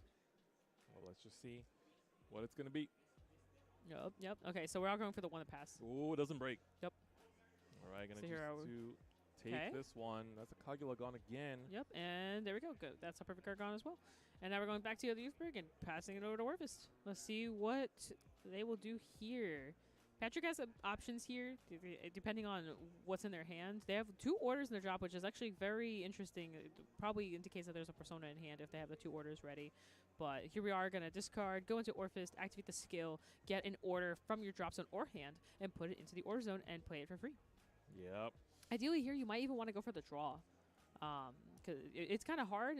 And they are going for the draw here. Their hand must not be doing too well, so you need the draw here, because we're not seeing too many good beefy attackers. We already lost on the Burrino. The AK on the board isn't hitting anything right now. And you kind of want to do something on this turn, so we'll have to see what happens here. Yeah, exactly. So Orphis Regis down on the board and ready to start generating some tokens. But really want that extra power. Gonna Soul Blast once, I'm assuming. Oh, okay. To get a token out. Use the Kagula to make a token. So has not played out the grade 3 order, which I'm assuming is going to play the grade 2 instead here to use the Counter Blast that's available. Yeah, they were thinking about, it looked like they're thinking about playing the grade 3 from drop instead to have the double token call with the extra 5k, but they decided instead to go for the draw. So I guess they were kind of worried about next turn potentially, so they went for a little bit of a slower play there. Yeah, so it's going to be just 15. This is just blockable by a Schneisel Intercept. Yep. The scary part is the defense will shut down a lot of this. Yeah. Thing is, if you take the defensive here, what Patrick can do is just swing Regis and call the token behind the other one that's still standing. This is true. This is true. Instead of here, where now taking it is actually much more advantageous because you're in this situation where you here are going to be, if you take this and get defensive, now the turn is shut down. Yep. But and here we have the Tekken coming in for a potential top 5 for an order, which we do get an order very well. We've been going through these orders like left and right for this game. Yep, exactly. So Tekton is played at a couple copies in this deck. Yep. You know, just as a little supporter if you discard it. It's a good little card. Yep. So we don't see any Nouveau Reyes this game yet, which is, you know, the very important 5 attack combo key card. Yep. Sometimes, you know, just don't hit it, but that's okay. You can kind of, Orphis has a little bit of time to kind of sit for a little bit while you're farming the orders, so that way maybe you can have a more pressure turn a little bit later. And here we have a Persona and a critical trigger. So we're putting crits, power to one of the tokens. That's 2 damage. One defense could shut down 1 token, which is what happens here. So probably going to swing into a rear guard here. Yeah, try to take out the Fride, so that way it's like 10k to guard. And this is a 5k right here. It should be, because it's 25. It's not that big. Oh, still going to drop the crit, though. Wow, okay. Well, sometimes the shield can be kind of awkward. So sometimes you gotta drop the 15 even though if you don't have the 5. Yeah, gonna see the Persona right on the youth here. Coming down is gonna be a big old turn. Yes, pushing exactly. the Wayward and ditching a Wayward. Yep, nice. Grabbing, you know, some useful stuff or bottom decking things potentially. There we go. That's the Tempest now. Now setting up the board for yet another turn. Yep. So we see now double Wayward, well, triple technically on the board. Frida coming down, and now it's going to be the question of what will Sergio choose. We don't see a Sequana in that hand, which is kind of unfortunate. Yep. No you kind of want drives. the Sequana here, especially on a Persona turn. Oh, that's the over trigger, making everything have drive checks now. Essa vai doer. Million over on the grade 2, which is smart because it does have the, you know, more, it's a little bigger, more drive checks, you know, good stuff. Frida doing her thing, and we also saw he drew into that Reedy. Ah, yes, the Reedy. Trigger. The little tech card. 1.5 trigger. Yep, exactly. So that can go live next turn. Exactly. Oh, then going to the Gust here, going for the more aggro play since the OT did get ripped here. So actually, you can just try and finish the game here. 3 drives. Yep. Be coming through here for the rest of the turn. Yep. But of course, we do see that Patrick has taken the damage, got the heal defensive. You know, we got kind of flustered by that OT. Didn't even notice that did come out. Yep, so here we have 2 drive checks, but now we have rear swing with drive checks 2 and 100 million to worry about here. So we really need like I think we need 2 perfect guards here. You can technically no guard the Vanguard for the risky play and then guard the other 2. But it's risky. Yep, there's the no guard. That's a heal. Is effective. Yep. That's big, but now it also gives Rages more room to heal as well, even though they're already in that room. That is true. Gonna take the 1 damage. Oh, it's gonna that be is a Persona. Okay. All right, now there's 100 million. It has to be PG'd. Yep. No matter what, and he does have it. Nice. Gonna ditch the Persona for it as well. Does want to play out the order next turn instead. Mabel gonna get drive checked. And now the final swing here is gonna be 40k if I'm not mistaken due to the Persona ride. Yep. So over trigger. Okay, that's right. One way. Ooh, and PG that's a PG off the top. That's really nice. Close call. That was a little scary there. And they got a little farming hand there going too for a Youthberg player here. So that's a nice little magazine they got going there. So they're gonna be in a good spot. So we have a Persona. So we have another order that we can play here. It should be another order in the drop here. So we're gonna go ahead and play that grade 3 order, which is coming at 4, and then we got 1 more coming through, which will put that Orphis at 5, which means 2 tokens be called out, and Orphis will be a 23k attacking Vanguard. Yeah, it's... No, 33, sorry. I'm just thinking for Patrick at this point, it's like, how are you going to pierce through like that big defense and this is damage? what we talked about earlier, how you have to out-farm that hand. by having really big numbers, and it's super hard to do if Youthberg keeps farming. Yeah. And for Orphis, it's hard because you have big numbers, but they have to be bigger than what the opponent's holding in their hand for shield value. Yeah, let's see it right now. For Patrick, it's just like, I don't see a Nuvoria as well, which is a little bit unfortunate. Yeah, the one of the best cards in the deck right now is so strong. And look, and we're counting that hand size. 10. Whew. Magazine. The whole 10 has been declared. I think that's just kind of like driving the despair for Patrick. Just because it's like, ugh. Yup. But still, we got these tokens coming through. You know, they're 25k attackers right now, and they're going to get bigger once we recall. So, you know, I think we got 2 grade 3s orders, so they're going to get 10k each on each side. So. Yep, that is right. So, man, like seeing all that advantage that Youthberg generates, I guess really just does make it, like, I think for Orphis, it's like you have to win by, like, turn 4. Yeah, exactly. Like, this is the turn you want to win on. And if you can't do it by then, it's hard, so rough. Yeah, exactly. Unless you, like, super high roll into the grade 3s and, like, kind of go, like, crazy with your tokens. So. Yeah, exactly. So we see plenty of PGs in Sergio's hand. Going to be able to just drop the PG there, ditching the crit against the Orphis. Heal, that's big. That's actually very big. That's heal something you want to down. see. And you get to heal on order, which if you were to Persona again, that's another order you can grab. So. I think we are out of Personas, though, because he ditched one to guard and one's in damage, so I think that is the last one there. Very unfortunate, because you got to want those. Oh, there's the first of that new grade 3, yeah. Nuvoria, you're so slow. Yeah. You're supposed to be here earlier. Yeah, where were you? But here, you know, you're sitting at 3 damage. You can also just take both sides and then just go in. That's going to go to 4. Once it afford to, like, basically have a potential defensive later down the line. Yeah. Yeah, there's room to kind of help a little bit here, but it's going to be rough. It's going to be rough. Yep, there's that now, especially with the Persona. Persona makes it so much harder to deal with this turn. And we have a Maple coming out, too, off of the Persona ride. So we have a nice little 10k buff here, and then we're just going to be doing the same thing all over again. And then also, as you mentioned earlier, that little grade 1 1.5 trigger buff will definitely help here. So we're using Youthberg skill here to look at top 3, grab something useful, I hope. Oh, looks like it's a Schneisel. Okay. All right. And then Schneisel skill, since we do have the CB4, top 5 for a potential revolve form here.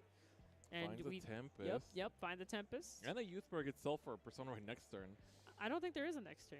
Yeah, I think might as well try to close it out here. I think this is when you want to close it out. The Orphis hand is very small. And yes, there's room for damage, but OT is out. So I think this is one of those cases where you'd like to see OT in this situation. And if you don't, it's going to be tough. Unless there's like 2 heals stacked on top. Look at the deck size there for Sergio as well. Just thinned out so hard and like still finding all these other cards. And of course going to use the Reedy here. Ooh, that's a heavy Soul Blast. It's like you're playing Hexorb. Yeah. Right? Every trigger is double. Yep. You are dang. champ. So it's not 1.5 anymore. It's now a double. Straight up. Yep. And especially with the deck this thin, like this is the timing where you want to actually play that Exactly. And now calling over, getting the Sequana just to add on any more pressure you could possibly add on. Here it is. This is going to be a very aggressive Youthberg turn.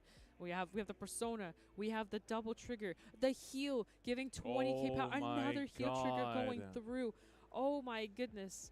Now we're getting 20k and power. The front. Woo, and the front. That is massive. This really is a Hexa Orb. We're not watching Youthberg right now. We're actually watching Hexa Orb. That's crazy. We need a heal defensive here. Yeah, does not see a trigger. Oh my. This is rough. pain. This is pain. Going to Tempest here for the skill, putting Sequana. Well, actually, we're going to use Tempest first. See what if we find a grade 1 here. We do find a grade 1, so the token goes away here. Oh, in this goodbye. Case. Goodbye token. And now we got the Sequana for the extra drive and the 5k front. These power columns are actually insane right now. These are very, very beefy numbers here. Yep. So we're going to see here. We have Maple swinging in with big numbers. Your opponent's at 5 already, so it's like I think you want to go Schneisel first just to get the maximum power. Yep. And it's like you've got so much power from the triggers there. Like the Tempest is by far the smallest attack, so I kind of wanted to see the Schneisel swing in first just to make that a little bit harder to guard. Make it 23. Oh, 30. It would have been 33 due to the Persona Rise. Now it's 28, so it's like a still a 2 trigger to if you have the fronts. Yeah. And Orphis is not really known for running fronts. Yeah, exactly. So you kind of need the draws. Gonna go for 2 to pass. Gonna try to take one of the big swings here. That's so risky. Front. Oh my gosh! Just to make it even. Heal off the top. That's a 6 damage heal. But do they have a PG? I don't know. There's still 2 more attacks coming. Might have wanted to take that last one. Yeah. Oh, that's game. Does not see it. Dang. What a game. Sergio Wow. Rios Romero is going to take it in this showdown. Potentially the crazy. Vancouver rematch. You know, yeah, both players. yeah, they're gonna be in top 8. There's no way they're not. These would be two undefeated. Veracham. I don't think we have a double Veracham in hand though. Just the one. And I'm kind of waiting to see when the Veracham comes out. But here's the Fossive. Yep. So and it's we know gonna he be has one that he bounced. Yeah. So if he has the second, does he commit it? And if you commit it, do you then Veracham on top? I think the moment you commit it, that's probably when you Veracham on top. Because makes the attack disappear. That said, this is still an attack that needs to be guarded. We know that Cormac has PGs in hand, but these PGs need to start coming down now that there's a Force Mark on the Anj. Yeah, absolutely. Because 23 Oh, Anj, Veracham that's straight not away. scary. Okay. Oh, okay. I like it. I like it. Oh! Heal would have been really nice to drive check, but it does still hit. It's not a restander, but it does still hit. Not anymore, because we're going to be able to use Fenrir's skill to call the Vanguard and just pop it. So now, I'll have to PG And PG as well. on top. Okay, so that wasn't a bad trade, I think. Like, I'm happy to lose a heal if I'm in Sean's shoes, seeing that Cormac has just ditched a Veracham and a PG. And a PG. And two all his counter counter blasts. blasts. Yeah. And 2 counter blasts. Like, you pass turn now, and Cormac can't do anything because he's got no counter charge. Yeah, exactly. And there is a card that does counter charge in Genesis, but I don't think Cormac plays it. I do don't believe see it in here. I do believe it is like more restricted to the actual Poet side of things, where like if your Vanguard's column has like 3 Force Markers, Soul Blast 2, and Counter Charge 1, but if you're playing Fenrir, you're not stacking forces on the Vanguard's column. It also doesn't help that he's searching for more Veratrams, but at this point, for him to be able to use Veratram, he needs to take some damage. And I think And for him to take damage, he needs to get heals. I mean, Vanguard is great for trying to like filter for heals, yeah, don't get us wrong, but I think we saw heals come out early, and I think that's the scary part. But yeah, I think like if I'm in Sean's shoes, so this Elixir is going to go back into the Soul, so is the Vanaganda. I think if Sean is smart, he can play around that and call 4 units and just attack Vanguard first. Just bounce everything back and then go Because then there. Cormac has to risk the crit lethal or no counter blast. And then with that, not being able to get that extra counter blast for the Veracham. I like it.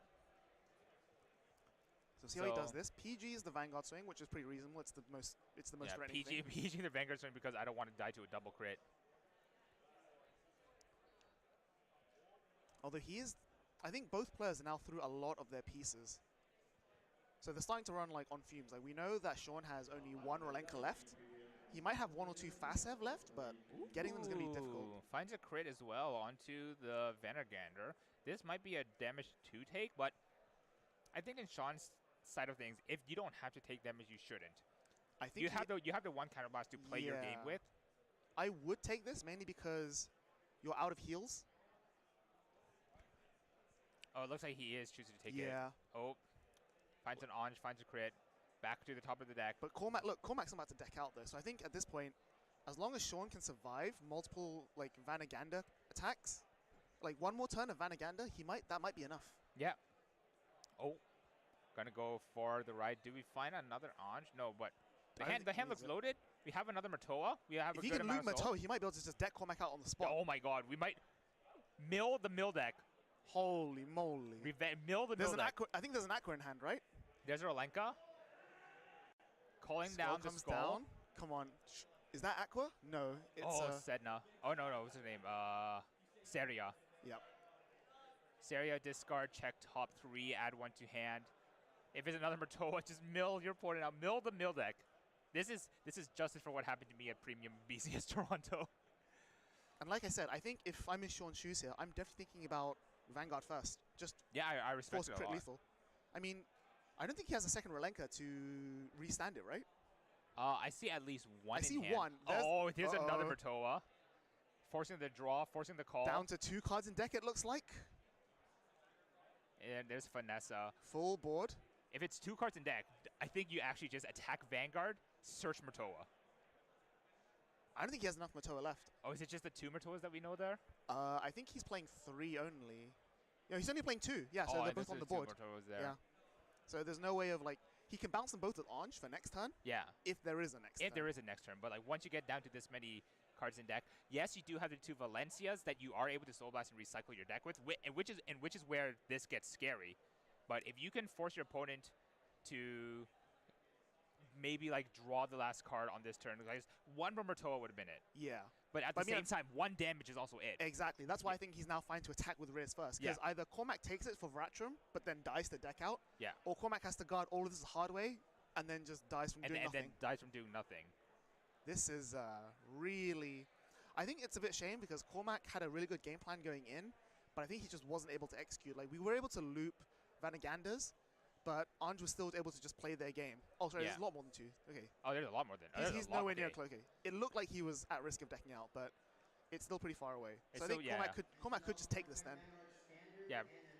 It's actually interesting to take this one and not the Rolenka, but like, if you know your opponent has Rolenka in hand, it's really scary to take a Rolenka. But like, you know your opponent has a Vratrum in hand, so even if he attacks with Anj first to bounce everything and make a Rolenka, you can't...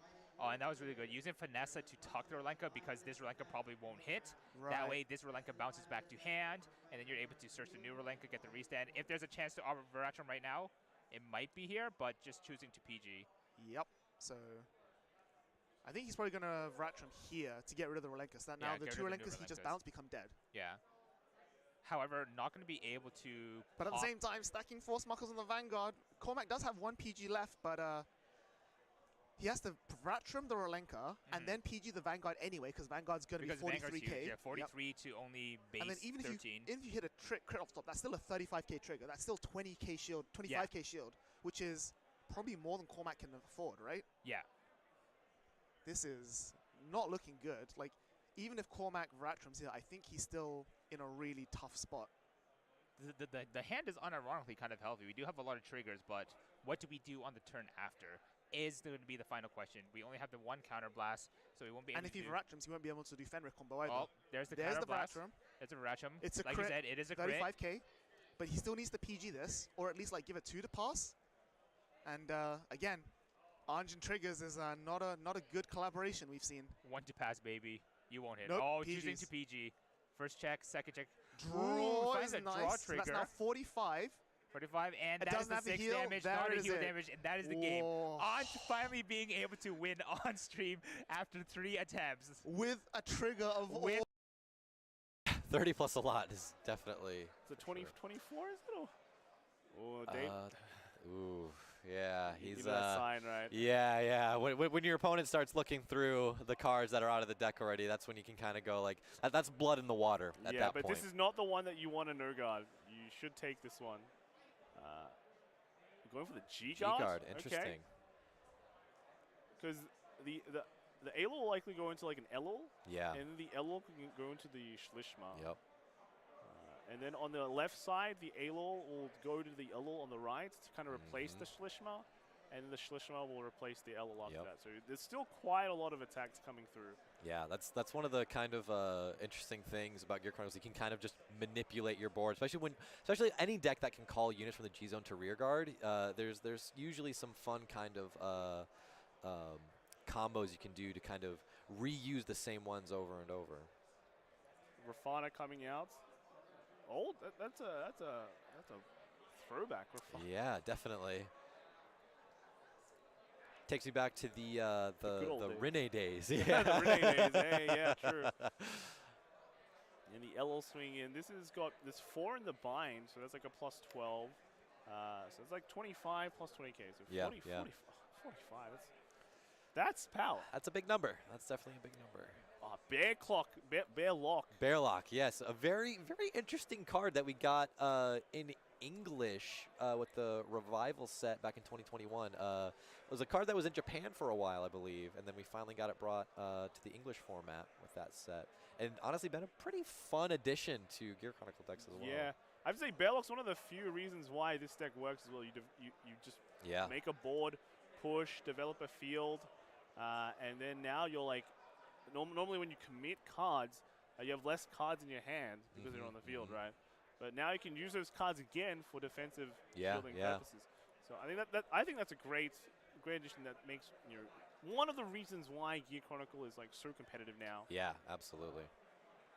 Now, just guarding this attack, and the 3 gets played over here.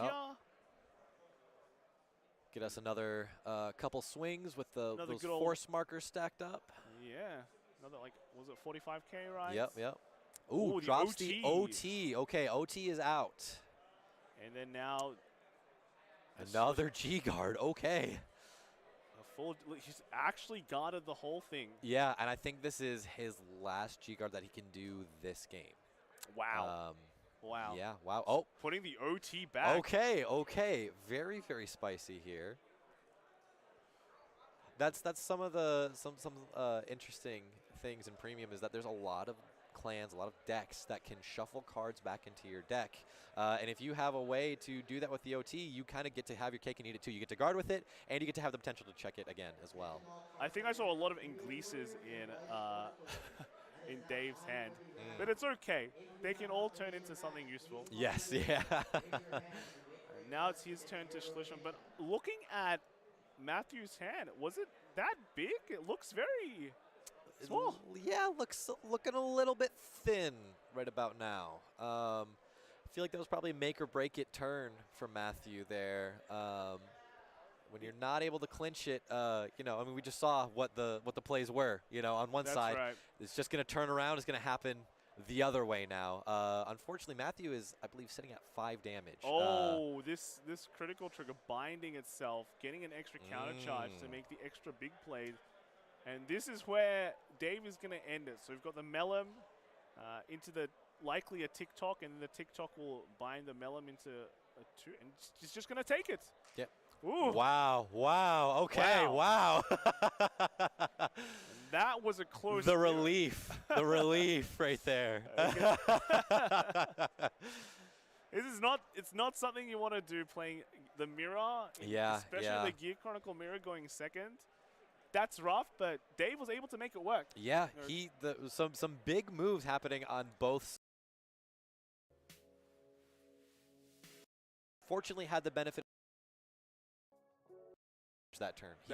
He had a little bit of a cushion that he could work with, and before he started committing all that extra guard, and was just like able to make it through that turn.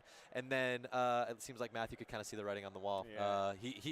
He knows how many attacks are coming. He knows he's only got a pretty thin hand. He might as well just try and play for the heal, the OT, something to try and stay alive. If you don't get it, you don't get it. That's right. And looking at the plays that both of them did, you know, Matthew played more aggressive, it feels like. Yeah. Having more of them minusing his opponent more, while Dave deciding just to play it more conservatively and just adding more cards to hand to be able to survive that turn, because he knows he has to. Yeah. That's the way out, and then just winning from there.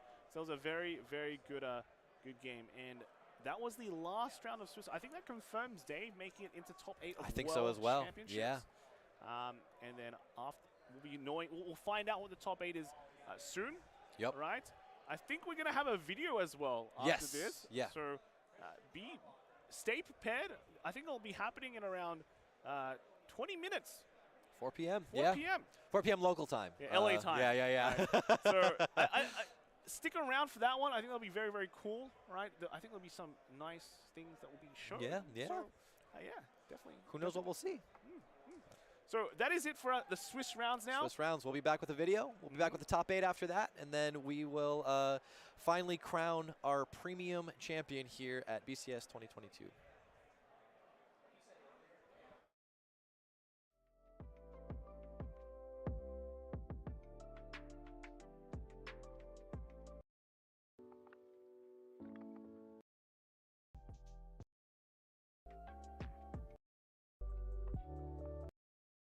Vanguard. The Glitters have obtained great strength in response to each of their feelings. These heroes are back too. Booster Pack, Minerva Rising, Bushiroad.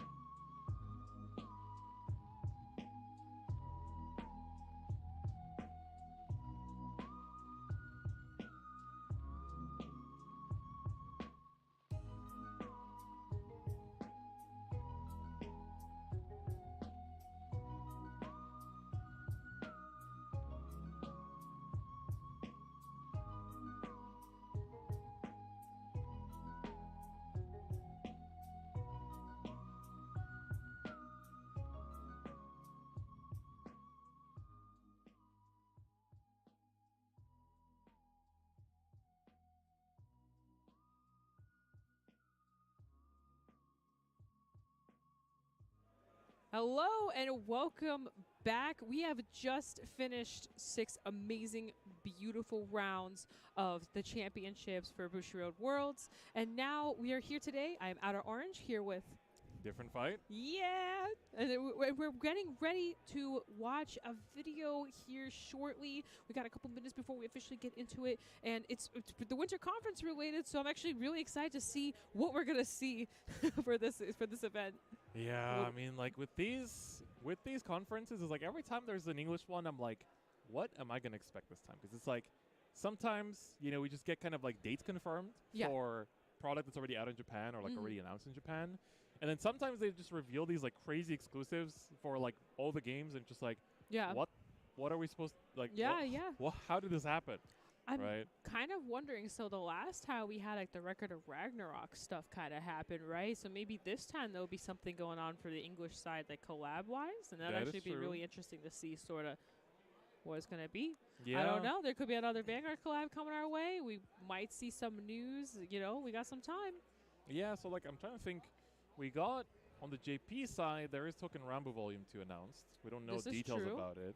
So maybe we'll get Record of Ragnarok Volume 2 announced. I have a friend back in Japan that's like exclusively plays Record of Ragnarok decks and like tries to play the decks from the actual main nations and then always just goes back to Record of Ragnarok. That's so interesting. So I know some people that are really waiting for some new support for those decks. That, you know, they could use some. The decks are good, like they're, you know, they're playable, stuff like that, but they're definitely starting to kind of fall behind a little bit. It would be nice to kind of see some little touch-ups. I'm almost interested, maybe we'll see a new collab too, maybe something exclusive, who knows? What would you want to see? Honestly, my brain is like Bang Dream. You know, yeah, a lot of people want Bang Dream. A lot of people want Bang Dream. But I also know that we're getting a little bit of that like touch in the upcoming sets. They're doing some interesting stuff with that. So since they're doing that, I don't expect them to do a whole set. Yeah. But I don't know.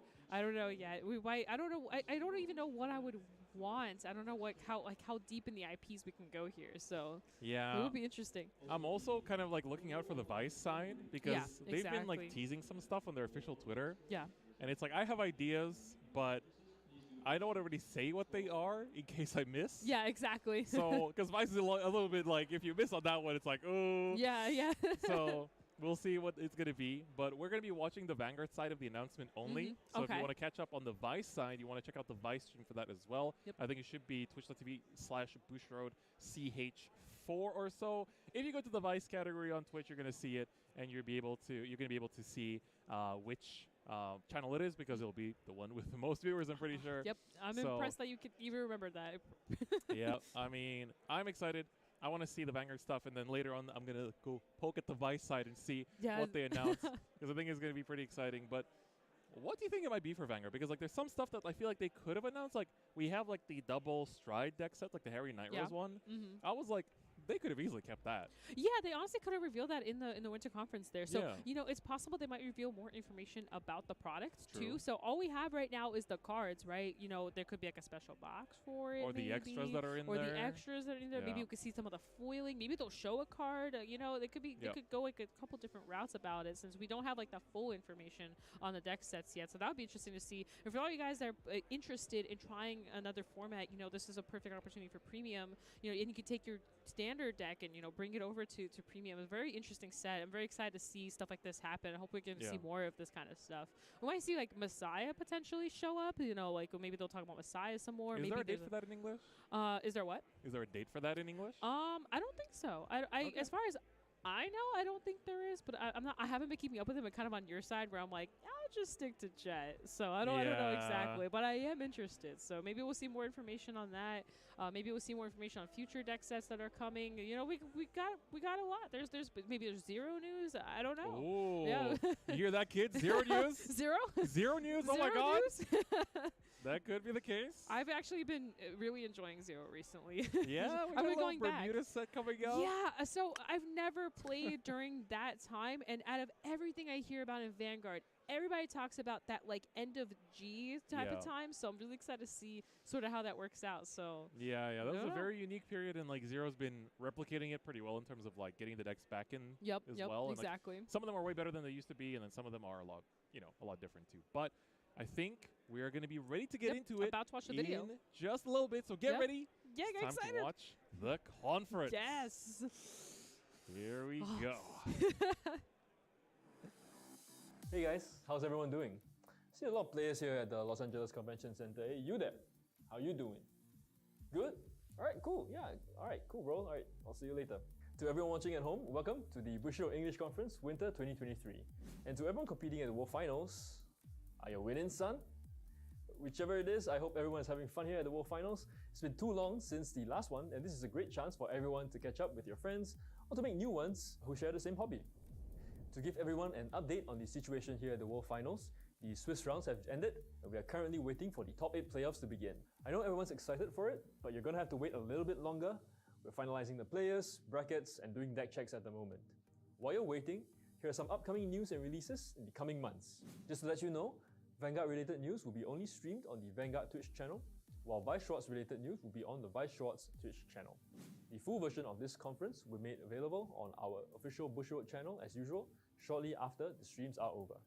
The World Finals marks the end of one tournament, but also the beginning of another. Bushiroad Springfest 2023 will commence from March to June.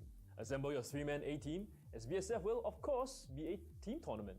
Entry is absolutely free, so all you have to do is register, turn up, and you get one. World 2023 will be held throughout the year from March to November. Lots of attractive prizes await you, so don't miss out. For more information, you know what to do. Unlike previous years where we've had events happening on back-to-back weekends, we're spacing it out just a little bit more this year so that you guys have more events to look forward to throughout the year. Bushiroad Fighters Navigator, or Bushinavi for short, is a system created as a means for our TCG community to manage Bushiroad official events or Bushiroad sanctioned tournaments. What this means for you as a player is that you will be able to join tournaments, report your round scores, and check your standings during a tournament all via the Bushinavi app. Bushinavi is also linked with Decklog, so soon you will be able to create and store deck recipes and browse public deck recipes. For Bushiroad official stores, Bushinavi will give you more functionality to better manage the tournaments you host. For example, Bushinavi comes with an inbuilt pairing system that can help you run tournaments smoothly. Bushinavi will be made available this year, so you can look forward to a smoother tournament experience real soon. There's a lot more details than we can cover in this video, so please check our SNS for the updates. Next, I would like to introduce everyone to the Bushiroad Global Online Store, where you can find official Bushiroad merchandise from titles such as Bang Dream, D4DJ, Cardfight Vanguard, Vice Schwartz, Hololive Production, and many more. Whether you're looking for card sleeves, concert goods, or you just want some new drip, the Bushiroad Global Online Store has it all. There is a new series of Vice Schwartz and Vanguard merchandise coming to the store, so if you play either of these games, do check them out. Stay tuned to the end of this section for a code that you can use during checkout to get a promotional discount off your orders. Bushiroad on the road toured various anime conventions in the United States last year. There were exclusive merchandise produced just for the Bushiroad on the road. Now these exclusive merchandise are made available on our website. The exclusive merchandise items included huppies, t-shirts, acrylic stands, skateboards, license frames, and more. Since these items were previously sold at various conventions during the tour, only a limited stock are available, so if you've been meaning to get your hands on these items, now's your chance. If you haven't heard already, we now have Meister uniforms. It's a new series of Vice Schwartz shirts for you to show your love for the game. Here's a look at some of the designs. You can only get these via the online store, so if you want to rock in them, please head on to the Bushiroad Global Online Store website and make your orders now. And now for Vanguard. The latest merchandise to arrive is the Fighters Apparels. They come in the form of shirts and hats, and with 6 different nations. What better way to show your love and support for your favorite nation than by equipping yourself with our latest Fighters Apparel? You can check out all the designs on the website. If you're watching this stream when it's first airing, you're in luck. For a limited time, we are running a promotion for viewers who use the code Bushi_Matthew during checkout to get 15% off your order. That's a 4 for the A and a 3 for the E. Yeah, cool like that. So grab what you want from the Bushiroad Global Online Store and check out before it's too late. This promotion lasts from now to February 4th. There's no restriction on the promotion code, and that means you can use this code for any item you find on the store. This is the first time we're giving such a huge discount, so add that item you've been eyeing to the cart now. So while you're shopping, let's move on to Vanguard Zero news. Spring is coming soon, and so will the Spring Circuit. The 4 rank fight seasons will start from February 1st onwards. Registrations for Open Qualifier Round 1 will start from April 5th onwards, and the circuit finals will be held on May 20th and 21st. If you're taking part in the circuit, may the card draw be ever in your favor. For more details, please head on to the events section on our official Bushiroad website. In February, the game will enter the GZ arc, the final sequel to the G series. If you've watched the anime series on our YouTube channel, you would know just how exciting this arc is. But hey, no spoilers. If you have not watched it yet, well, you're in for a ride. Now you get to experience the story firsthand by playing through it on Vanguard 0. The GZ arc brings about the advent of the dragon deity of destruction, Gize, and with Gize, the terrifying Zeroth dragons. The Zeroth dragons will be released in 2 parts. In February, you can look forward to the Zeroth dragons Drachma, Megiddo, and Stark. And in March, you can look forward to the release of Zeroth dragons Ultima, Dust, and Zoa. The upcoming Imaginary Tower event features Rika and Youthberg that utilizes Revolve Form. Youthberg can be tricky to go up against because of its signature Revolve Form ability, so bring your best deck to the tower and ascend as high as you can. This tower will run from February 4th to 11th. Collect as many medals as you can, and exchange for cards in the exchange shop, including Youthberg cards. Clanfight Challenge featuring Gredora and Mega Colony units will run from February 15th to 22nd. Fight your way through to earn Mega Colony clan medals, which you can then exchange for Mega Colony cards, including the Poison Sickle Mutant Deity Overwhelm and Evil Governor Darkface Gredora in the item exchange store. Gredora's fight skin will also be available from this event onwards, so if you're looking forward to boosting your Mega Colony decks, don't miss this Clanfight Challenge. After the Mega Colony Clanfight Challenge comes the Great Nature Clanfight Challenge. Starting to see a bit of a pattern here. Brace yourselves, because spring is coming. Likewise, the Great Nature Clanfight Challenge will offer you a variety of cards to exchange, and if your points are high enough, there are additional ranking rewards waiting for you too. For exchange items, you can look forward to exchanging Melia Chat Noir, Big Belly, and other Great Nature cards. The month of April is a month of celebration for the 3rd anniversary of Vanguard 0 Global version. This is still in planning, so keep a lookout for the in-game announcements. And that's all we have for Vanguard 0. And now for Cardfight Vanguard.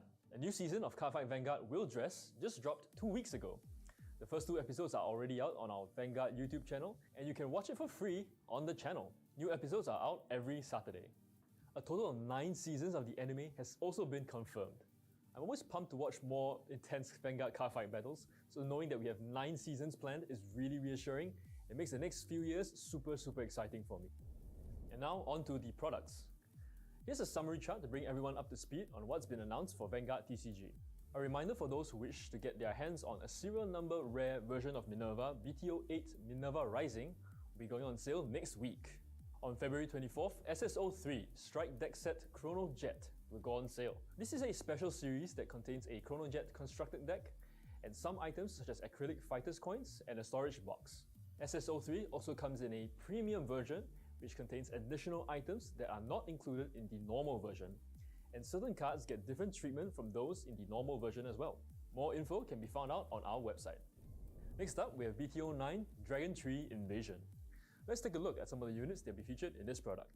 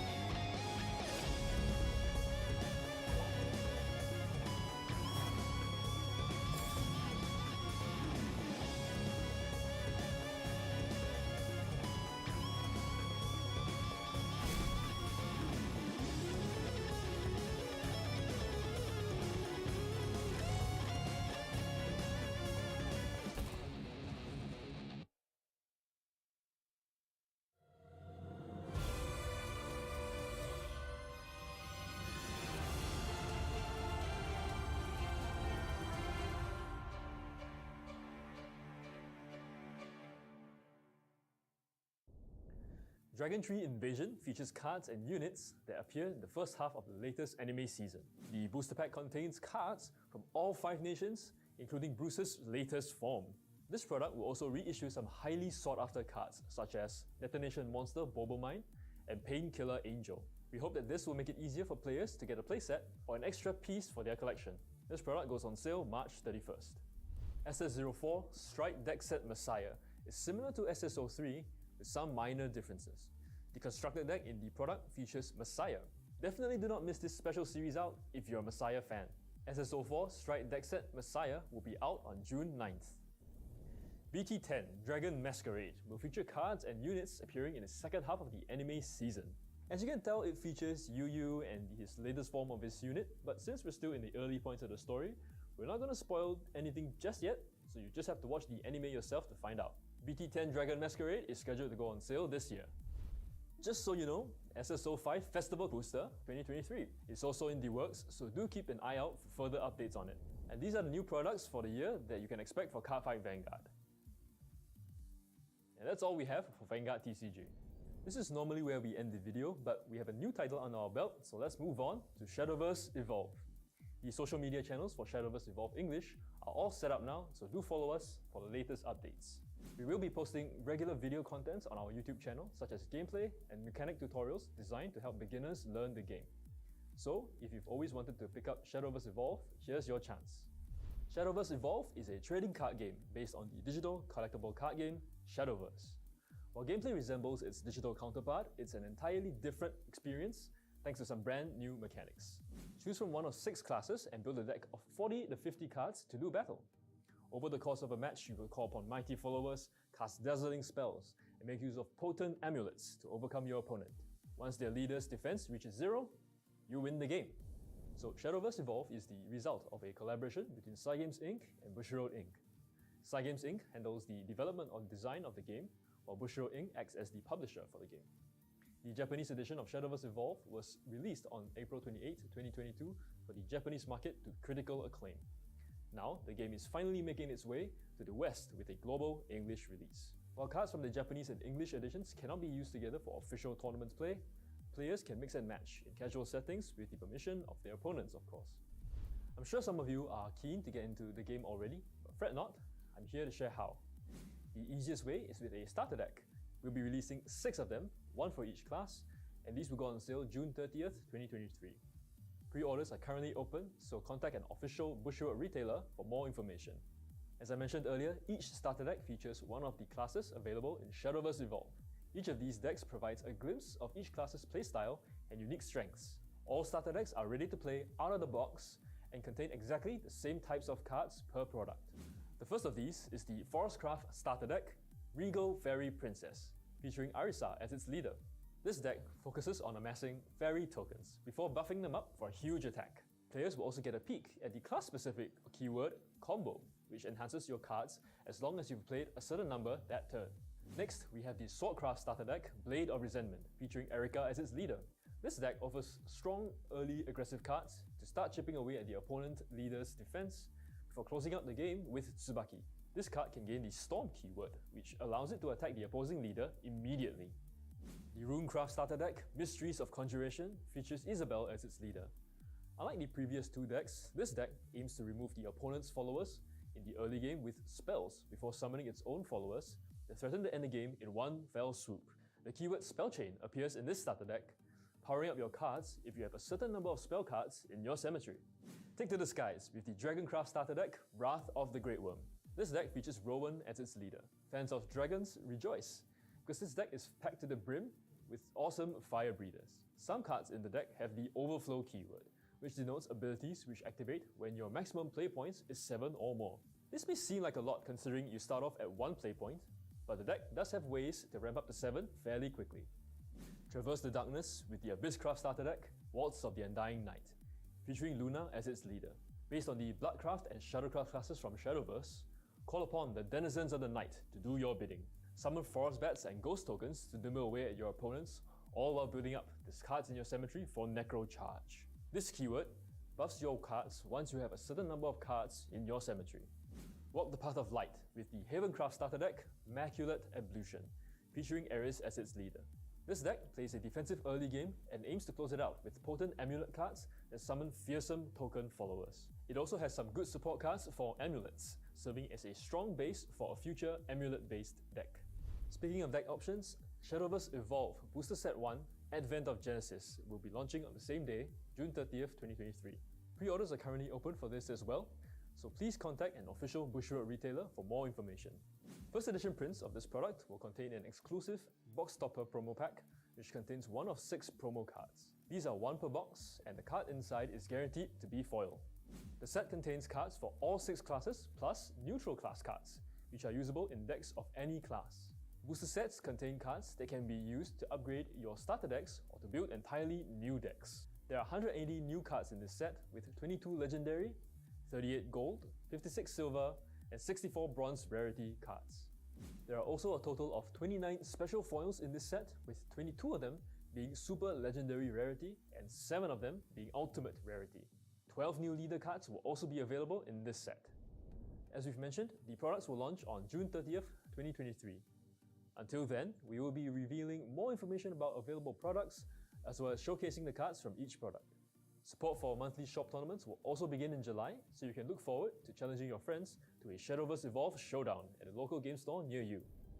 The release will also mark the start of a worldwide demo caravan, where Bushiroad staff members will travel to card shops around the world to teach and promote Shadowverse Evolve, in addition to other Bushiroad trading card games. We are aiming to visit more than 400 stores around the world to spread the love of trading card games. There will also be a handy game assistance app that will be made available after launch. This app will help players to keep track of their playpoint totals as well as their leader's defense. Better yet, this app can also be used to scan leader cards to unlock exclusive voice lines and artwork. And that's all for segment. As we ramp up to the release of the game, more information will be made available through our official social media channels. Give those channels a like, follow, or subscribe to keep up to date with the latest news pertaining to the English edition of Shadowverse Evolve. And that's all we have for everyone today. Thank you guys for tuning in. The conference ends, but please stay tuned as we will resume the live stream for the World Finals really soon. The tournament should be resuming very shortly, and I'll see you guys again later. Oh, and also in the next conference.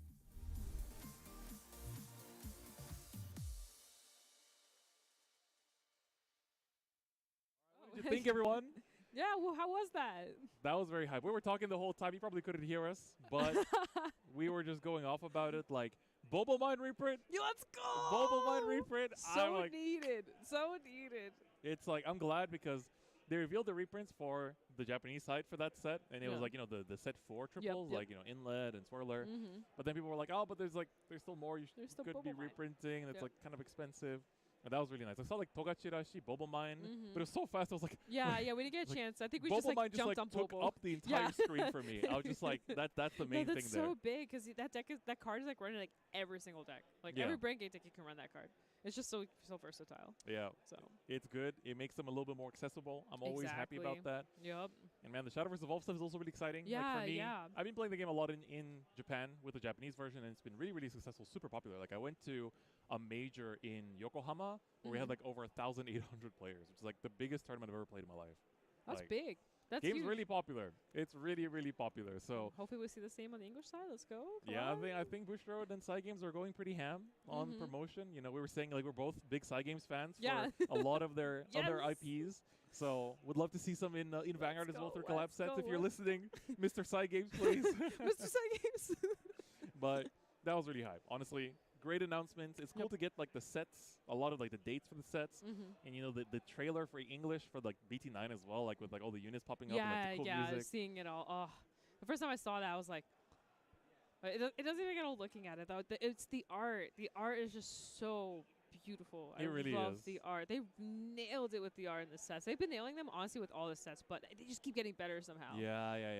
So it's been really, really cool. And honestly, like, what a cool announcement stream. I think that was we cool. got some really cool things. I want to find out what the Vice guys were screaming about really bad. They were yelling. They were like, we're sitting on the complete other side of the Vice guys, and we just have not seen anything. So I would really love to see what is. Oh my God! They have Guilty Gear. That's pretty lit, actually. That was that's the thing. why they're freaking out. That's what I was like. I was literally saying is like, I'm not gonna say it. But I was like, I pray for Guilty Gear in Vice because that's the one thing that'll make me play the game again. Yes, let's go. We have everyone in the backstage popping up. Let's go. Love to see it. Oh my God. Damn. All right, I guess I'm playing Vice again. All right, you're I back. guess I'm playing Vice again. I was like, I'm gonna just play my Gurren Lagann deck forever, and that's gonna be it. But they got me. Now you have a reason. They got me. They really did get me. God. Damn. All right. Chris is happy. They should have shown me the Vice side too. Damn, all right. Good stuff. Well, with that, I hope you enjoy the announcements back at home. That's been really hype. And that's not it for the stream either. We're currently right now, I see like a bunch of judges over there. They're going through the decks. Deck check. I see a bunch of notable players over there getting deck check too. So we got Mr. Solemn. Let's go. In top 8. We got Musrax. He's been having a crazy run the last couple of years. In top 8, I see him over there getting deck check. Yes. I see Ty Smith over there too. I think that's Francisco as well, which is also part of the Game American side of things. I'm trying to see if there's anyone else is that Peter? Peter's We're far back somewhere who has casted in the past as well. Wow, I'm so excited. And obviously we also have the Orphis player, the Youth player that also made it into, so. Ooh, so I actually got the names of the players that made it in for Standard. Let's go. We had Sergio and Patrick, who we saw on stream last round. Of course, they're going to be in as well. We have Victor, Nicholas, Vincent, Johan, who we saw earlier. That was way back. I'm trying to find where he was at. I think it was on round 3. So very good as well. And then, of course, we have Kuan, Roman as Patrick. the final. Yeah, and Patrick as well. Yep. So very, very hype. I can't wait to see which decks they brought as well. Yep, very exciting stuff. It's going to be exciting. We know 2 of them, so. That is true. We'll see what the rest are like. We'll keep you posted once we get back. Of course. I think for now, we will go for a break as we let the players finalize their deck checks and we get the bracket for top 8 as well. And then we'll come back in. We'll break down the top 8 for you, take a look at which decks we have as well. And then, of course, once we get into it, it'll be time to see who's in top 8 and who makes it out into the semi-finals. Orange, are you ready? Orphis, yes, I'm ready. Let's go. Yes! I got my suit and everything. I'm ready. Too bad. We got to wait. Okay. We got to go for break. So anyway, thank you very much, everyone. Come back to us later on for top 8. It's going to be later in today, probably like about half an hour or so because deck check takes a little bit. You got to check the sleeves. Got to make sure nobody's playing like, the right cards and everything, the right rarities. So make sure to come back for top 8. We'll be back very soon, so don't go anywhere. See ya.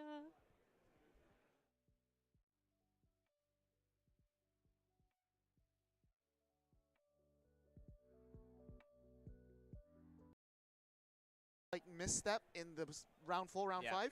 Had a strong performance. You know, was he able to bounce back. And again, like it just goes to show you, he's Kelvin Yap. This is like his what? His like he top 8'd, I think 2017 Worlds. So like it just goes to show that experience here really goes a long way. Even if you lose a round, being able to recover, take a mental reset, and bounce back and go into top 8, like I would not be surprised if Kelvin makes it all the way. Yeah. Like I want to see like. Dude, Crow Kelvin finals. Oh, what a narrative. But yeah, that is your top 8. So we're also going to go for like a bit of an extended break here. You know, everyone's being deck checked. We're going to go take a well-earned break after a few hours. But don't go anywhere, and we'll see you in a few moments. Take care. See you soon.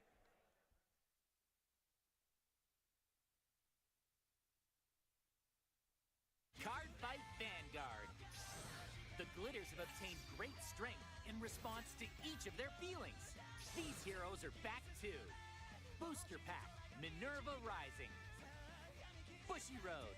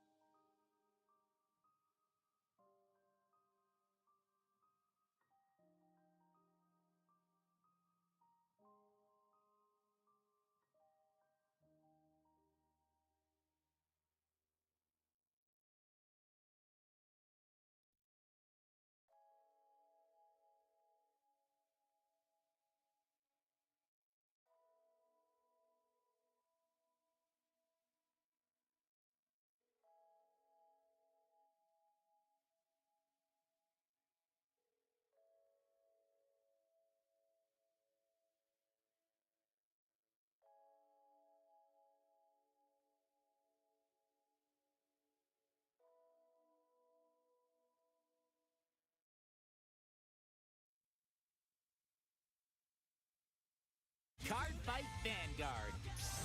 The Glitters have obtained great strength in response to each of their feelings. These heroes are back too. Booster Pack, Minerva Rising, Bushiroad.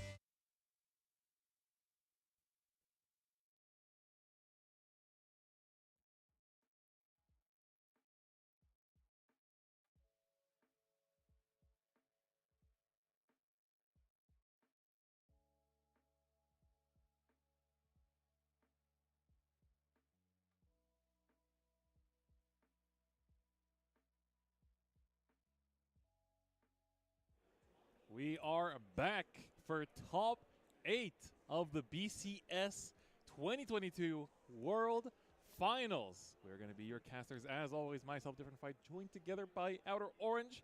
How are you feeling now that we have our top 8 ready? Oh, I'm so excited. I've actually kind of seen what the breakdown is. It's very interesting to see. I'm very excited. I don't know who's going to be crowned. It's actually, all of these decks are really viable. All very strong decks, all very good decks. Some of which I love to see, and some are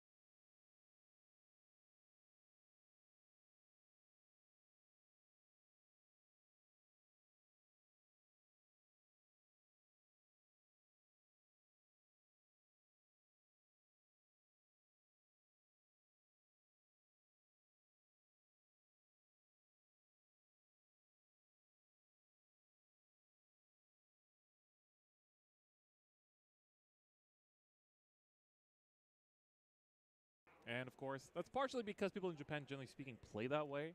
That's something I didn't really realize until I came back to the West. Yeah, how aggressive people are here. Because like even draws aren't as common. Most people just run like crits and fronts or, you know, just anything to push aggro. Exactly. So we see the Nahalem come out through the effect that it has. And, of course, going to be buffing up that Overlord, which now has that attack target of the Combined Rusher, which will get that restand. And, of course, you know, more checks finds the end. That's important. It's something that this deck really falls behind on is if you can't find the end. If you can't find the end, you're kind of stuck on the worser Overlord, essentially, and you really don't want that happening. Yeah, exactly. So the Nahalem come out, 15k attacker, makes the Overlord get plus 5k as well, so you got the nice numbers, 18k before you go into the end. Okay. And then the Burning Horn, of course, will also get the plus 5k here from you attacking with the Vanguards. Every time you attack with the Vanguard, you get that plus 5k on it, which is good. So what's able to go up twice. Interesting here is I think he's going to Vanguard. Oh, really? Yeah, I'm almost positive. All right, well, because he was thinking about guarding there, but I'm not 100% yet. But it looked like that swing was the Vanguard. I've seen some Overlord players. Yeah, it was the Vanguard. I've seen some Overlord players do this where they purposely pressure on Vanguard to make people not want to make people overguard since it has an on hit, and then what happens is they restand like this and then just keep going. So very interesting style. They're pretty much playing like the end, but without the end. Essentially, they're just saying forget the rear guard skill. Yeah. So Halb gonna come down as well, making that really big column with the Burning Horns. That's gonna be 20k on its own. Yeah. Gets the defensive, pretty good.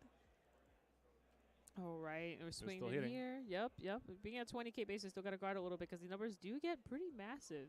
Overlord is pretty good. You don't have like as much persona, but you're capable of still applying pressure with the numbers that just the rear guards and the Vanguard gets as the attacks go through. Yeah, absolutely.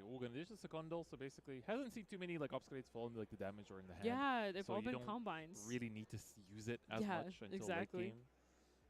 All right, finds the Bold Mine off the top. Of course, you have one on board, so don't really need it. Gonna just Soul Blast and bind the Burning Horn here. So it's a pretty powerful attacker. So that's gonna get removed. Put it to the side, and now Ava gets to use. Before that, we're gonna use Combine Rusher, the second one, to bring that out. Dang, good. This is really a very aggro, like double Combine Rusher. You know, early Boba Mine. We're really going for. We're trying to like shred that hand as fast as possible because Overlord farms like crazy. The minute you ride the end, it's so hard to kill this deck. Yeah, and it's like getting to see the Persona Ride added off the Eva skill there as well when he peaked at the top 3 is also very nice. And now Eva's effect, of course, will call out the Obscurate there that he sent to the bottom over that Combined Rusher, getting those 4 attacks and the extra crit on the Obscurate. Of course, we'll be pushing in for some big numbers. 26k on the Vanguard column, 23k there on the Obscurate, followed by the 20 of the Combined Rusher. And there's another one coming through. And a heal. Another heal coming through, going back down to 2 damage. Wow. Damn, another the grind. Dude, poor Puerto Rican players are built different. Yeah, they really are. I'm telling you. It's insane. Crazy. All right, gonna swing at the rear, of course. Doesn't hit the Vanguard anymore, and there's gonna be just a 5k to guard, 2 crit Obscudate. I'm kind of wondering, leaving out the Boba Mine like that, was that intentional? I wonder. Yeah. I mean, because you kind of, Ava counterbusts a lot. You kind of want a Boba Mine. Yeah, but maybe just keeping it for the next turn for when it's really necessary, because I think he knows he's gonna take some damage here anyway. Yeah, plus it makes a good number under, behind Ava and everything. Yes. So probably want because 18 or 28 versus like 36 or whatever. It's just a bigger number. So. Yep. Ooh, and the Berserk. The on hit. Yep. I don't like that card. I find it annoying. I keep having to like guard it. Yeah. Because you don't want the retired draw. Like Overlord already draws so much. Here we have another draw trigger. Speaking of draws, coming through, giving it to the on hit grade 2 here, and then let's see what second check is. Second check is a heal. So again, we're just going back down to 2 damage. I feel like we're gonna start going to deck out territory here if this just keeps going back and forth like this. Yeah, honestly, like both players are just kind of like going back and forth and just healing left and right. Yep. You see the end, of course. Gonna proc its effect. Discard the help. So it's just one card instead of 2. Very nice. All right, so we have another Vanguard swing coming in here. Another 2 drive checks. A critical crit on the Vanguard here. Cohen put the power on our rear guard. Oh, actually, we're thinking about making the on hit even higher because, why not draw more cards, right? And then, a Persona, which is very big. That this deck under Persona gets very lethal. Going to 5 damage. Very, very, very scary. It's gonna be very scary. We'll give you like a farming turn. It's trying to aggro like crazy here once the Ava player has their turn comes back. Yeah, they will be in heal range for quite a bit, but I think they've seen majority of the heals by now. Yeah, both of them, honestly. Yeah, but yeah, this was quite a turnaround. We went from like 3 damage, and now we're back to 2, and now Ava's at 5. Yep, not gonna let this on hit happen, of course. That Oh, would there's result the in the intercept. world's journey ending. Yep. The person who wins here gets to continue. The person that doesn't, unfortunately, has to bow out. Oh. This is do or die, top 8. Exactly. Here comes the persona. All right, we have And we- orders yep. to cycle. Yes, we do.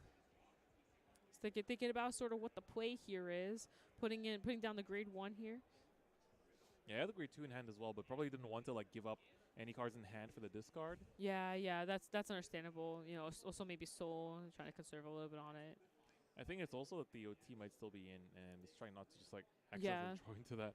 Because when you have the selective, drawing, let's say, from Ewa skill, it's a bit different. You get to just avoid the triggers as much as possible, but let's see, this top 4 is looking pretty good. It has Bubble Mine, Secondel, so... Yeah, good options. I don't even know which is the best one here. Like, I think the Bobo is good, and that grade 1 Alien Boy is pretty good too here, so... Yeah, Secondel's very nice just for like extending the game, making sure that you're not calling Obsidian from hand, because it is a bit of a minus, bringing it out from deck is always better. Oh, looks like we're stacking that Soul here. Maybe they're gonna go for the draw. Yeah, I guess the counter charge off of the grade 1 research order. The result of the experiment henceforth. And here we're gonna see how... Oh, they're gonna do Soul Blast 3 here? Probably not. I know it's like super rare, right? Oh, Yeah. putting the PG at the bottom. That's actually pretty big. Interesting. Yeah. I wasn't expecting that. So normally you use the Gondol to just put, The Obsidiate back. Escalade, yeah.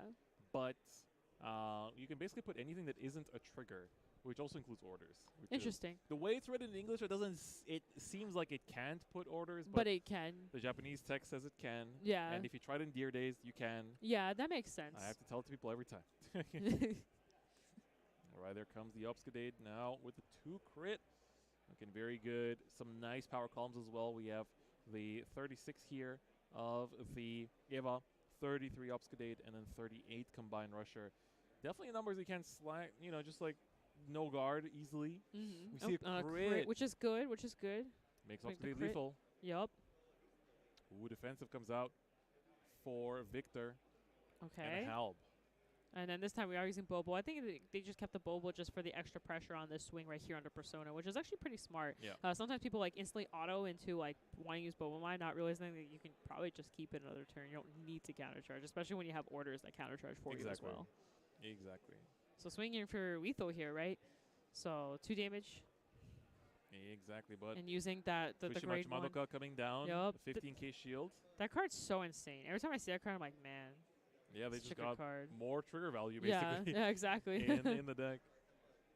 All right. Has another Fushima Madoka still in hand, some PG. So for, for Victor, it's going to be easy to guard. Going to go to 5, though. Yep. Basically trying to stay in heal range for both sides, even though they've healed quite a lot. But and I think both players' OTs are still in, and it's we're definitely getting pretty thin on the deck here. So Yes. And OT, the Dragon Empire OT under Overlord is massive. It's very, very huge. So for both players here, it's basically like an interesting situation where you have one deck that drive checks a lot, so it's like the chance of hitting it is higher, and one deck that thins a lot, so the chance of checking it is higher. Exactly. So and both strong OTs. Yeah, any moment now. All right, 28 coming in. Overlord's coming in big from the very get-go. Using the Blitz here. We're going to dish the Combine Rusher in hand or the Research Order. I was going to say, I think an Order wouldn't be too bad, or Combine. I don't know. I feel like every shield matters here. This is like, there it speaking of, willed it to existence. Is. That is a 3 restand. Well, sorry, it will be 3 restands total. Yeah. That's gonna be a big Vanguard, and I'm assuming you can honestly put the 100 million on the Vanguard now, which means you have to perfect guard every single attack here. And the hell! Oh my wow, god! What a drive check! Perfect discard fodder for later. What a drive check! That's insane. Getting the 2 best things you could probably drive check right there. So here it is again. Oh, he's taking it. Like, Let's see these checks. Blank followed by a blank. Yep. All right. And a heal on That's 6 damage. Let's go. All right. It's not over yet. But there's one more. Yep. One more. Here comes the discard. The Halb, of course, coming down. It's going to put itself on the board, get that lovely plus 5K, and he has a PG. He has it. Wow. Wow. But, all right. but there's still two the rear guards. There's still two rears. Oh my gosh! But and the Ava's 23 now. We still got the upgrade. No, this is possible this because is possible, the 100 million is on Vanguard. So the rear guards are actually not that big now. There's a chance. The OT has not decided just yet. There's an 18K from the Persona ride. Yep. With another 13 to boot. So 2 10Ks will do it. Yep. 2 upgrades will do it. Oh no, just one because we have the defensive power. Yeah, exactly. Oh my gosh. I don't think I've ever seen someone survive an OT yet. Is going to pop the Secondal. Okay. Coming in with, I believe, he gets plus 5K on its own, so it's 33. So 23, 33. 15K will guard it. He survives. Oh my gosh, he survives it. The triple restand. That's insane. Johan manages to live through. Finds the order off the top. We've seen this multiple times today. Yeah. And he drew into, I think, the last heal as well there on Johan's side. Wow, that's insane. I'm curious about how big that hand is over on Overlord's side because, you know, that was 6 cards, essentially. Ooh. That looks very big. That's a big looks hand. pretty big. It's okay. We still have another OT we haven't seen yet, if you think about it. That's true. And there's also the option for Johan to potentially go for the deck out play. Exactly. I think the deck out play is actually really big here. Ava has a really long-term survival rate, so this is perfect. Oh, it's going to add that PG to hand. We're going to make sure we survive. You know, what if you, like, don't shuffle? And it's just, like, right there. Like, exactly what you need. Yeah. Could be the case. I mean, because since we're getting low. Yeah. If you've been keeping track, then there's a high chance. Definitely possible. All right. Do we have any secondals? I think all upgrades are out now between the drop and the hand. I think they're checking for triggers, too. Let's see it. Combined Rush are going to come in with the 20. No Persona right here, but you have to guard all the attacks here because, of course, we have 5 damage on Victor's side. Yep, exactly. Both at 5. This is a very close game. This is insane. This is a very insane game. Ava swinging in. Going to look through the deck first. It actually finds one. Yup. But do you see how many triggers are in there? I did see. That is compressed as hell. Oh, my gosh. Whew. This, all right. It could be done here. This cut could be it. Yeah. Right now for Victor, where you cut the deck will determine how this game ends. First check, combined rusher. Second check, critical trigger. Okay. The power's going to matter. Going to put this to 30. Yep. Asking for a 2-card guard on the combined rusher side. 30K with a 2 crit and then 23K obscudate. Yep. How will this be guarded? We know there's no front in the Overlord list. Let's take a look. It's a pretty big hand there. And not being on a Persona makes it a little bit not too hard to guard this turn here. I think that I'm more curious about what that last card on top is. Yeah. Because this is going to be a hard turn to guard. I don't know if there's another Persona for Overlord player. He's but got a lot of triggers in hand and a PG. Actually, true. Actually, yeah, the Persona will make a difference here. If there's no Persona, I think we're actually okay, which I don't think we're seeing Persona. We're actually seeing a lot of PGs in that hand. Oh, he does have Persona. I was just thinking, I guess, what the move is here. Also, deck count. There is a chance I think that's probably why they're scared to go into Persona here. Because if deck out happens, this would be the Persona is the way to deck out. Might be too close for comfort. But let's take a look. Oh, they're checking triggers too, checking everything. It matters here. All right, just going through it. Got a Persona right. Honestly, the number matters here. It could become the end here. Yeah. Like we've seen quite a few PGs as well from Johan's side. So let's see it. Burning Horn coming down. Don't think you want to CB for this in case you actually hit the Overlord. Yeah, exactly. +5 on the Overlord. You could also itself. just see what's going on in your deck too. Yeah. All right. Well. All right, going in with Persona 28. Gonna check trigger those count. triggers. That's a 2, very big 3, drop zone. 4, 5, 6, 7, 8, 9 in drop. 9. We have 10. 10 with the OT. 11. Maybe one face down. So I like think there might be. 12-ish. I think it's 12 total in public knowledge, and from what we're seeing, there's like 2 in hand. Yeah. So and I'm curious how big that deck is. Doesn't look too huge. What is that? 2 to pass. So 33 as a 2. Pass. Yep. First check draw. The draw trigger. Deck out. Put it in the rear. But yeah, the deck out risk is actually quite real. Ooh, maybe that's why they're thinking about that Persona. That's 3 cards. Oh my gosh. Do your restand. I mean, I think that's the last draw trigger. It has He's to doing be. it. It has to be the last draw trigger. Because I Cara, seen a lot. realmente esse último turno foi complicado. Eu acho que se talvez o cara da erva tivesse feito um Persona, talvez a situação tivesse sido melhor. Pelo menos ia ser ainda um poder a mais em um Duelestia. Yeah, it has to be one. He doesn't know that, but... Yeah. You still gotta think about those rear guards, though. Yeah, you got like a 36 on the help column and a 38 on the other one. Yeah, that's Two to another pass. 2. Okay. Let's see it. Okay. Berserk Okay. into nothing my to gosh. Ethan. But these rears, man. So this is 16, 26. Okay. Oh my god, if Johan can guard this. Confia que ele vai conseguir. Confia no cara da Eva. That's enough. Needs another. Yep, that's enough. Okay. I think there's a PG in hand. I think there is a PG in one-hand hand. PG. Caralho, ele conseguiu. He does it. Johan That's is game. able to Let's deck go. out Victor. Caralho, vitória por deck out. Check drag bait on the first Overlord swing. It doesn't matter. Johan takes it in this emotional match between two players from Puerto Rico and manages to advance to top 4. Oh my gosh, what was the card on top?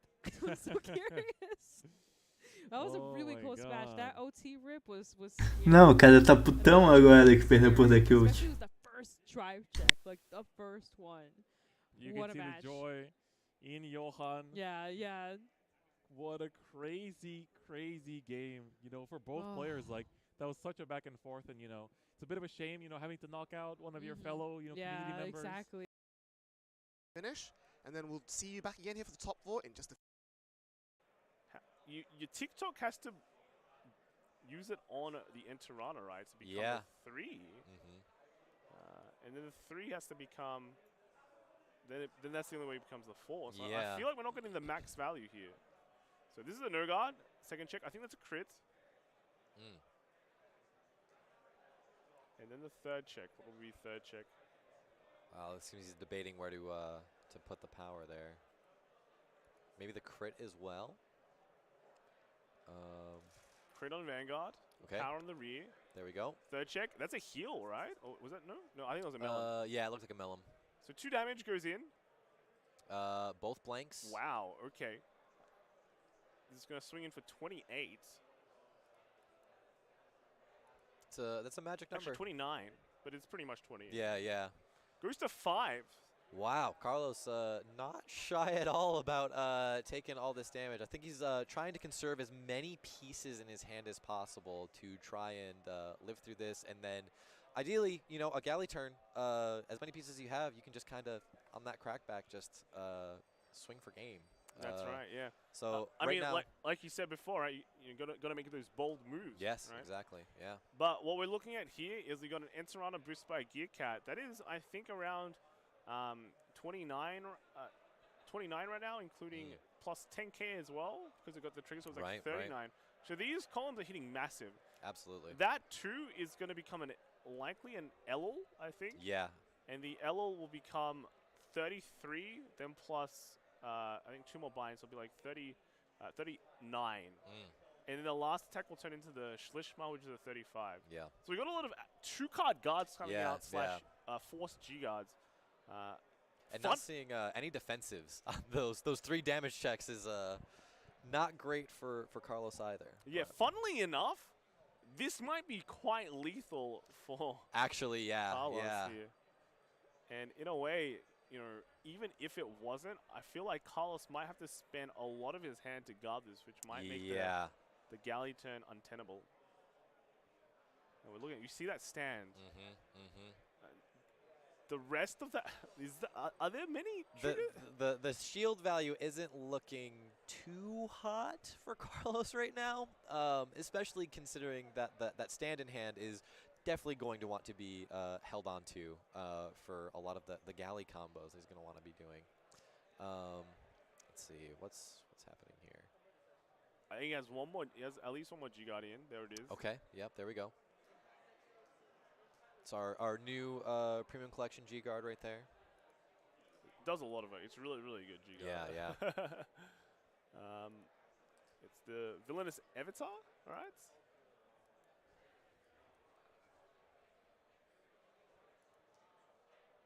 That saves him from one attack. Yeah.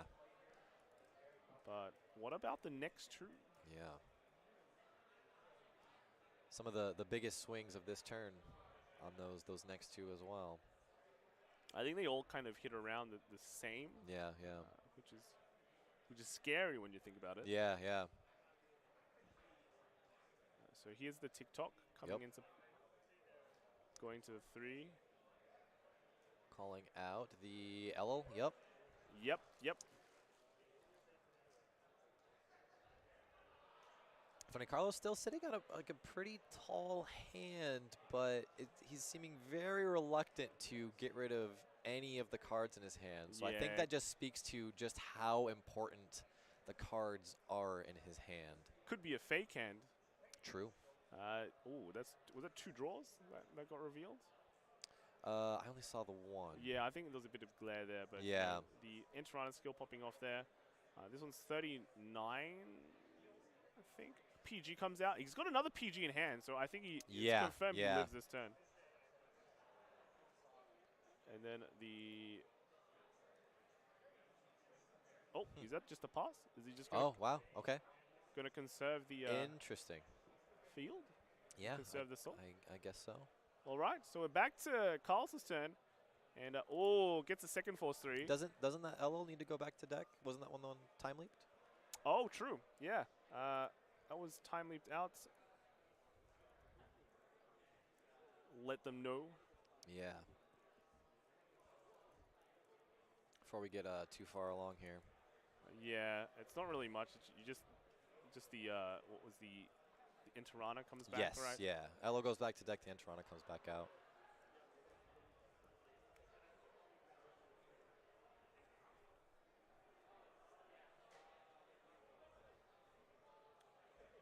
Now comes the galley.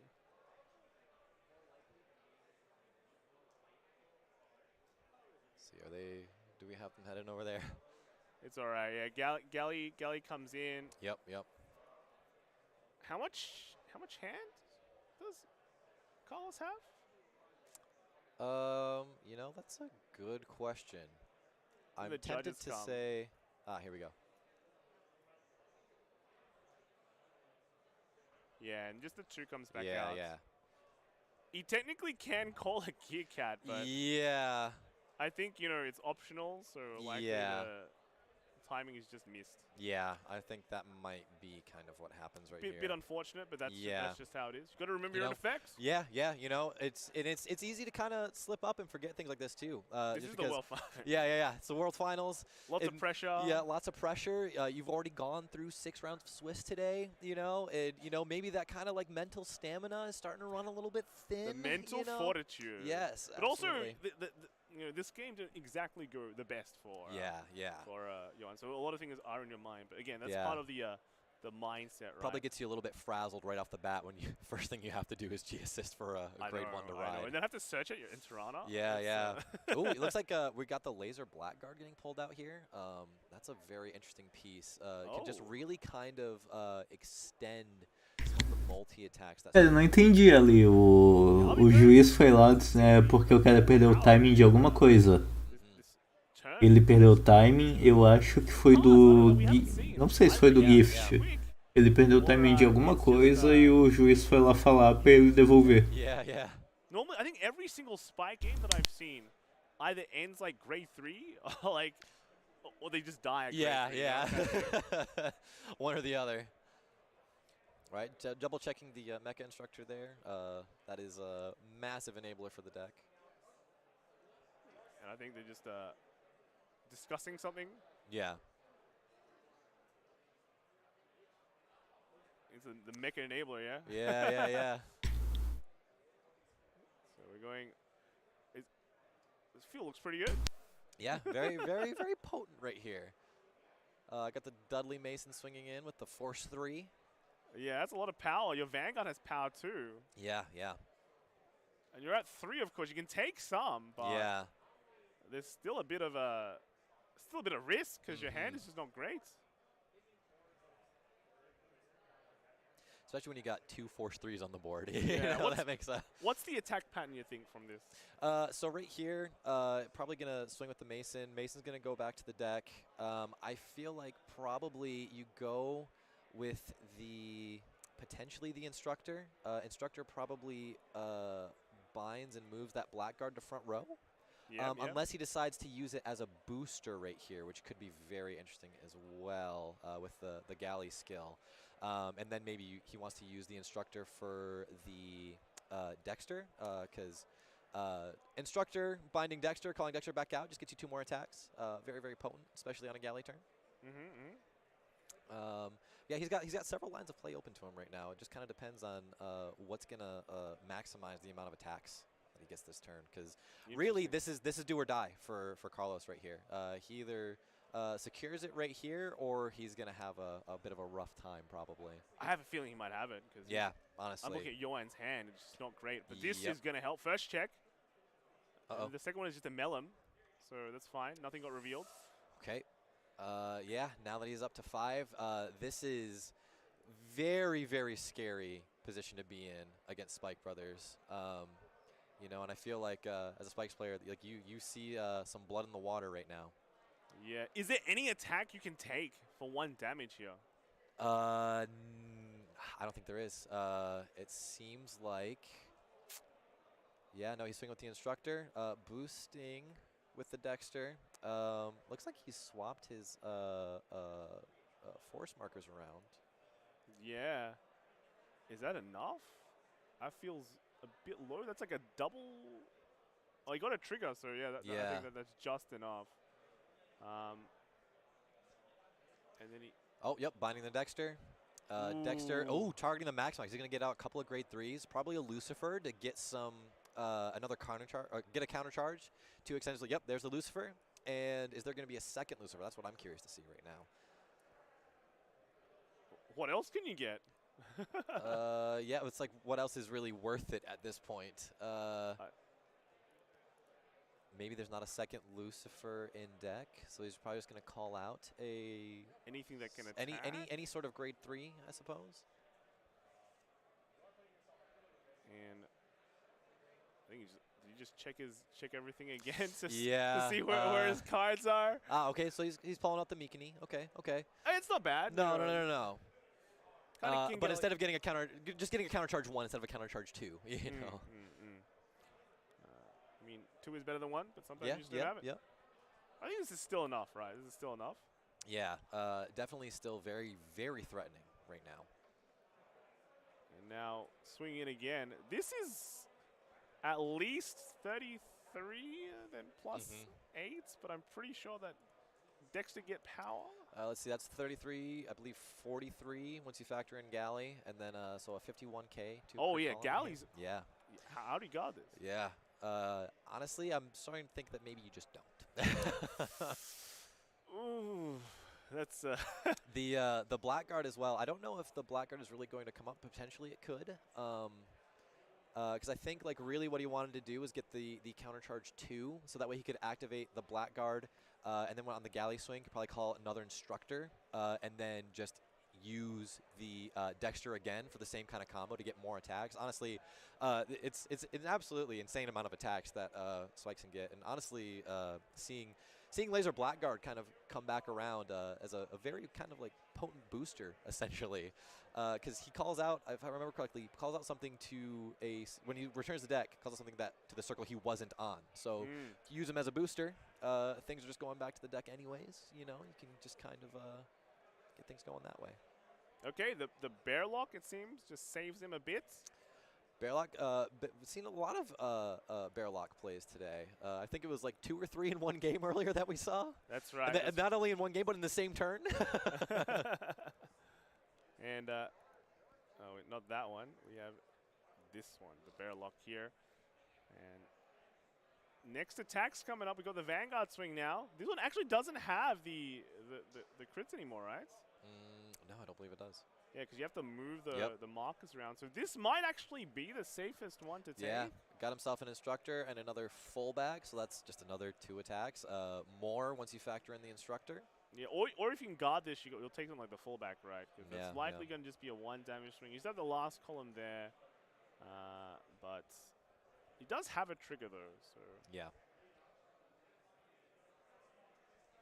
Just does he have enough hand? Yeah, that's really the question. Because honestly, I don't know that Carlos is planning on stopping anytime soon. Yeah, you know, I mean, once you go, you just have to keep on Yeah, going. he can at least get. He's got after the Vanguard swing, at least 3, but probably up to like 5 more attacks, maybe more. When your opponent's at 5, you know, that's a very, very, very scary Risky place to be in. Yeah. I mean, you're on continuing to think. I guess I kind of wonder at what point do you try and guard as much as you can, or do you maybe just try and hope that you see a heal, you see an OT, something to try and maybe ease the burden of guarding. I think you have to bank on it at some point. Yeah. If you can't guard this and you need an OT, this is the one you guard because you basically pray for no criticals to come out, and the OT saves you on the 6. Yep. Otherwise, I just don't see other way. No, Your hand size doesn't feel like it's there. Really, he's really, really debating it. This is a really hard thing to do as well. You know, this is that a 1? Is that a 1? Oh, no, he's at 40, 43. Yeah, he's saying 2 to pass, I think. So there's a blank, as a Verity, Daisy, and Sanctitude. Wow. Okay. Ooh, okay. Very risky guard right there, but it looks like it paid off. Look, 2 is fine. Yeah. If you got to do 2, it's fine. But you have to be very careful on what to guard here because there's still quite a few attacks. If you miscalculate, yes, yeah. That's basically game. Let's see, he's swinging in with a fullback now. The fullback it gains power. I think it's at minimum 30K right now. And ooh, there it is. Oh, wow. Okay. Wow. Yeah, seems like he was mulling that over quite a bit. But at a certain point, you just kind of got to realize the writing on the wall. Just try and see if is the OT on top? Is there a heal on top? And, you know, sometimes there is, but more often than not, there probably isn't. If he needed to get a heal, that was the attack you wanted to get a heal. Yeah, right? yeah. That's the one where, you know, there's no criticals. There's nothing. It stops basically everything from then on. Yep. So that is the one you can. You can't taking the Vanguard attack, always risky. Always a critical might come out. Yep. He's still a hand to guard, right? But like if a critical came out from the Vanguard checks, then you'll guard the critical one. Yep. And then. Yes. Probably thinking where to put the other one. I mean, I would just split it here. I mean, that's usually the play. It's risky, but it's usually how you value want to that do row it. more. Yeah, you need the. I think you need to split it. Oh, I'm actually surprised. I think especially since starting with only 2 attacks, I think splitting would have been the way. But this makes a better number. Oh wow! Heal comes out down to 1 damage again. See, again, splitting I think would have been more versatile here, but that's just me. It also depends on the drive check, the damage. Yes, and there you go. And that changes it. That does change it there. So if you had split it, I think 1 wouldn't have been hitting anyway. So. Yeah. We're going to see here. This is really big. This is a 50K column going into the 23. Yep. He's actually going to guard it. Wow. With the 2 15s. I'm surprised. Yeah, Nicholas trying to stay on low damage here. Yeah. You know, it's an aggro deck, multi-tack. You know, 1 defensive does help to shut down the whole turn. So I don't know. Those numbers get pretty big. You want to make the most of your defensives once you do hit them. Really? I don't know. 70. They get to 70K at some point. That gets pretty massive. Like a defense doesn't really help you. It's like a PG or a die at that point. That is true. I think it's more just to have room to take damage, kind of like Skull Dragons. Like you just want the room to take it. Yeah, exactly. Ooh, finds a Sequana off of the Youthberg search. Yep. Very nice. That's what you want to see. Yep, exactly. Oh, and just going to swing. Potentially might have another Wayward in hand. Sequana. Okay, drive check into another heal. Actually goes down to 1. Wow. Oh my Another god. deck out situation. You know what? This is actually kind of scary. I will say, or the later the game goes, the scarier Orphis gets. So we'll have to see sort of where this all goes. But here we have the Tempest coming in. Get a little Carablast here. Just got to see a grade 1 off the top to remove one of those tokens. Yep, and we've seen a lot of grade 1s already. So we've seen a lot of Sequanas. We've seen a lot of Waywards. I wasn't actually expecting. Well, very low chance of that grade 1 unless it's a perfect guard. So we go going in 28. Big old number. Yep. Just take this. Yeah. Another another Tempest. Okay. That's another. Oh man, that's another one of damage. That's pretty rough. So 3 are gone now. Yep. Yep. And it's definitely not the card you want to see damage. You want to find that card pretty quickly. You have 3 PGs in hand for Roman. That's pretty. Okay. Ooh. Pretty impressive. And now 4 damage to 1. Yep. Orpheus got to make that run back. Yep. Yep. I mean, if they have the Persona and everything for next turn, I think they'll be sitting pretty well. But we'll have to see.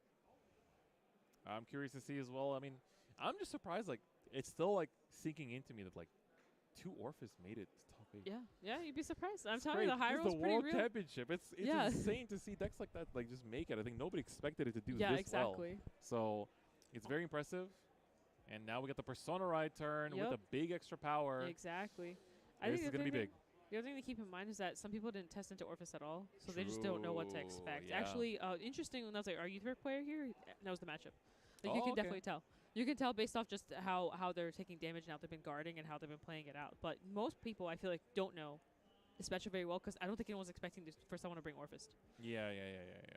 So definitely very exciting here. So of course, we're gonna see the first swing get guarded. Here we go in the second swing, and choosing not to boost here because we'll be calling 2 tokens out now since we do have 4 in the order zone.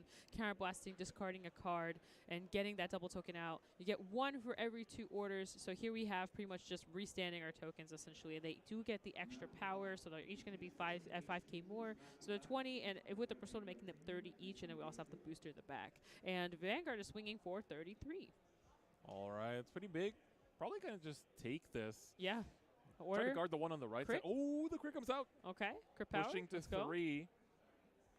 All right. All right. That's no another perfect guard gone. Yeah, that's true. No defensives either, so these are going to be pretty hard to guard. I mean, you're looking at like 35, 40k swing here from just a 1. So you need 2 15s to guard this, and I'll probably just try to take the last one. Yeah, exactly. I don't even know. I think it would make sense just take both sides. That's another heal. Okay. It whiffs. And this one's pretty big. 30, 40, 45? Yeah, so we got 45, I believe. Yep. You are correct on that one. So let's see. It would be, 2 triggers will do it. Yep. And there we go. You definitely want to stay on 4 here. I think it's like, you want to be able to have the space to take a damage next turn with how big these swings are getting. I will say with that drive check that we saw, that shield is a little rough. We saw an order go through and a trigger, and it's only 15k, and it's there's definitely like a fake card, like a card that's just doing nothing essentially in hand. So we'll have to see. But still having room for damage. So we have room for damage. We're seeing PGs in hand. So it's still anyone's game. All right, gonna filter with the Youthberg here. Gonna find a cutter, but now you have the CB to use it and try to build up more of a board or find more Revolve forms. This card's insane sometimes because it just it's so flexible. Oh, there's a Wayward and a Gust actually as well. Cara, confia. Confia no Orfist. Yacht não, Yacht tem que aprender a apanhar mesmo, cara. Todo o sofrimento de Yacht pra mim é pouco. Confia no Orfist que o cara é bom. Uncommon for Youthberg, I want to say. Yeah. I guess that's how Orpheus been winning this whole day.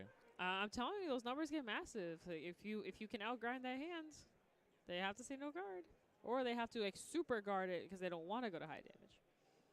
All right, Wayward. So here step we go. Back. Okay, we got Schneisel coming in. Let's try to find more Youthberg. Just filter the deck out. Yeah, like might as well. Get everything that isn't a grade 3 out of the deck. Also, just to shuffle. Yep. So they're gonna whiff, but gets the shuffle. Get those triggers back up. Exactly. And beefy boy. Schneisel does get pretty high in power, so just getting that extra 5k matters, especially here without no Persona. Esse turno eu acho que ele consegue defender, e se ele defender no próximo turno eu acho que ele consegue matar o carinha de Orfist. Ah, o carinha de Yacht. Eu acho que rola. E o carinha de Orfist tá com a mão cheia. Yeah, I'm expecting Gust here as well. Try to just like check into your last if there is a heal left. We haven't seen the OT yet either. I was actually just thinking, I was like, have we even seen the Overtrigger yet? We haven't. I don't think we've seen it for either player. Wow, that's insane. And that deck is small. Oh, yeah. That's a small deck. Definitely filtered out. So let's see, 33K. That's a big, wow, that's a lot of soul. Yeah, unfortunately, I don't think that Nicholas runs the... No, does not run... O cara tá pensando, vamos ver o que ele vai fazer. Yeah. As we call it. Yep, the 1.5. Yep. So it's going to be 23K youth per column. It's a little bit annoying to guard. You have to kind of drop like a crate in the draw. Might be not too terrible here to potentially take this one. Ele tá com 2 PG na mão. Não, pera aí. Eu vi certo, ele tá com 2 PG e essa PG do G4 aí. Let's see it. Milling over that discard. Doesn't want to discard the... I think he knows he's going to have to use all 3 PGs this turn. So it's just like, it doesn't matter what I discard. Oh, the crit. I think he's going for the double discard approach here. Yeah. Which is interesting. You would think that the order would go in. Cara, a mão dele tá muito boa. Ele não tem como morrer nesse turno. Só se ele fizer que nem aquele outro carinha lá, aquela hora de que tava de ult e deu no guard só de sacanagem. So I think in this situation you have to take the Vanguard, hope that another crit doesn't get ripped, and then just double PG and you're good to go. So it's gonna be interesting. The Gust. So this is gonna be a twin drive, and there's still plenty of triggers in that deck potentially. Potentially an over trigger too. So gonna be game changing. Cara, eu acho que esse carinha de Orfist já jogou umas outras 2 vezes hoje. Eu já vi ele fazendo tanto milagre que eu já tô torcendo pra ele, cara. Eu acho que assim, ele já ganhou pelo... Cara, um dos jogos eu sei que tipo tava complicado pra ele ganhar. Aí não sei o que deu, ele conseguiu curar, aí conseguiu voltar pro jogo. Aí fez um milagre. But that could also be something that, like, true. If anything gets, like, I don't think anything's going to get cleared off the board at this point. Yeah, exactly. But it will give you something to call in front of that one of those markers, or tokens, rather. Okay. Choosing to do that, all right, let's go. Keep the order in hand. All right, going to swing with the other one. Force out the PG. He wants to see that. No guard on Gust. Oh my gosh. And it has, no guard. First check crit. We see it from Nicholas. Second check front. Trigger. Caralho, o cara tirou over, gente. Aí sim, botei fé. Eu tô dizendo, o maluco faz milagre. Oh my gosh. The crushers in hand. And the order. Damn. Wow. Imagine if he swung with Van first. Esse maluco tá fazendo milagre o Mundial todo. Yeah. Uma hora é heal, outra hora é over. Also, the front and the crit would have still went through, so they actually something still would have hit over. Yeah. If you like take off like if you take out the 100. Anyway, long story short, wow. Whew. God. All right. He actually just drew into all of his combined rushers, so he's got like the one off the top for that turn. Yeah, he has to keep the card in hand because he still needs to discard for Orphist. All right, 30K coming in. This is going to be a 35 on the other column, and basically, I mean, you have 5 orders, you can get to call 2 cards, and you have 2 of the grade 3 orders, so that's going to be giving the plus 10K on the side. Yep. So let's see, and I think both players are a little bit nervous. Yep. We can still afford... You can feel it. You can still afford to take 1 damage if you're Nicholas, but you got to really time it right. Yeah. Os caras estão calculando friamente agora. A bunch of triggers, so they have a pretty, pretty good shield in their hand here, so... We'll have to see. Oh, he went unboosted. Oh, interesting. Cara, esse maluco aí vai ganhar e vão botar a culpa toda nesse over aí, pode até ver. Just kind of swing small, swing big. So here we are coming back. Orphist gets the 10K. Our boosters, now they get 10Ks each. Each token went up 10K, so. Very good. It's a very small hand, actually. That's 2 to pass. Whew. All right, here we go. Let's see. First check 1. Persona. Second check crit. All right. Making one side lethal. This is important. The hand left for Nicholas is very limited, I think. And we've seen 2 PGs go to damage. That is true. I think you might want to commit to the big column here and make that unguardable. Yep. Let's see. Do they have the perfect guard for this? Oh, he does. He does. Oh the my PG gosh. comes down with 1 card left in hand. What will Roman do? We've been seeing all these players that check their OTs just like. Cara, eu acho que ele tem que passar o turno. Passou. Oh, yeah, exactly. Passou. Pelo menos assim tem um counter blast a menos pro cara do Fist. Do cara do Yacht. Melhor coisa. Got a spicy meatball. Ooh, very spicy meatball. All right. Essa eu acho que o cara do Fist não segura não, cara. This is most likely one of the final turns for Nicholas. It's like final turn. It's been so close. Let us see what will be the call here. What will be the play between these two players? Yup. Very, very, very close match. Just choosing to do like what will be the last call? Yeah, I mean, 2 cards in hands. There's only so much you can do. Oh, that's right. I didn't even think about it. If you don't have another revolve form, you're not going for the double Vanguard anymore. Yeah, that's right. Oh, calling out the perfect guard. Okay. At this point, it's just I need to hit somehow. I just need to hit. 2 cards in hand. I just need to hit. Yep. Let's see it. Well, Does he take damage? it? The 6 damage. Oh, And the heal! Trigger! Oh my Maluco tá doente, mano. Going. If we have more moments. Maluco tá doente. I'm losing it out here. Let's go. Wow. Youth So Park. now everything's a one-up pass. Nothing hits anymore. There's Nothing a hits wayward. anymore. And the blank. What? He O survived. cara tá doente, bicho. Uma máquina. Gosh. The Orphis would. It just doesn't hit. It cannot hit the token. Exactly. It cannot hit the Can't hit token. anything. O cara, meu mano. Ai, Comes out. There it goes. We're about to see 3 tokens coming out. Everything's getting 15k power. This. eu tô dizendo, mano, eu tô torcendo demais pra esse maluco. Yes. It's possible, but I think we haven't seen the OT yet on Nicholas's side. No, Os tier, que era tudo PC do Biné, tá tudo indo pra ele, bicho. went to the bottom, right? Yes. And still at the bottom. He didn't shuffle. You're right. Oh my god. Actually, I think it was all 3 triggers. That's why they Combine all went to the rushers bottom. coming Okay, out. let's see. That's a Slightly very more small power. hand. What the? Look at that order zone. This is my kind of Orphis. This is my 1, 2, 3, 4, 5, 6, 7 orders in that order zone. 3 tokens are coming out. Combine rushers swinging in.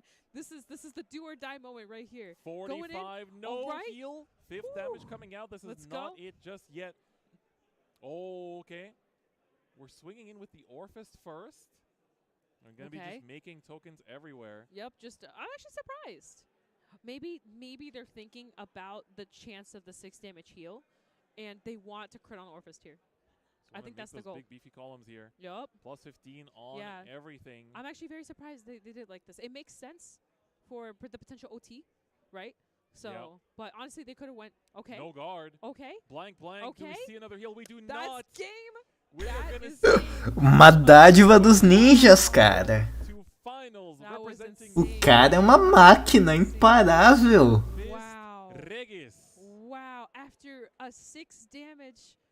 Nunca duvidei. Oh my gosh. Nunca duvidei. Youthberg top 3 is what screwed it. There was 3 triggers on top. It was OT and OT 2 was triggers. the first card. Yes. If they just left it like that. Well, but you don't know. You were looking for a revolve form. Oh my gosh, what an insane game. O cara é uma máquina, bicho. Oh my gosh. Oh my god. Wow. Orphist in finals. Roma Let's go. does it. Orphist. I cannot believe it. Caraca, maluco, foi pra final mesmo. I'm so hype. It's crazy.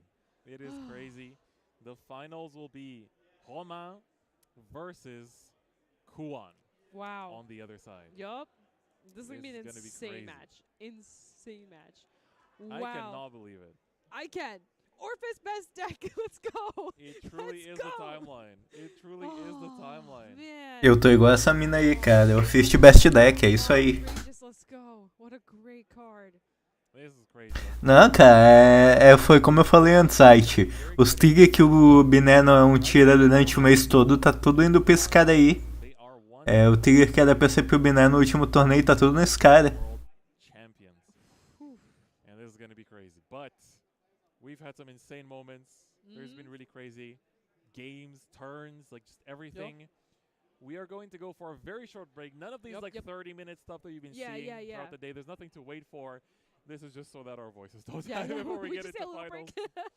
But we're going to go for a 5-minute break before we get into the final game. So make sure if you need to go to the restroom, you need to go get some snacks, some drinks, get your friends together in those Discord watch parties. For the crowd watching over there as well. Ah, mas tá, vai. Eles vão fazer uma pausa de 5 minutos agora. Agora é 22h54. Eu vou trocar rapidinho pra voltar ao tempo do standard. Então vamos ver o que tá rolando na veia aqui. Ooh, there we go. Me and my big mouth. So this is the first time that we've actually seen the Guia versus guia. Ah, não, nada interessante. Não quero ver essa porcaria aqui. Tá, bermuda versus guia. Well, here's the thing. If you're Som, you don't want to waste all your luck in this game. There's still one more. Yeah. You got the one more game. Okay. Interesting. Okay. That works. That's very good. A +10 actually. Brings it just a 2 to pass, right? But, Right. Or just no go actually, because it only gets 1 drive here. Yeah. Triggers a. Whew, whew.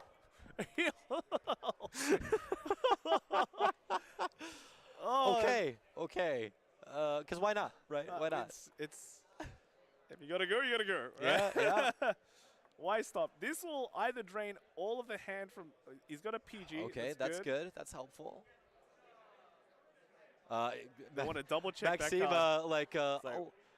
curious about the card pitched for the cost of the PG right there. Like, which I think that also gave at least me like a bit of piqued my curiosity of like what's this? Dave what Ken are we doing got here? it. He goes to Wow. a few cards in hand. Still not. I mean, like still kind of a rough spot, but at least you're alive, right? Yes. And then here comes the ride down. Oh, this is a huge play. So the Yui card bounces the Pearl Sisters by soul blasting the reindeer. And then because you don't have a grade 3, you ride the Aqua to bounce the other Pearl Sister. Wow. And hopefully get Yeah, a grade yeah. 3. But to be fair, do you really need a grade 3? You have Pearl Sisters. Yeah, you you've know. got both of them. Like, what are you worried about at that point? And look, honestly, if Maxime does not ride to grade 3 next gen, he might still have the game because Dave's only play here is to ride back down to grade 2. Grade 2, yeah. And Maxime's sitting at a cool 2 damage. Not too stressful of a position. His hand, I think, is looking a little thin. But are you really that concerned for? Does he have a Rollock as well? Did we see a Rollock? I can't remember. I don't think he's used the Rollock, right? Because he triggered a Rollock. True. All the attacks attacking the Vanguard. Yeah. So he has a Rollock to keep himself safe. That is actually massive. Yeah. Oof. Let's see. Wow. I don't want to be in Dave's. Yeah, it's very, very stressful position to be in. It's just everything going well for on Maxime's side. What would you do? He rides an Elo. Oh, this is going to be the final Interesting. turn. Yeah, no, this is really interesting. This is exactly what we saw Dave do earlier as well. Is like, you know, when you're facing off against something that can also ride down, like, do you play that game of chicken, or you just try and push as hard as you can with you know, just a regular grade 3 boss? Yeah, but the difference here is if you ride the Elo, you are giving up that ride down game, and you will be you might be facing a Helltrotter Pelsis's stride, which is big. But I do want to give credit to Dave here. The thing is, you know that, well, you might not know, but you might know that like Maxime's hand size was low. He might not have a rewrite to 3 the next turn. If Maxime does not ride to 3 and only does a grade 2 of double Pearl Sisters, that might be your out, because you might be able to guard that. You did use a bunch of perfect guards just then, though. Yep. But it's not the end of the world. And it looks like just playing over the Enterana. And yeah, he's got a lot of CB to work with.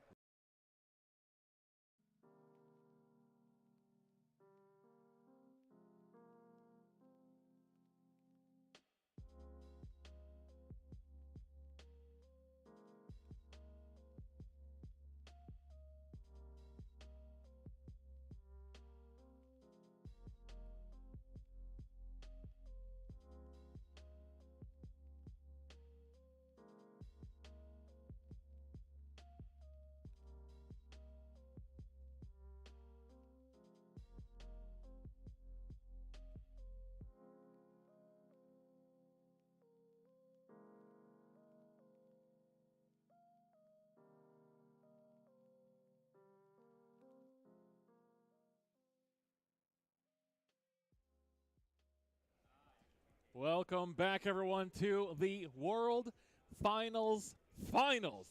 At long last, we are here for the final match, the one that will decide who is the best of them all, with only 2 players remaining. Yep. This is it, guys. This is it. Right here, right now, the last round will decide the first ever overdressed standard champion for 2022 Worlds. That's right. This is it. The first ever standard world champion.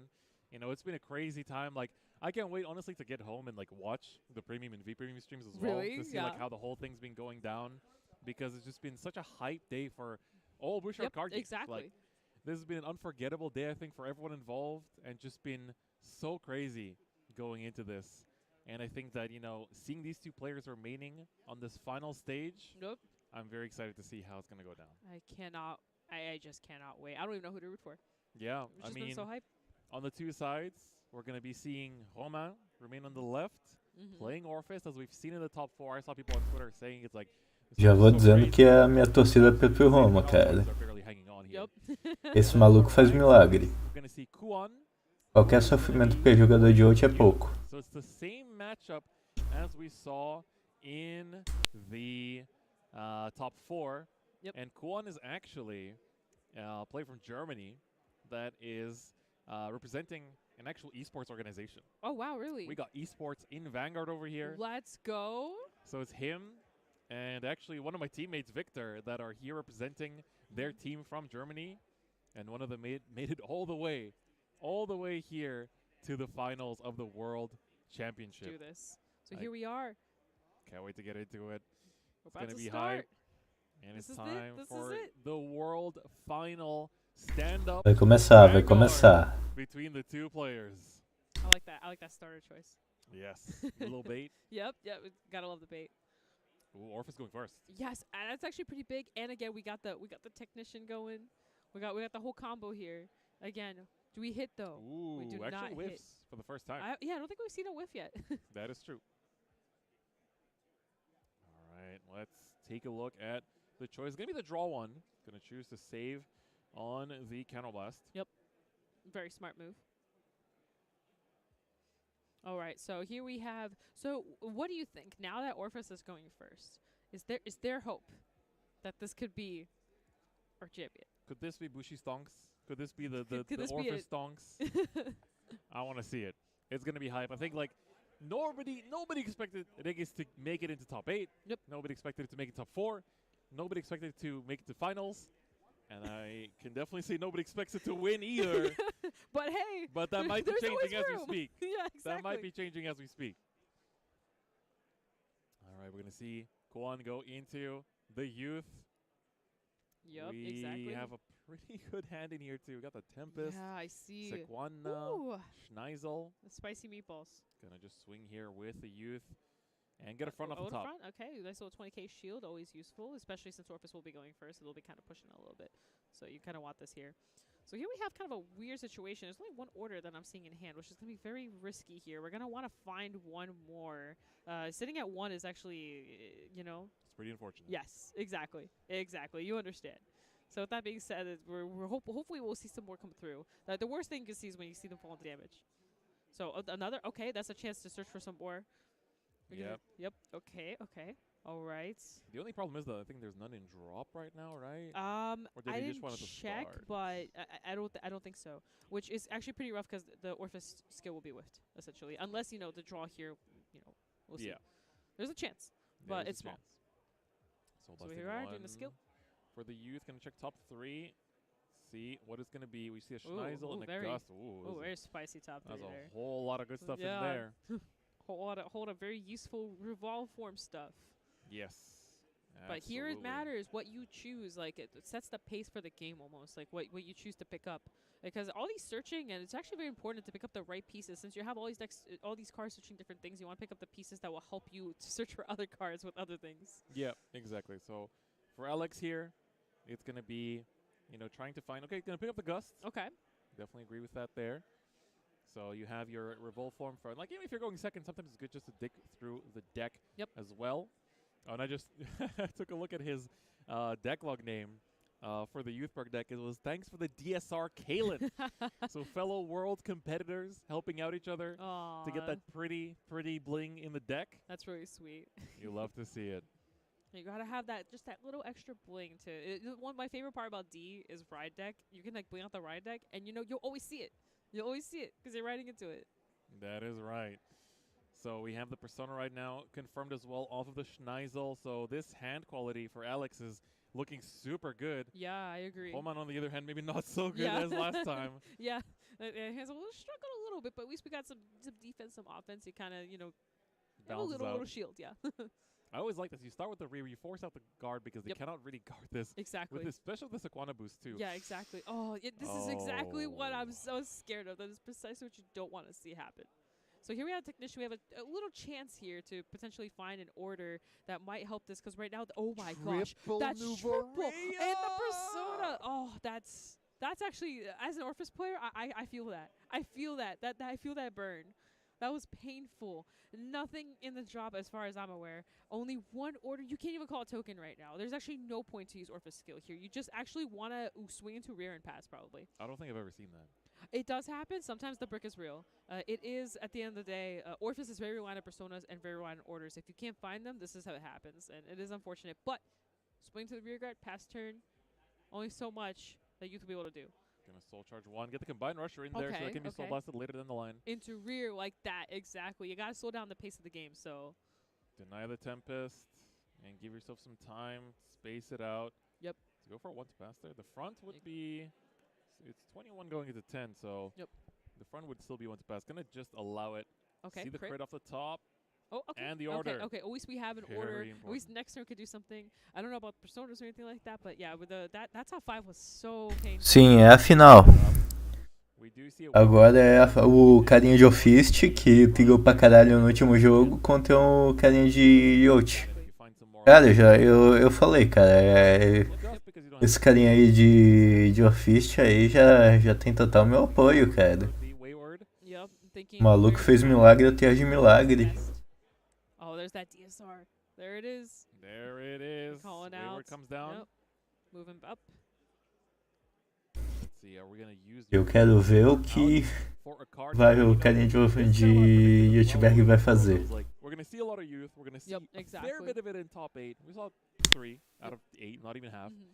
But then I was like, I'm pretty sure we'll see 1 in finals. Will it win though? That's yet to be seen. We're about to find out. Ooh, that was an interesting top 3 there. Yeah, that's actually only one good target because the Blitz VG does not get picked up. Yep. You can't call it out either.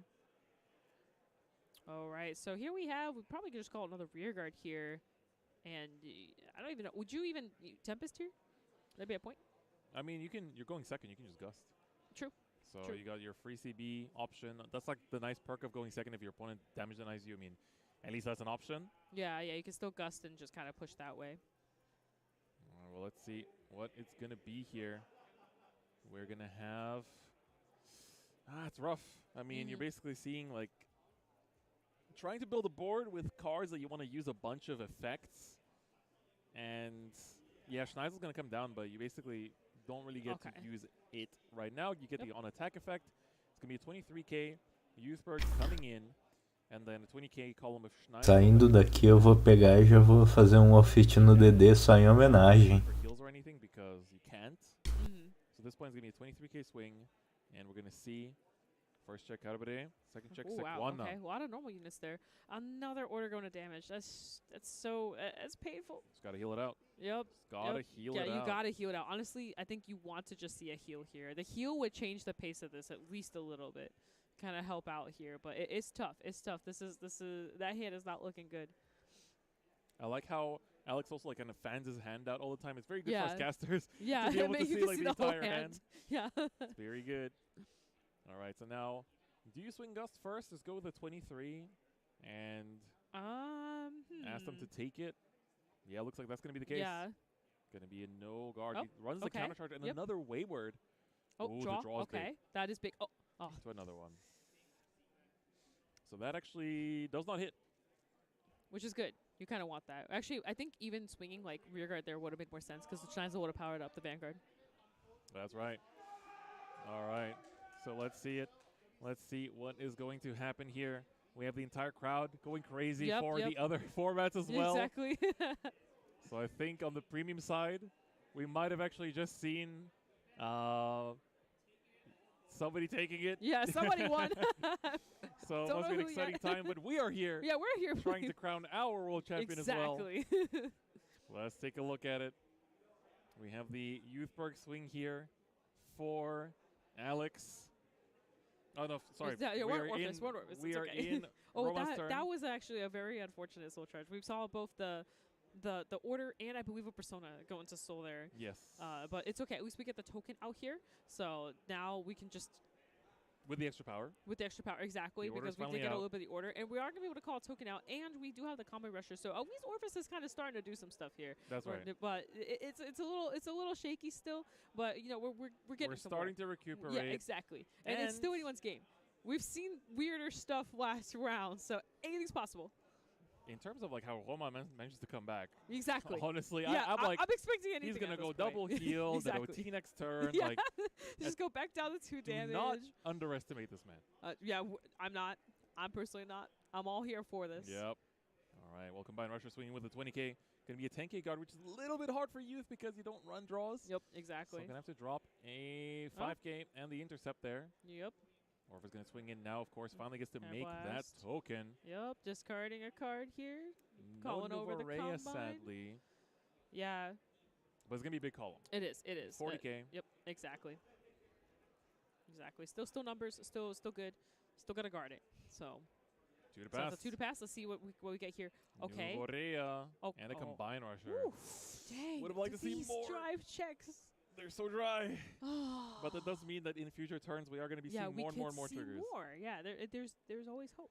All right, finally some damage on Alex's side. Yep. It's taken a while to get here, but he's finally gone away from 1 damage. Tá errado aqui o contador do Romain. Agora que eu tava olhando, achava que tava tendo que o Luco ele 2 de dano, olhei lá pra cima, agora ele tá com 4. Aí complicou. Wait for it. Yep. And then probably going to use skill here in a second, using Wayward to activate it like a top 3, see what kind of fancy stuff we can get up here. Okay, see the Tempest. Let's go, because now we can go into the Tempest turn. We can actually do stuff now. So that's what we're going to see here. You know, sometimes it's like you start thinking out your turn, and you think a bit too far ahead that you like can miss a step. That was like me, is like looking at like what happened in Premium, and then just being like, all right, we're back into the youth book. Like, oh wait, no, it's still the Orphis turn. Yep, exactly. My brain went forward. Yeah, it's okay. All right, here we're gonna see what will the field be. You can actually put down the Schneisel and get the search out. Exactly. Sequana behind the Vanguard, most likely. Cutterbit can also come out, but you don't want to overuse the CB because you need it for the Tempest. You want to get rid of, if you can hit that combine rusher. Ooh, it's gonna be pretty that big. would be nice, yeah. Because there's 2. There's 2, so one's a drop already. So worst case scenario. True, that is true. But honestly, I would say either one works, but the interceptor would be nice to drop. We haven't seen too many youths yet, so Schneisel here makes the most sense. Gonna find the persona right for next exactly. turn. Yep. Looking good for Alex. Yep. Smelling the victory.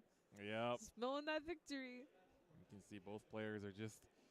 It really is like every decision here counts matters so much. It's like no every skill. card played down will either take you 1 step closer or one further step back. from being the world champion. Yep, exactly. And here we have also very well done not choosing not to resolve the counterblast here because you do want to save it for Tempest. We're going in with the perfect guard here, dropping. Okay, all right. That's the crit crit off the top. Okay. Making the lethal swings on the side. Yep. This is going to be huge. The Schneisel is going to be already swinging for lethal up next. Exactly. And the second check Blitz. is the perfect guard. Safety there. So now we're going to go ahead and activate the skill here. Discarding. What are we going into? Are we going to fish for more crits? Are we going into Tempest to get rid of some of the cards on the board and build up an advantage? It's going to be the Tempest. Sequana skill going into Soul, getting the extra drive check using Tempest skill, counterblast 1, top 2. What are we going to see there? It's and then give the 5k to the yep, exactly. All right, plus 5k to the top. Oh, we see a great 2. Goodbye, combine rusher. And it's you called that one too. All right, we get some shield value in the hand as well. Of course, the heal going away is a little bit unfortunate, but he wouldn't have healed anyway. Exactly. So anyway, it's okay. It's just the card in hand. Okay, so here we go. I'm assuming the Schneisel is gonna be the first swing here. You might as well. It stacks the Tempest and it's lethal. That's right. And the hand is getting pretty limited for Roma. Gonna be coming in here, gonna get PG'd, dropping the draw for it. So we're now in another risky situation where you have to say no guard to Vanguard. Yeah, you actually do. It is one drive, so it's okay. But you do have to. There's no way. That thing's too big. 33K. You exactly. gotta. Yeah, there it goes. There it goes. The check is not a crit. Okay. Wayward in hand. Heal. It's back. O cara é uma máquina, gente. O cara não para, não para. Esse maluco não para, cara. Man's like, that fight isn't over yet until it's over. We've seen this before. We have. O cara não para, bicho. Que loucura é isso? We're like reliving the semifinals. That's right. So this is a 35K Cardfight, so 15K to guard, so it's not too difficult. I think you want to stay on 4 here. Yeah, exactly. To give that leeway to try to heal back again. down. Yeah. Now, if they top deck the Persona here, I think there's still one left in deck. We have hope. There is hope. But they're really thinking through this to how to guard this, because the other thing they have to think about is they're gonna have to discard for Orpheus skill here too. So the what's in hand actually matters. Aí que é bom, cara. Só mostra habilidade. Because I mean, for Alex, it's like you gotta just basically swing and see what happens. Like, exactly. Giving the CB at this point, like obviously. Nunca ouvi essa teoria de que quanto mais tu tira, significa que mais forte tu é. I would give that up instantly. Yeah. We don't need that, right? Yeah, because if this went to Vanguard, I think this might be showing that Alex maybe does not know the matchup as much. Yeah, exactly. Which makes sense. I mean, realistically speaking, if you're testing for Worlds, you're like testing for Youth Mirrors. Yep, exactly. You're testing for Eva, Gravidia, like all these other decks. Oh, yeah. Was that Persona, right? No, it was not Persona, okay. But we got the boy, though. Oh, yeah, we're gonna be able to actually still do something. Claramente. Cara, mas honestamente, se não rolar uma tiração braba que nem no último jogo dele, olha a mão do cara de ult, o cara tá suavaço. Tem que ser muito tigrinho pra poder levar esse jogo. A mão do cara tá com pouca carta, o campo dele tá zoado, já tá com 5 de dano. Não, é 4 de dano que ele tá. Mas mesmo assim, cara, é complicada a situação dele. The chances are slim here. Interesting, very interesting way to do that. So again, like, you would think that they would swing with a token first, and then call the double here. But I guess because the numbers are so small, that it's actually... Isso aí é o poder da imaginação. Se você imaginar, pode ser real. Confia. Pretty much just 18. So, and they're obviously probably not going to guard this because one defense will kind of shut this down. Exactly. So for Homang, the Orpheus Dream trying to stay alive here. Yep. And there's still quite a lot of good stuff in that deck. Yep. Let's take these a look. heals. It's a very interesting way to hold their hand. I've been watching. I don't think I've ever seen a player hold their hand like this. Yeah, there's like no hand shuffling happening. Yeah. None of that, like the usual card gamer stuff. All the info is actually out. Yeah, it's just right there. I like it. We're back to tradition. Yeah. All right. 15K is going to be just one to pass. You're going to have to intercept with a Cardfight or something there. Wayward, I feel like you want to keep for later turns. Yep, exactly here. They get through. Every single decision. There is still an over-trigger potential chance here, too, so you still got to think about that kind of stuff, you know? There's a shot. There's the grade 3 and a crit. Okay. Starting to get better. Okay, yeah, we're going back. Starting to get slowly better. But surely. Still 7 cards in hand for Alex.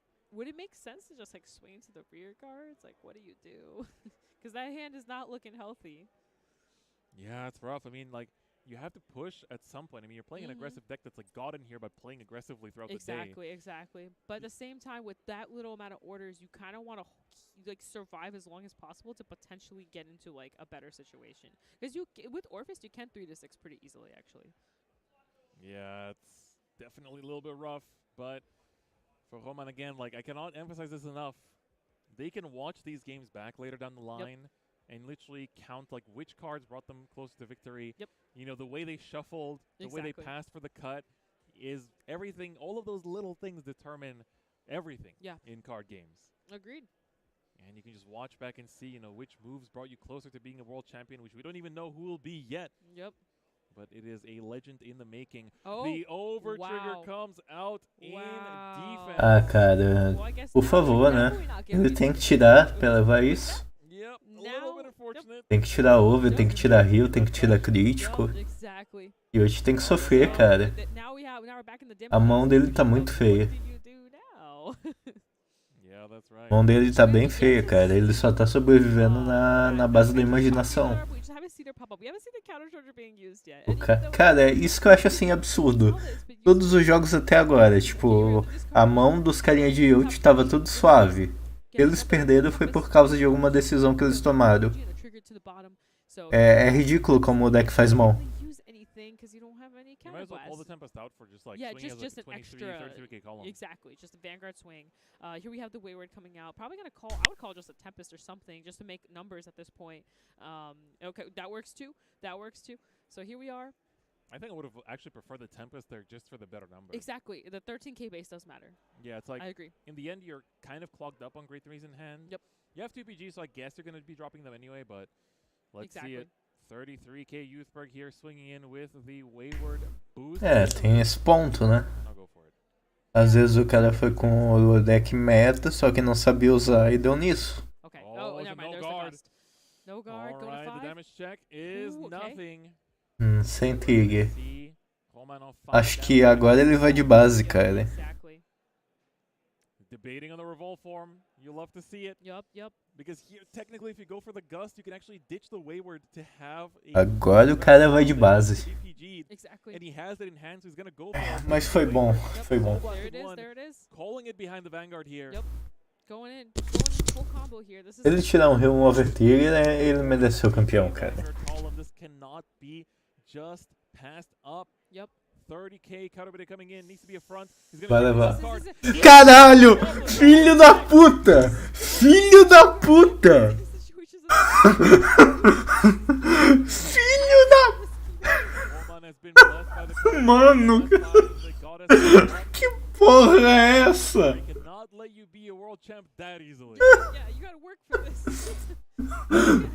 Mano, que...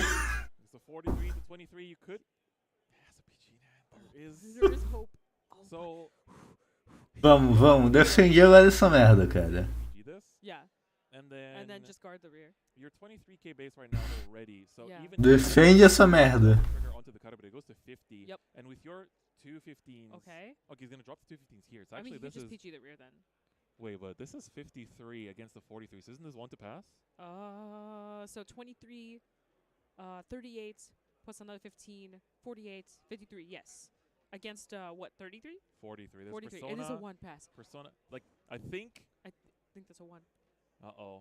That's a 1. Ele vai botar pra passar. Let's take a look. So because the Wayward came, maybe he forgot that the Wayward came out. Here comes the twin drive. First check. Critical trigger. We see off the top. Ai, porra. Alexander Quan is your world champion. Let's go. For the Mano. format. Woo! Well done, Alexander, representing Germany. Yep. And the first world champion. Cara, mereceu, mas porra, agora eu fiquei triste. Wow. Woo. What a match. That double. Oh my god, the heal. Caralho. That was insane. They were holding on. Representing Royal Blue under the organization. Não, cara, mas o Royan foi bem. O cara foi muito bom. Coming through, just 2 players in the entire event and managed to take them all the way, not Jogou. top 4, but become the world Vamos ver o que tá rolando nos outros formatos. does it for the team, for the community, for Europe, for Germany, for the friends.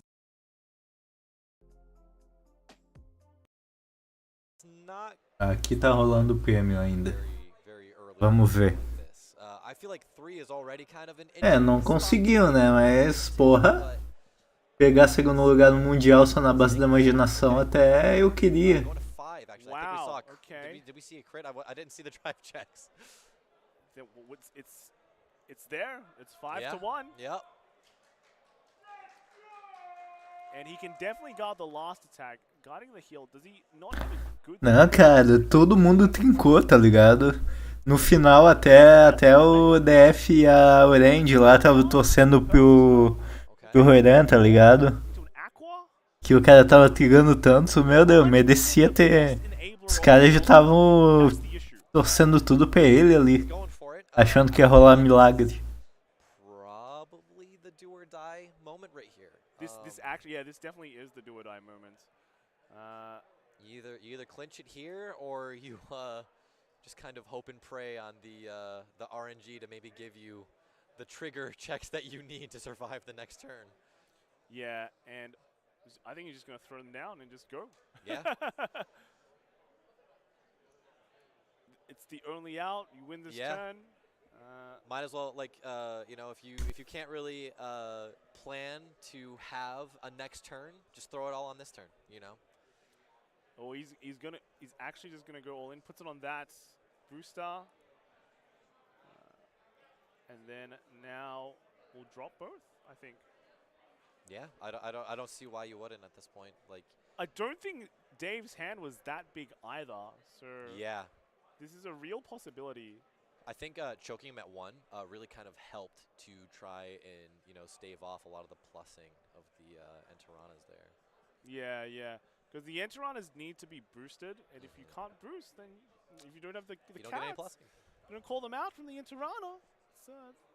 It's pretty rough. And there it is. There they are. Double Pearl Sisters.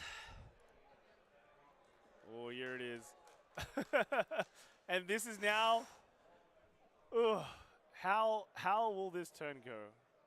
Does Dave have the cards in the hand to guard this? It all comes down to this.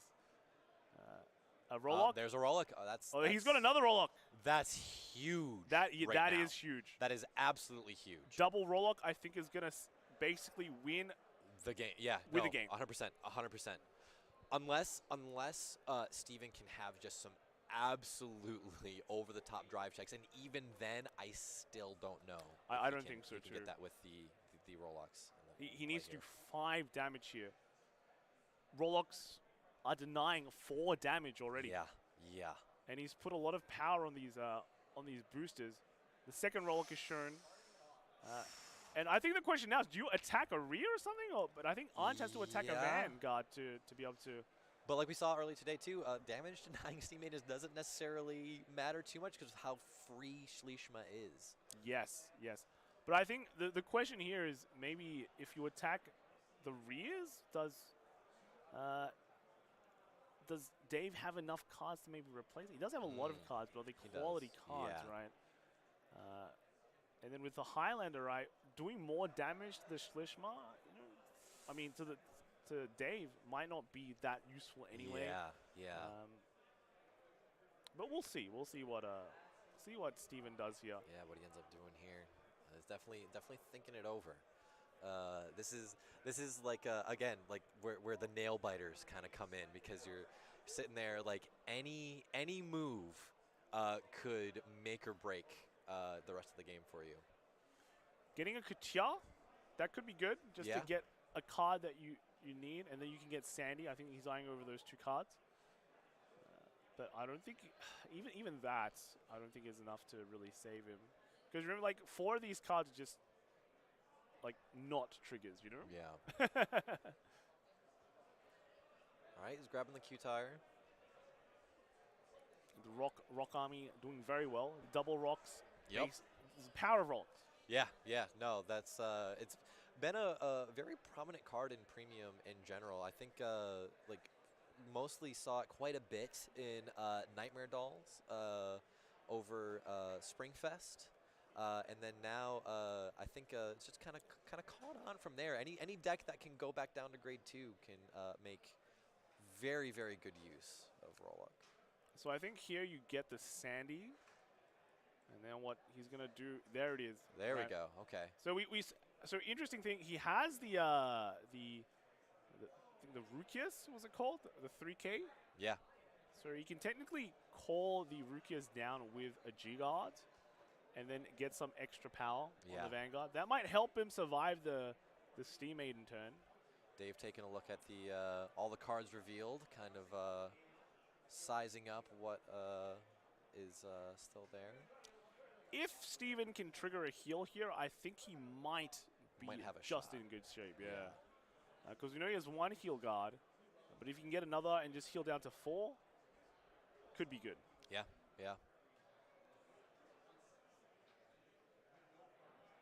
doing the shuffle, and these are going to be some very, very important drive checks right now. It's a no guard on Dave's side. First check is a reindeer. Second check is another reindeer. That is not what you want to see. No, that maybe that's what you wanted to see at the start of the turn. Yes. Not on your drive checks though. Yep, and that just lowers a huge amount of shield in that hand. Yeah, that's not like if you're Steven right now, that's gotta feel pretty bad right about now. Yeah, and then the Katia attacks into actually just one of the Enteranas. Okay. Yeah, Dave takes that. All right, and pass to Dave. And now we see if this is the turn that is going to make Dave Vecht the premium world champion. Second, the Inglese comes down for the second force marker. Gonna see that stride, discards that L, goes into the Schlishma. This is the card that has just been powering Steam Maidens like crazy. E aí, cara, de boa? All season and all day. Tô suave. Porque agora trabalho, mas consegui pegar a final do Standard. Cara, foi Out versus o Fist, tá ligado? O cara do Fist, cara, é o MVP desse torneio, bicho. Todo jogo que ele tava jogando, ele tirava sempre heal, cara. Heal e over. O cara sobreviveu na base dos Tiger. No final, até o DF e a mina lá tava torcendo pra ele, pra ver se ele ia fazer milagre. Aí, tipo assim, teve uma hora lá que, tipo, o carinha bateu o Yoshi bateu no Fist e eu falei, ele não tem como defender, ele vai levar. Aí o carinha de Ofist foi checar o dano, né? Aí, tipo, quando ele revelou o dano e foi heal, eu dei uma lapada na mesa que até a tela apagou. Porra, o cara jogou meio mal ali. Ele fez alguns errozinhos. Mas tá bom. Jogou bem, no geral. Não, cara, aquilo lá... É que, tipo, o Fist não... Comparado a Yoshi, o deck não é tão... Não faz tanto pulse assim, tá ligado? E o cara jogou muito bem com o deck. Jogou bem, sim.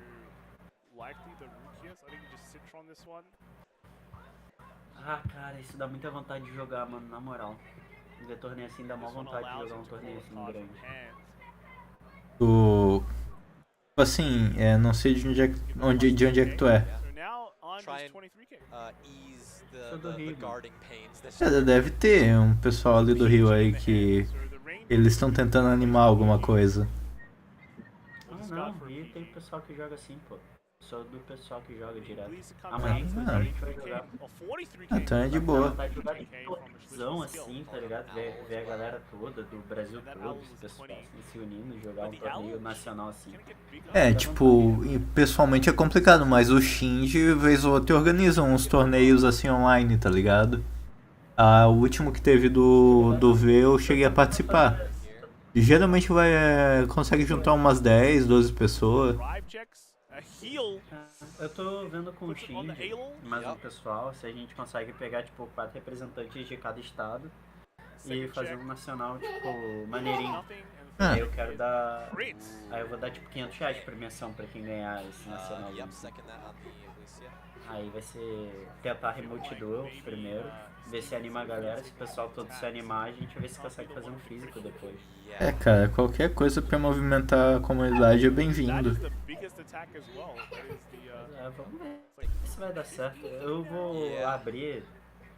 Eu tô pensando ainda se eu faço um circuitinho de classificação e tal. Eu dou uma premiaçãozinha maior pro torneio principal, assim, pro pessoal classificar. Tô pensando ainda. Mas esse agora é de abertura, assim, eu quero fazer tipo um agora, de standard, com a premiação de R$500, em fevereiro agora. No feriado do carnaval. Aí eu vou convidar. Eu já convidei algumas pessoas, eu tenho que convidar o resto. Só que eu tô sem ideia de quem mais convidar, pra ser sincero, pra o formato D.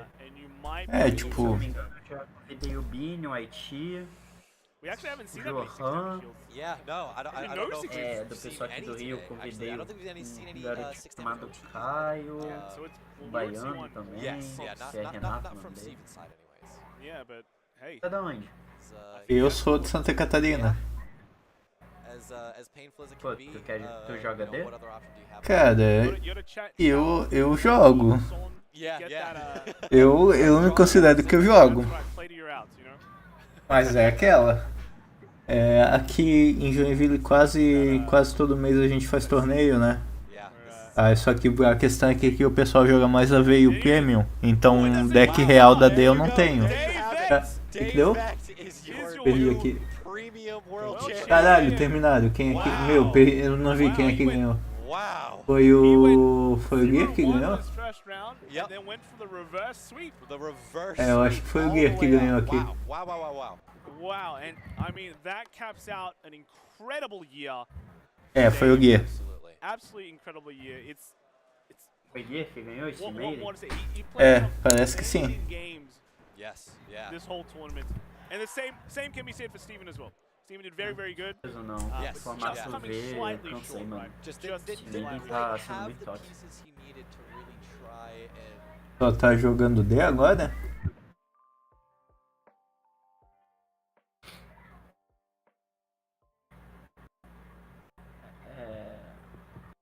Não sei. Cara, eu só acompanhei a D mesmo, eu tô mais hypado com a DR agora. Eu não jogo AP, na verdade eu acho que eu nunca joguei AP. É, o... Desde o Shift. É, aqui eu tô tentando animar o pessoal com a D, só que... O pessoal assim gosta mais de Premium e de V, mas uma hora vai.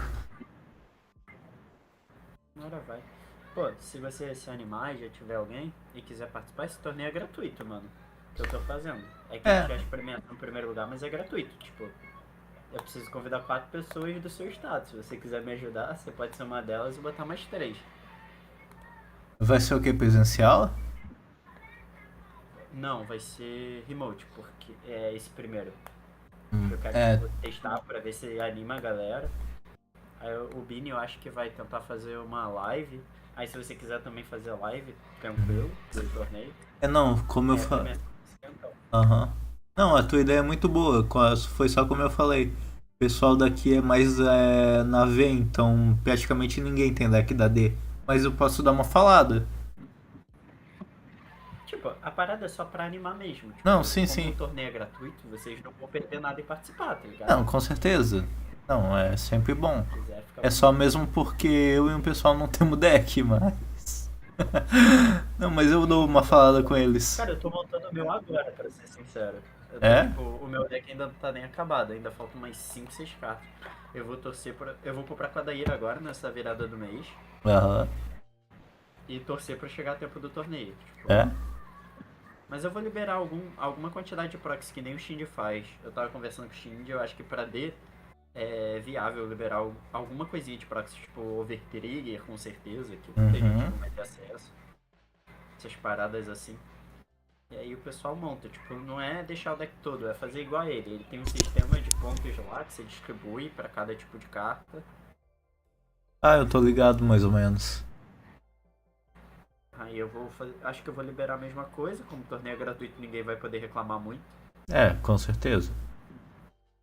E tipo, a premiação vai ser bacana. Aí eu tava pensando na seguinte parada, né? Tipo, ver se a gente consegue um canal na Twitch que consiga receber tipo aquelas doaçõezinhas que os fãs fazem.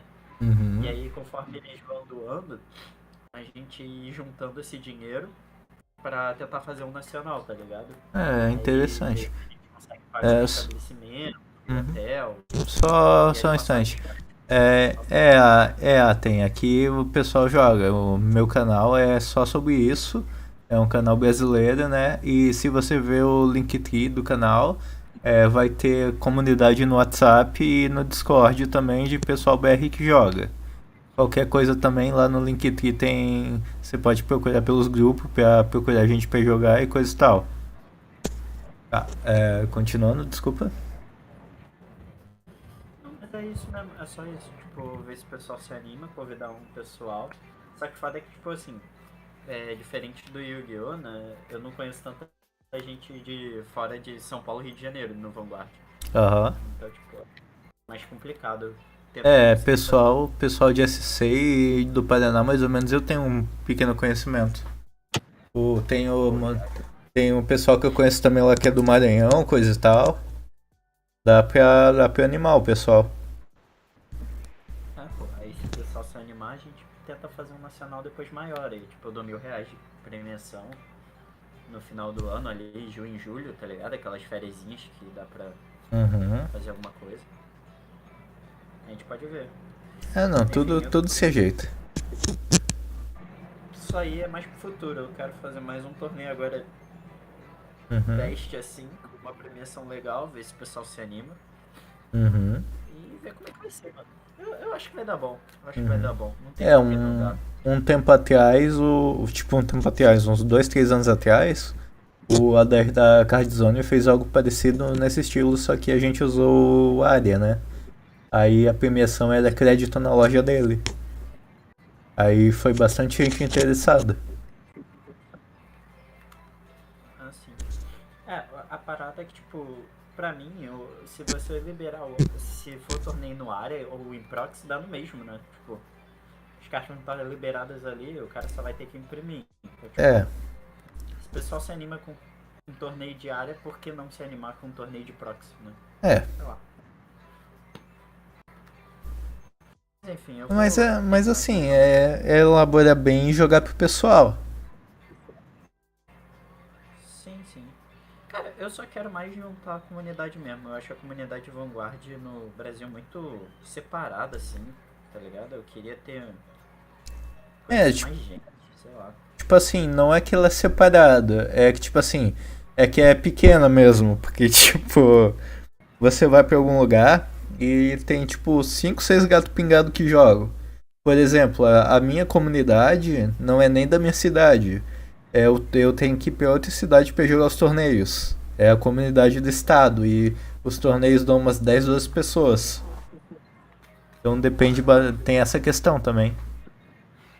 Aqui no Rio é tipo mais ou menos a mesma coisa, que o Rio é muito pequeno, então é mais tranquilo. Mas é tipo...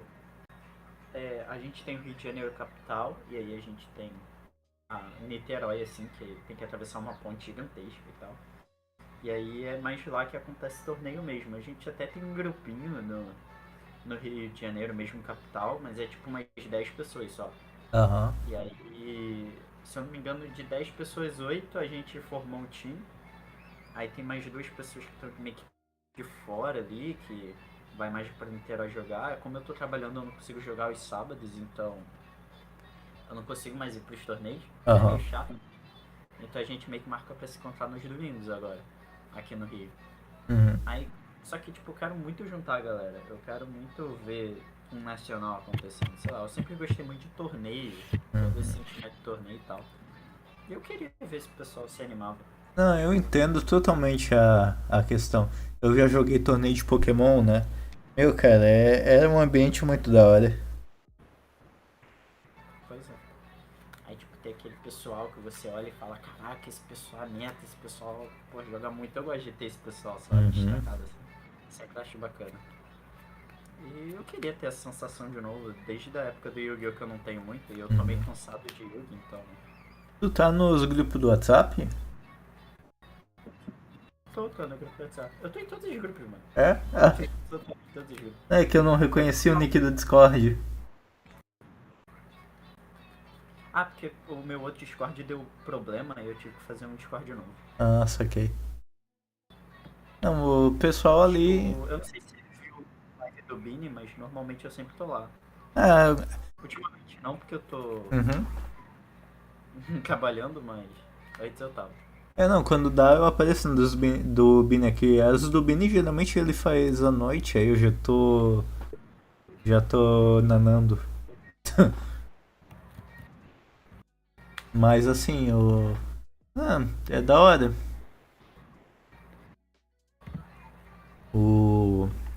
Ali nos grupos tem bastante pessoal que é assim. Tipo assim, da AD que eu posso te dizer o Manuel joga bem pra caramba. Quem mais? O Bini também joga legal AD. Sim, só é muito chorão. Tomou uma surra de mim e ficou chorando. Não, tu chegou a ver a live que eu fiz jogando o torneio do Shinji, não? Cara, eu acho que eu só peguei a finalzinha. É que tipo, eu tava jogando com o Biné, aí tipo assim, a minha partida toda, o Biné tava de Tatikaze, né? Aí a partida toda o Biné tava, porra, mano, meus Tigers não tão vindo, cara, que merda. Filho da puta, cadê meus Tigers? Cara, teve a final da live do Shinji, do torneio da D, né? Aham. E aí foi um dia que eu... acho que nem chegou... Acho que nem era final, acho que era quarta de final, alguma coisa assim. E aí o Bini tava fazendo a live e depois ele botou um remote, que foi o que eu joguei, né? Aham. Aí eu tava com as proxies ainda do meu deck, eu já tô com quase o deck todo, mas eu tava com algumas proxies na época ainda que não tinha chegado nas minhas cartas. Aí eu fui testar, né, contra o Bini, não sei o que. Aí eu ganhei do Bini e do Shinji, que se eu não me engano foi 2x1 do Bini e 2x0 do Shinji. Uhum. Cara, como o Bini chorava, mané. E no segundo jogo ele healou tudo, ele healou os 4 trigger. E ele ainda ficou me chamando de trigueirinho, cara. Cara, não é possível, mano. Não é possível. Mas eu gosto do Bini, Bini é gente boa. Não, é assim, é sempre assim, quando a gente triga um monte é porque a gente é trigueirinho, quando ele triga é porque o cara é bom. Sempre assim, com todo mundo. Pois é. Pelo menos o maluco incentiva o jogo pra caralho, isso daí não tem muito o que reclamar. Uhum. Ah, tu joga em Fortaleza? Ah, da hora, cara. Eu acho que tem um pessoal nos grupos que é de Fortaleza. Se tu der uma procurada lá, tu vai achar. Eu sei que tem gente do Maranhão que se eu não me engano, é mais ou menos próximo, né? Não, cara, mas torneio sempre tá tendo agora, principalmente esses remote, o Shinji tá fazendo eu acho que um por mês, se eu não me engano. Aí é só ver certinho com a galera que eles animam.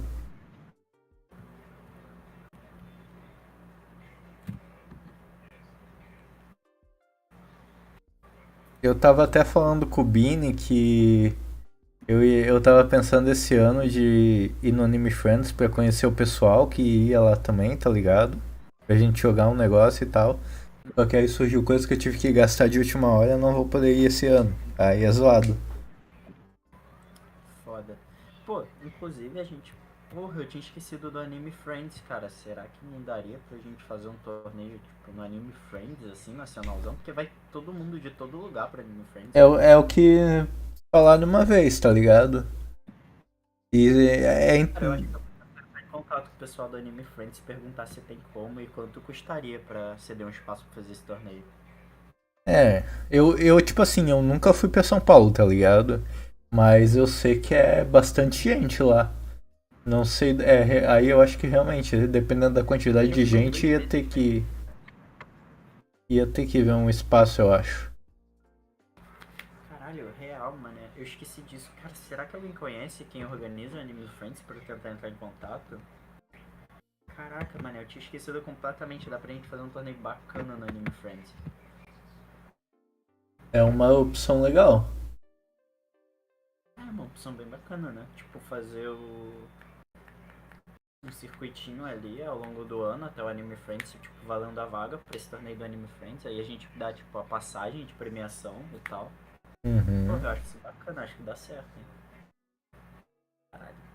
Tem que achar quem organiza o Anime Friends pra falar com eles. É, uma boa. Eu lembro que uns anos atrás, aqui em Santa Catarina, a gente conseguiu um espaço com o organizador de uns eventos, tá ligado? Só que aí a galera foi sumindo, né?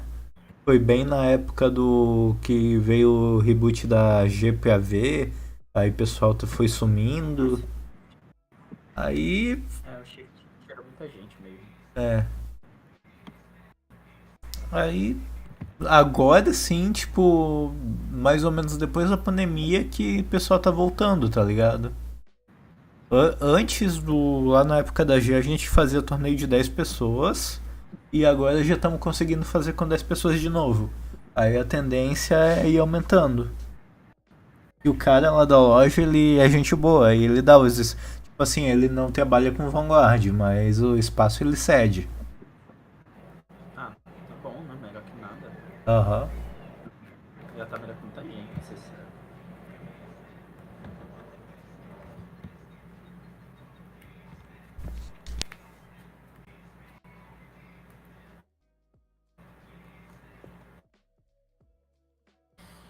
Ah, mano, sei lá. Tô animado. Eu quero ver se vai dar certo. Vai dar, tenho certeza. Vai dar bom. Vai sim, cara. Vai sim. Só ter fé. Mas, pô, é aquilo. Se você quiser participar do evento e quiser trazer um deckzinho proxy e tal, Não, a gente vai conversando, tá ligado? Aí eu falo com o pessoal daqui também. Pra ver se eles se animam. Até porque o bacana disso é que a premiação... Acho interessante poder fazer esse evento proxy, porque a premiação, esses R$500 aí, tudo bem que pouca gente vai usar pra isso, mas já dá pra comprar um deckzinho, tá ligado? Ou Sim. iniciar a comprar o deck, tá ligado? Então, tipo, Sim, querendo com ou não, certeza. tô incentivando alguém a comprar um deck da D. Sim. Né? Sei lá, vamos ver se o pessoal concorda. Eu vou mandar os convites, aí eu te mando lá no privado depois, qualquer coisa pelo WhatsApp. Não, tranquilo. Joga daí também essa ideia nos grupos pra ver o que o pessoal acha. Eu acho que vai dar bom. Eu acredito também. Daqui a pouco eu vou começar a colocar lá nos grupos do torneio. Só tava esperando mais essa vibe de torneio mundial passar mesmo. Tem 3 anos sem torneio, né? Então... 3 anos, cara. O último, nossa. Eu acho que o último foi o de... Tipo assim, os torneios da Bush são zoados. Tipo, esse é o torneio de 2022. Porque ele começa em agosto, tipo assim, os primeiros eventos, né? Aí o evento final é agora o evento final é sempre em janeiro do ano seguinte. Então o último torneio que eu estimei foi o de 2018 e 2019. O último foi em 2020. Foi 2020? Então eu acho que teve mais um. Eu acho que teve mais um. Não, foi 19. Né, que 2019 que estourou o Covid, né? Foi. Eu sei que o último antes da treta do Covid eu também estimei. Aí agora eu tô meio que fazendo essa... Ganhou a V-Premium. Como, desculpa? Se eu não me engano, tinha sido o Luquier que ganhou o V-Premium e... Eu não lembro agora quem foi os ganhadores. Luquier ganhou Premium e Gold ganhou V-Premium, foi alguma coisa assim. Foi um ou outro. E agora eu tô tentando manter essa tradição de fazer as lives do Mundial. Só que tipo assim, a última eu sofri. Eu gostei dessa por causa do horário. A última, cara, eu começava de madrugada e ia até quase meio-dia, tá ligado? Não tinha condições. Esse horário agora que eles fizeram eu já achei mais bacana. É porque eu acho que esse não foi lá na Coreia nem no Japão, então foi bem mais tranquilo pra gravar. Tipo... Acho que o próximo vai ser na... Acho que é sempre no torneio no país de quem ganhou o Mundial, se eu não tô enganado. Posso estar falando muita besteira. Não faço ideia também. Eu não tenho certeza, mas tipo, eu acho que é sempre no país de quem ganhou. Então acredito eu que o próximo deve ser lá na... Desculpa, aqui deu falha aqui pra mim. Então, acho que o próximo Mundial vai ser na Itália. Se for, vai ser cedo também, provavelmente. Aí é bom. Da Itália pra cá não é tão diferente. Que aqui era 3 horas e pra eles começou às 4. Então, eu acho que também não vai fugir muito.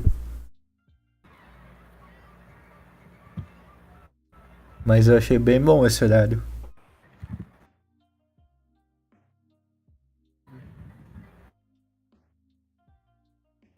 Mano, eu vou sair aqui. Vai lá. Cansado, tô cheio de sono. Acabei de voltar do trabalho. Vai lá. Bom. Coisa a gente se fala falar mais pelo. Não, a gente se fala, a gente se fala. Valeu, bom descanso.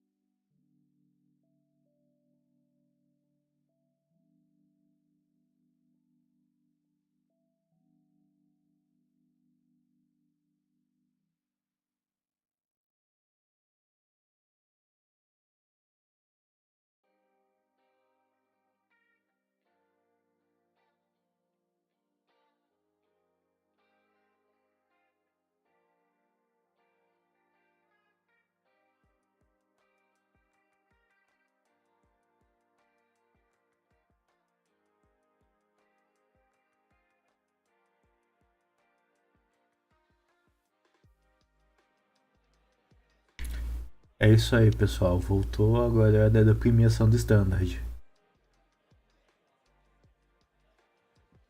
And introducing your top players for Cardfight Vanguard's standard format.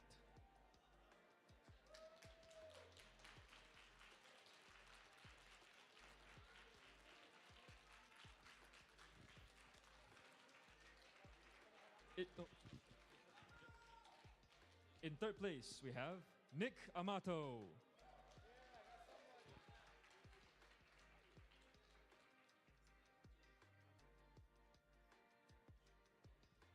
In second place, we have Romain Wang. Injustiça. Ele que devia ter ganho, Tigueirinho. Finally, your champion, Alexandre Kwan.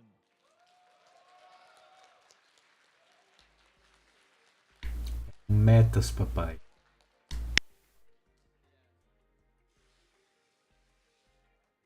Congratulations, all the players. Let's have some cheers, guys.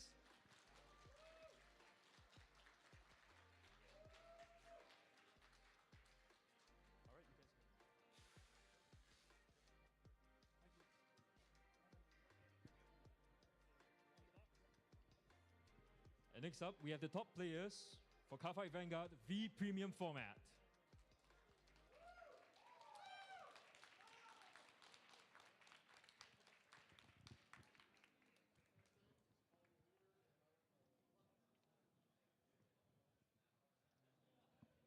So in fourth place, we have Deshaun McNeil.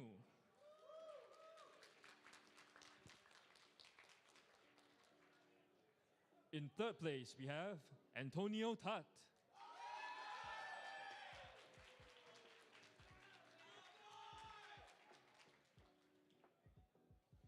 In second place, Charlie Tran.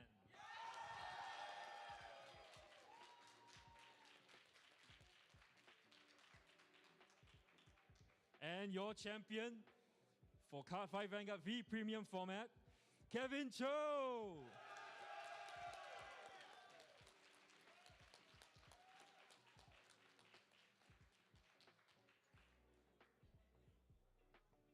Let's hear another round of applause, guys. Let's go.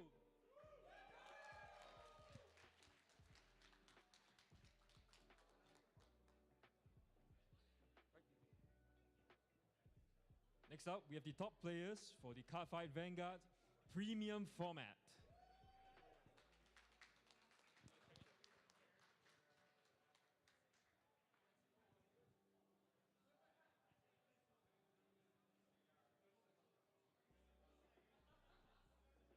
In fourth place, Eduardo Ruiz.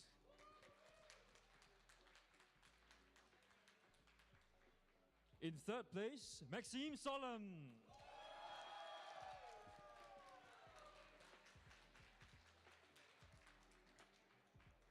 And in second place, Stephen Le.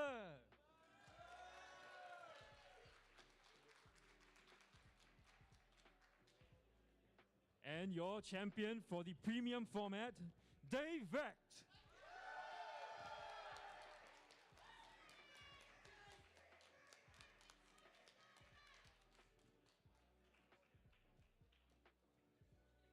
Another round of applause for our top players, guys. Let's go.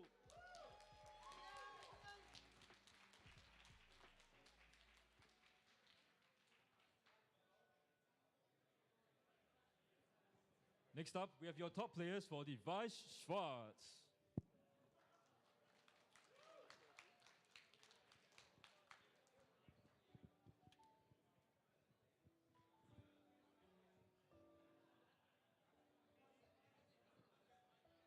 Right, in fourth place, we have Gordon Lai.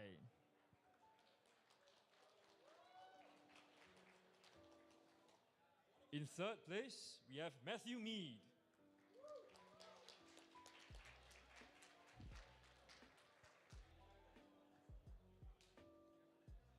In second place, Michael Doolittle.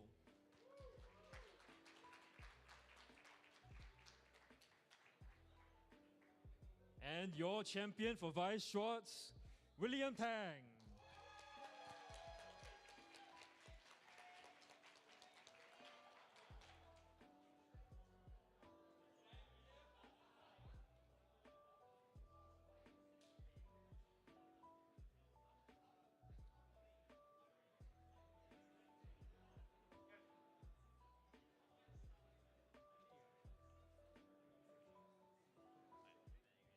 big congratulations to all the players.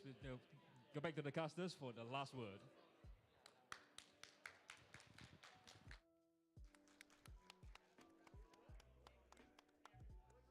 All right, and that does it. The awards ceremony. You've seen our best players. You probably heard us yelling and shouting throughout the Vanguard stages and the tables smashing on the other sides.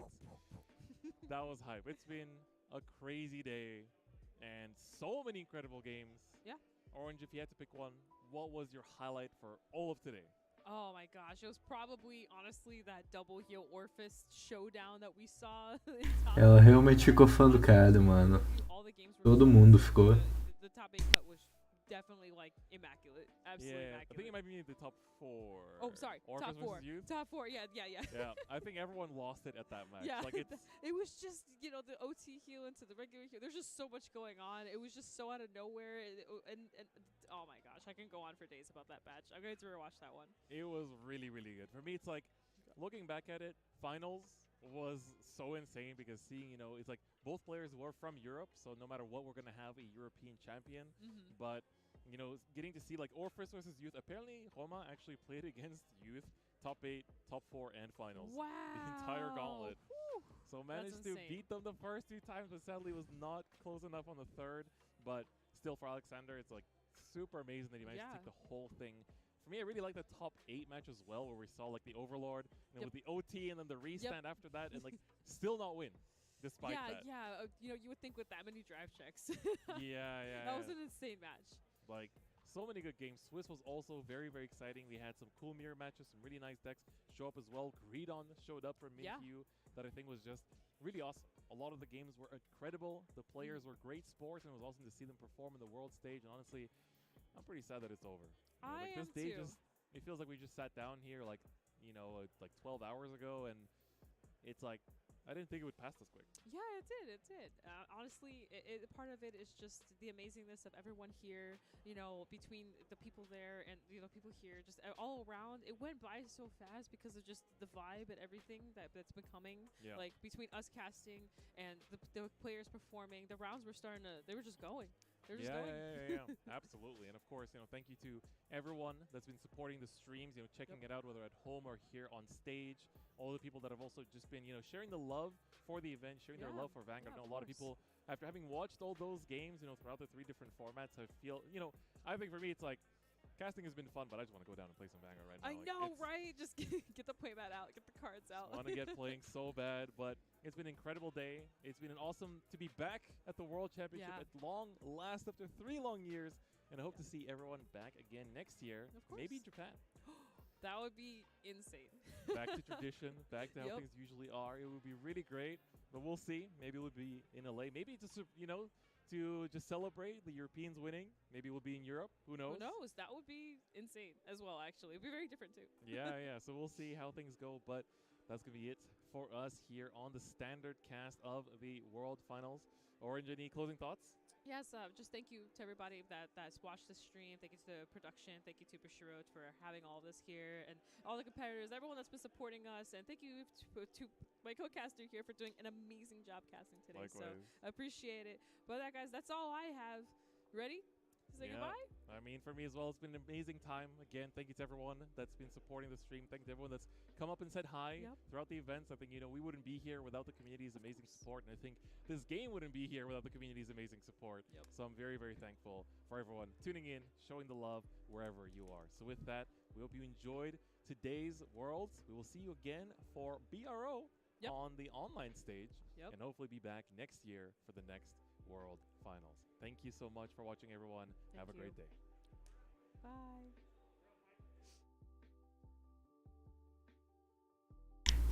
É isso aí, pessoal. Acabou a stream. Eu agradeço a todo mundo que acompanhou até aqui e espero que tenham gostado. Vamos só deixar terminar aqui enquanto ir passando. Cara, mas realmente assim foi um ótimo torneio. Cara, a gente viu mais do standard, mas cara, foi muita reviravolta interessante. Eu ainda queria que o carinha Lead Office tivesse ganhado, mas paciência. Ele jogou muito bem. Mas infelizmente o Ojberg ganhou. Eu ainda acho que eu acho que assim, talvez ele fique de olho para a próxima lista, já que teve um grande número de Ojberg no standard. Eu acho bem possível, sendo bem honesto. Mas é isso então, pessoal. Eu agradeço por tudo. E falou?